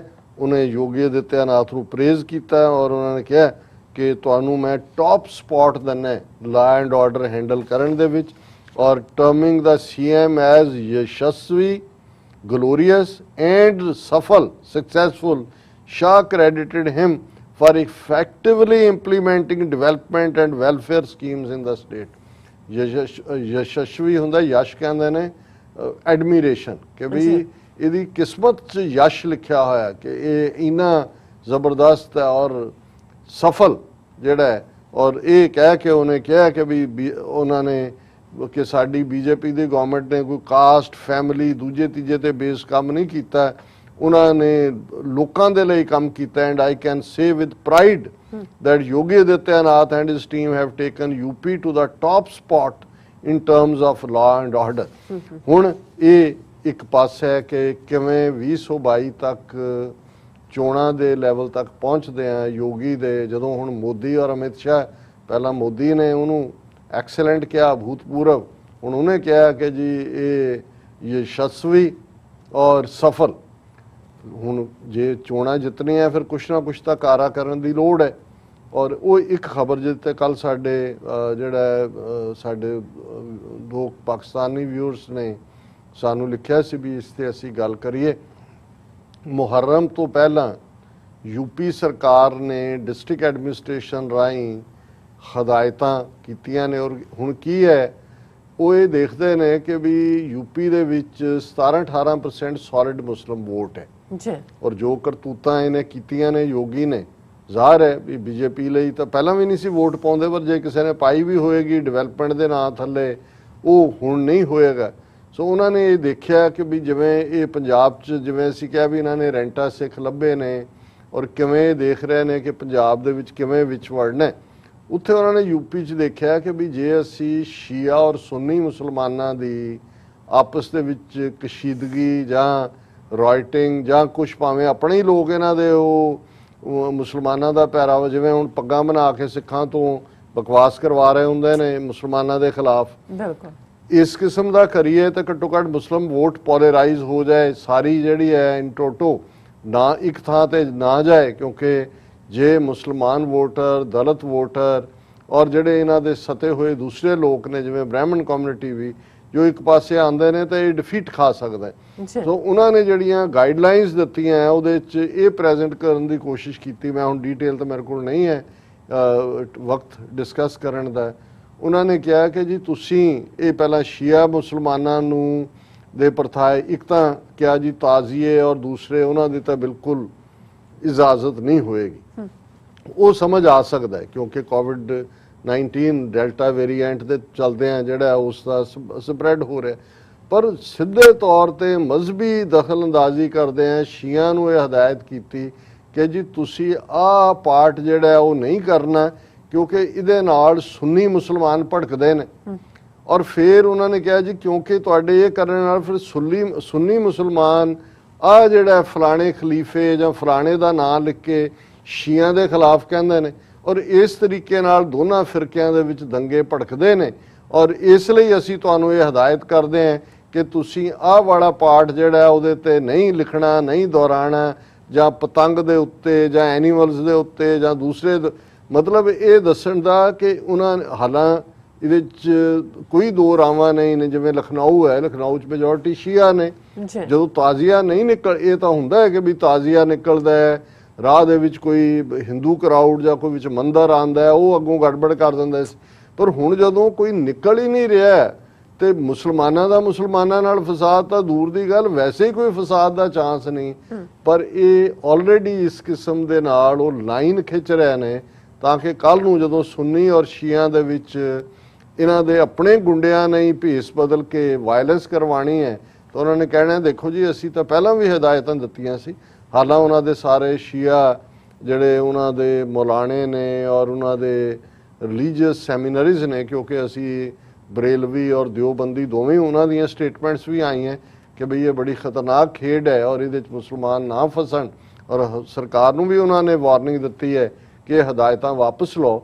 ਪਰ ਅਸੀਂ ਆਉਣ ਵਾਲੇ ਪੀਰੀਅਡ 'ਚ ਦੇਖ ਸਕਦੇ ਹਾਂ ਕਿ 2022 ਦੀਆਂ ਚੋਣਾਂ ਤੋਂ ਪਹਿਲਾਂ ਮੁਸਲਮਾਨਾਂ ਦੇ ਖਿਲਾਫ ਅੱਗੇ ਤਾਂ ਹਿੰਦੂਆਂ ਨੂੰ ਭੜਕਾ ਕੇ ਗਲ ਪਵਾਉਣ ਦੀ ਲਾਈਨ ਸੀ, ਪਰ ਹੁਣ ਇਹ ਹੋਏਗਾ ਵੀ ਇਹ ਜਾਲੀ ਕਿਸਮ ਦੇ ਮੁਸਲਮਾਨਾਂ ਰਾਹੀਂ ਦੰਗੇ ਭੜਕਾਉਣਗੇ ਤੇ ਪੁਲਿਸ ਜਿਹੜੀ ਆ ਦੋਨੋਂ ਪਾਸਿਆਂ ਦੇ ਮੁਸਲਮਾਨਾਂ ਨੂੰ ਸੁੰਨੀ ਸ਼ੀਆਂ ਨੂੰ ਹਰਾਸ ਕਰੇਗੀ ਔਰ ਉਸ ਦੇ ਥੱਲੇ ਫਿਰ ਉਸ ਦਾ ਇਹ ਐਡਵਾਂਟੇਜ ਇਲੈਕਸ਼ਨ 'ਚ ਚੁੱਕਣਗੇ, ਉਸ ਦੇ ਲਈ ਜਿਹੜੀ ਹੈ ਉਹ ਗਰਾਊਂਡ ਤਿਆਰ ਕੀਤੀ ਜੀ ਰਾਜ ਸਾਹਿਬ ਤੁਹਾਡਾ ਬਹੁਤ ਬਹੁਤ ਸ਼ੁਕਰੀਆ। ਇਸ ਵਕਤ ਲੈਣੇ ਬ੍ਰੇਕ। ਵਿਊਅਰਸ ਤੁਸੀਂ ਕਿਤੇ ਨਹੀਂ ਜਾਣਾ, ਮਿਲਦੇ ਹਾਂ ਆਫਟਰ ਦਿਸ ਸ਼ਾਰਟ ਬ੍ਰੇਕ।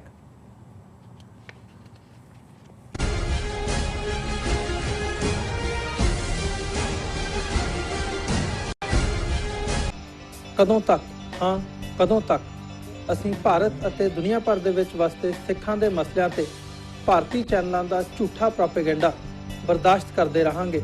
ਆਓ ਮੇਰੇ ਨਾਲ ਜੁੜੋ ਪ੍ਰੋਗਰਾਮ ਗੁਫ਼ਤਗੂ ਵਿੱਚ। ਸਿੱਖ ਨਜ਼ਰੀਏ ਤੋਂ ਰੋਜ਼ਾਨਾ ਵਾਪਰ ਰਹੀਆਂ ਘਟਨਾਵਾਂ ਦਾ ਵਿਸ਼ਲੇਸ਼ਣ ਕਰੀਏ। ਲਾਈਵ ਕਾਲਸ ਅਤੇ ਈਮੇਲਸ ਰਾਹੀਂ ਇਸ ਪ੍ਰੋਗਰਾਮ ਦਾ ਹਿੱਸਾ ਬਣੋ। ਮੰਡੇ ਟੂ ਫਰਾਈਡੇ ਰਾਤ 9:30 ਵਜੇ ਸਿਰਫ TV 84 ਤੇ।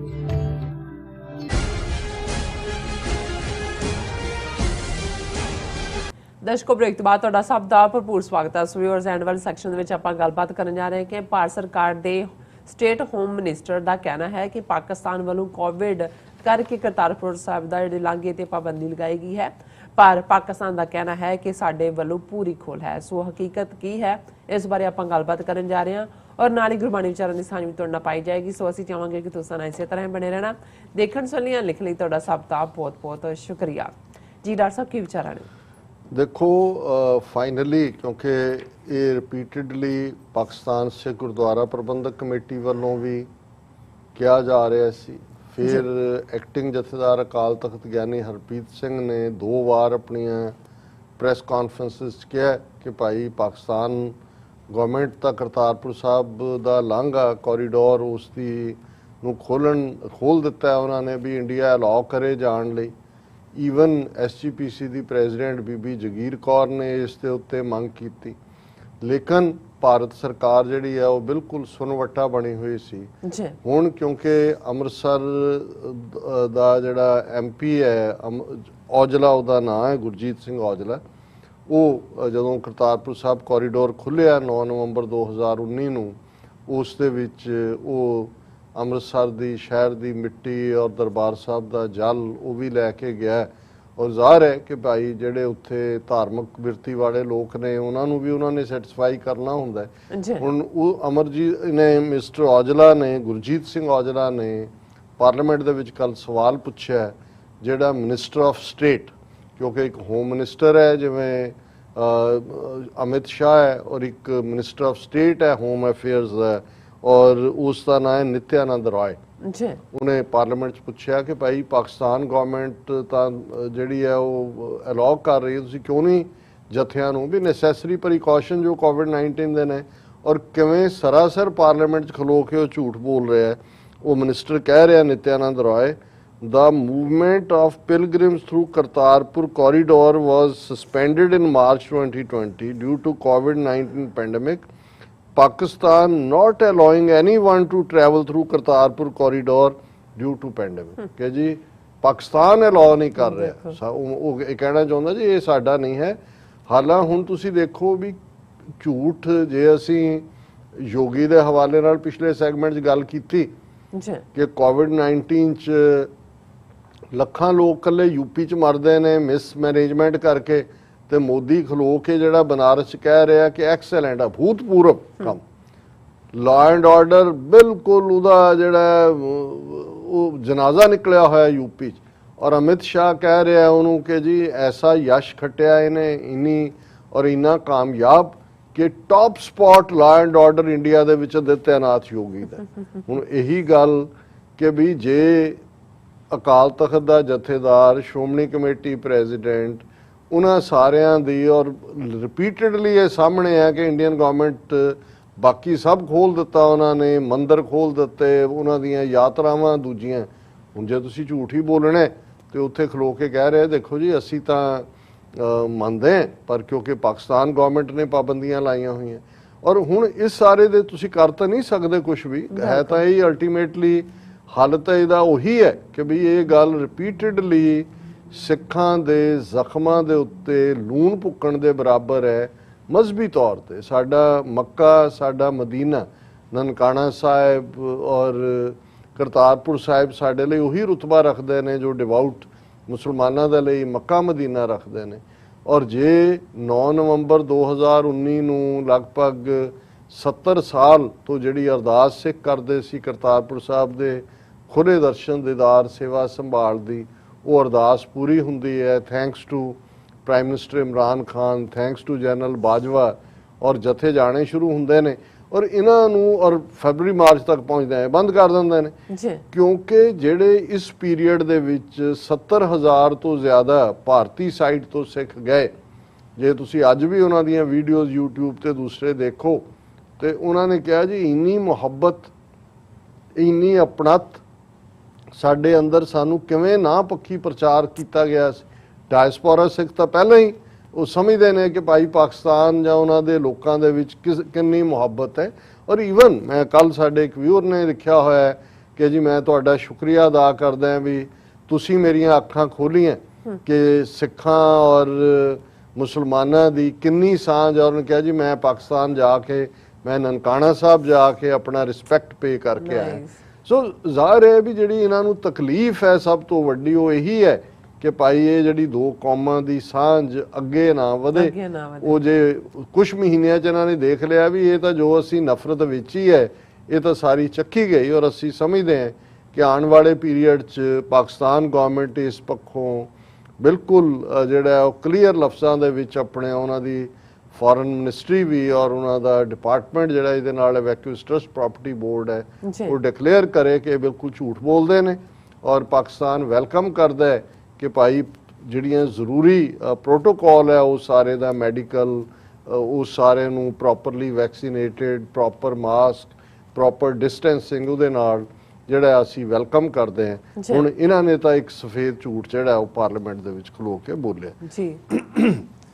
ਰੂਹਾਨੀਅਤ, ਬਿਲਕੁਲ 52 ਅੱਖਰੀ 52 ਅੱਖਰਾਂ ਵਾਲੀ ਬਾਣੀ ਕਬੀਰ ਸਾਹਿਬ ਦੀ, ਉਸ ਨੂੰ ਅਸੀਂ ਵਿਚਾਰ ਕਰ ਰਹੇ ਹਾਂ ਉਸ ਦੇ ਉੱਤੇ। ਔਰ 2 ਸ਼ਲੋਕ 7ਵਾਂ ਔਰ 8ਵਾਂ ਜਿਹੜਾ, ਕਿਉਂਕਿ ਜਦੋਂ ਤੁਸੀਂ ਮਹੀਨੇ ਤੇ ਬੇਸਡ ਕੋਈ ਕੰਪੋਜੀਸ਼ਨ ਕਰਦੇ ਹੋ ਫਿਰ ਤੁਸੀਂ ਇਹ ਕਹੋਗੇ ਕਿ ਚੇਤ ਗੋਬਿੰਦਾ ਰਾਧੀਏ, ਚੇਤ ਦਾ ਜ਼ਿਕਰ ਕਰੋਗੇ।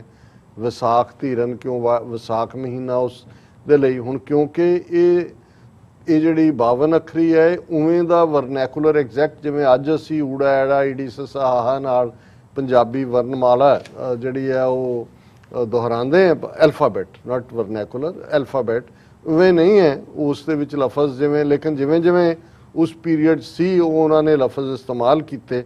ਅੱਜ 2 ਲਫ਼ਜ਼ਾਂ ਦੇ ਉੱਤੇ ਉਹਨਾਂ ਦੇ 2 ਸ਼ਲੋਕ ਨੇ, ਕੱਕਾ ਔਰ ਖੱਖਾ। ਔਰ ਕੱਕਾ ਕਿਰਨ ਕਮਲ ਮੈਂ ਪਾਵਾ, ਸਸ ਵਿਗਾਸ ਸੰਪਟ ਨਹੀਂ ਆਵਾ, ਅਰਜੇ ਤਹਾਂ ਕੁਸਮ ਰਸ ਪਾਵਾ, ਅਕਹਿ ਕਹਾਂ ਕਹਿ ਕਾ ਸਮਝਾਵਾਂ। ਕੱਕਾ ਕਿਰਨ ਕਮਲ ਮੈਂ ਪਾਵਾਂ। ਹੁਣ ਕਮਲ ਦਾ ਫੁੱਲ ਜਿਹਨੂੰ ਅਸੀਂ ਲੋਟਸ ਫਲਾਵਰ ਕਹਿੰਦੇ ਹਾਂ, ਔਰ ਕਮਲ ਦਾ ਫੁੱਲ ਚਿੱਕੜ ਦੇ ਵਿੱਚ ਹੁੰਦਾ, ਉਹਦੀਆਂ ਜੜ੍ਹਾਂ ਚਿੱਕੜ 'ਚ ਹੁੰਦੀਆਂ, ਪਰ ਉਹ ਉਸ ਤੋਂ ਉੱਪਰ ਹੁੰਦਾ ਹੈ।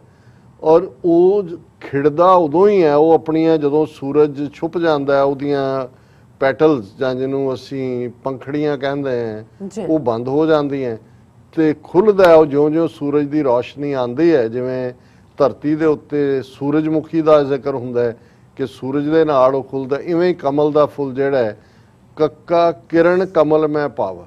ਹੁਣ ਇੱਥੇ ਕਮਲ ਦੇ ਫੁੱਲ ਦਾ ਖੁੱਲ੍ਹਣਾ ਉਸ ਦੀ ਤਸ਼ਬੀਹ ਦਿਲ ਦੇ ਨਾਲ ਦਿੱਤੀ ਹੈ ਕਿ ਜਦੋਂ ਰੱਬ ਦੀ ਯਾਦ, ਰੱਬ ਦਾ ਪਿਆਰ ਦਿਲ ਦੇ ਅੰਦਰ ਆ ਕੇ ਵਸਦਾ ਹੈ ਤੇ ਫਿਰ ਦਿਲ ਇਵੇਂ ਖਿੜ ਜਾਂਦਾ ਹੈ, ਦਿਲ ਇਵੇਂ ਆਨੰਦ ਚ ਆਉਂਦਾ ਹੈ ਜਿਵੇਂ ਸੂਰਜ ਦੀ ਕਿਰਨ ਦੇ ਨਾਲ ਕਮਲ ਦਾ ਫੁੱਲ ਖਿੜਦਾ ਹੈ। ਹੁਣ ਜ਼ਾਹਰ ਹੈ ਕਿ ਕਮਲ ਦਾ ਫੁੱਲ ਜਦੋਂ ਸ਼ਸ਼ੀ ਚੰਦਰਮਾ ਨੂੰ ਕਹਿੰਦੇ ਨੇ, ਸਸ ਵਿਗਾਸ ਸੰਪਟ ਨਹੀਂ ਆਵਾ, ਸਸ ਸ਼ਸ਼ ਲਫ਼ਜ਼ ਚੋਂ ਆਇਆ ਹੈ ਸ਼ਸ਼ੀ, ਜੀ ਕਿ ਜਿਵੇਂ ਕਮਲ ਦਾ ਫੁੱਲ ਤਾਂ ਜਦੋਂ ਚੰਦਰਮਾ ਆਂਦਾ ਹੈ, ਸੂਰਜ ਦੀ ਕਿਰਨ ਗਈ, ਉਹ ਫਿਰ ਬੰਦ ਹੋ ਜਾਂਦਾ ਹੈ।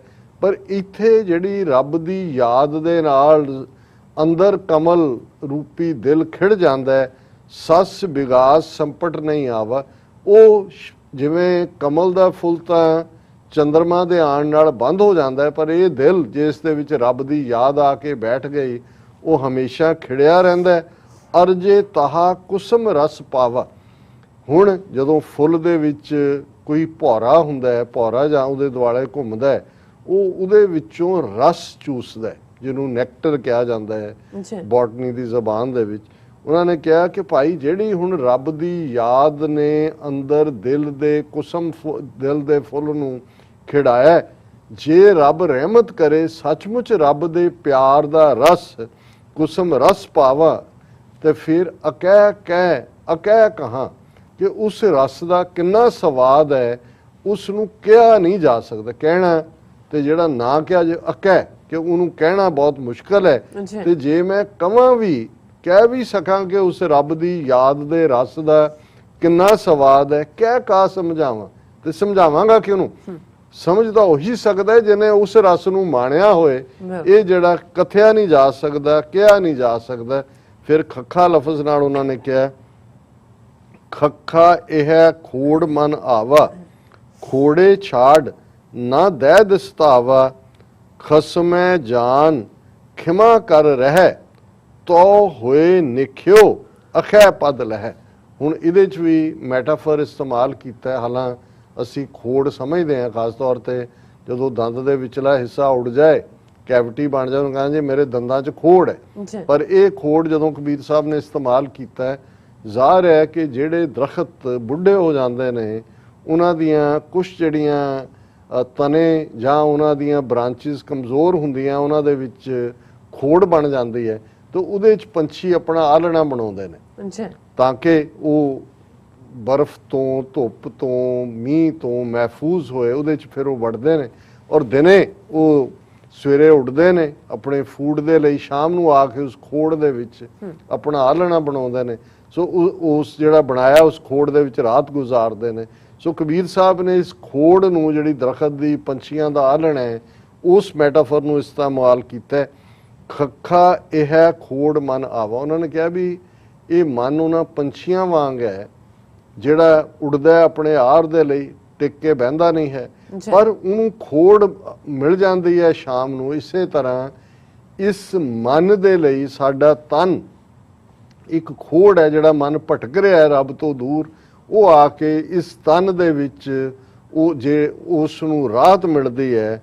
ਖੋੜੇ ਛੋੜ ਨਾ ਦੈ ਦਸਤਾਵਾ, ਜੇ ਰੱਬ ਦੀ ਯਾਦ ਦੀ ਇਸ ਖੋੜ ਦੇ ਵਿੱਚ ਆ ਕੇ ਉਹ ਬਹਿ ਜਾਏ, ਤੇ ਫਿਰ ਜਿਹੜਾ ਮਨ 10 ਦਿਸ਼ਾਵਾਂ ਵੱਲ ਧੌਂਦਾ, ਦੌੜਦਾ, ਕਿ ਚਾਰ ਚਫੇਰੇ ਜਿਹੜਾ ਉਹ ਮਰਕਰੀ ਵਾਂਗ ਸਥਿਰ ਨਹੀਂ ਹੁੰਦਾ, ਉਹ ਰੱਬ ਦੀ ਯਾਦ ਵਾਲੀ ਇਸ ਖੋੜ ਦੇ ਵਿੱਚ ਆ ਕੇ ਟਿਕ ਜਾਂਦਾ।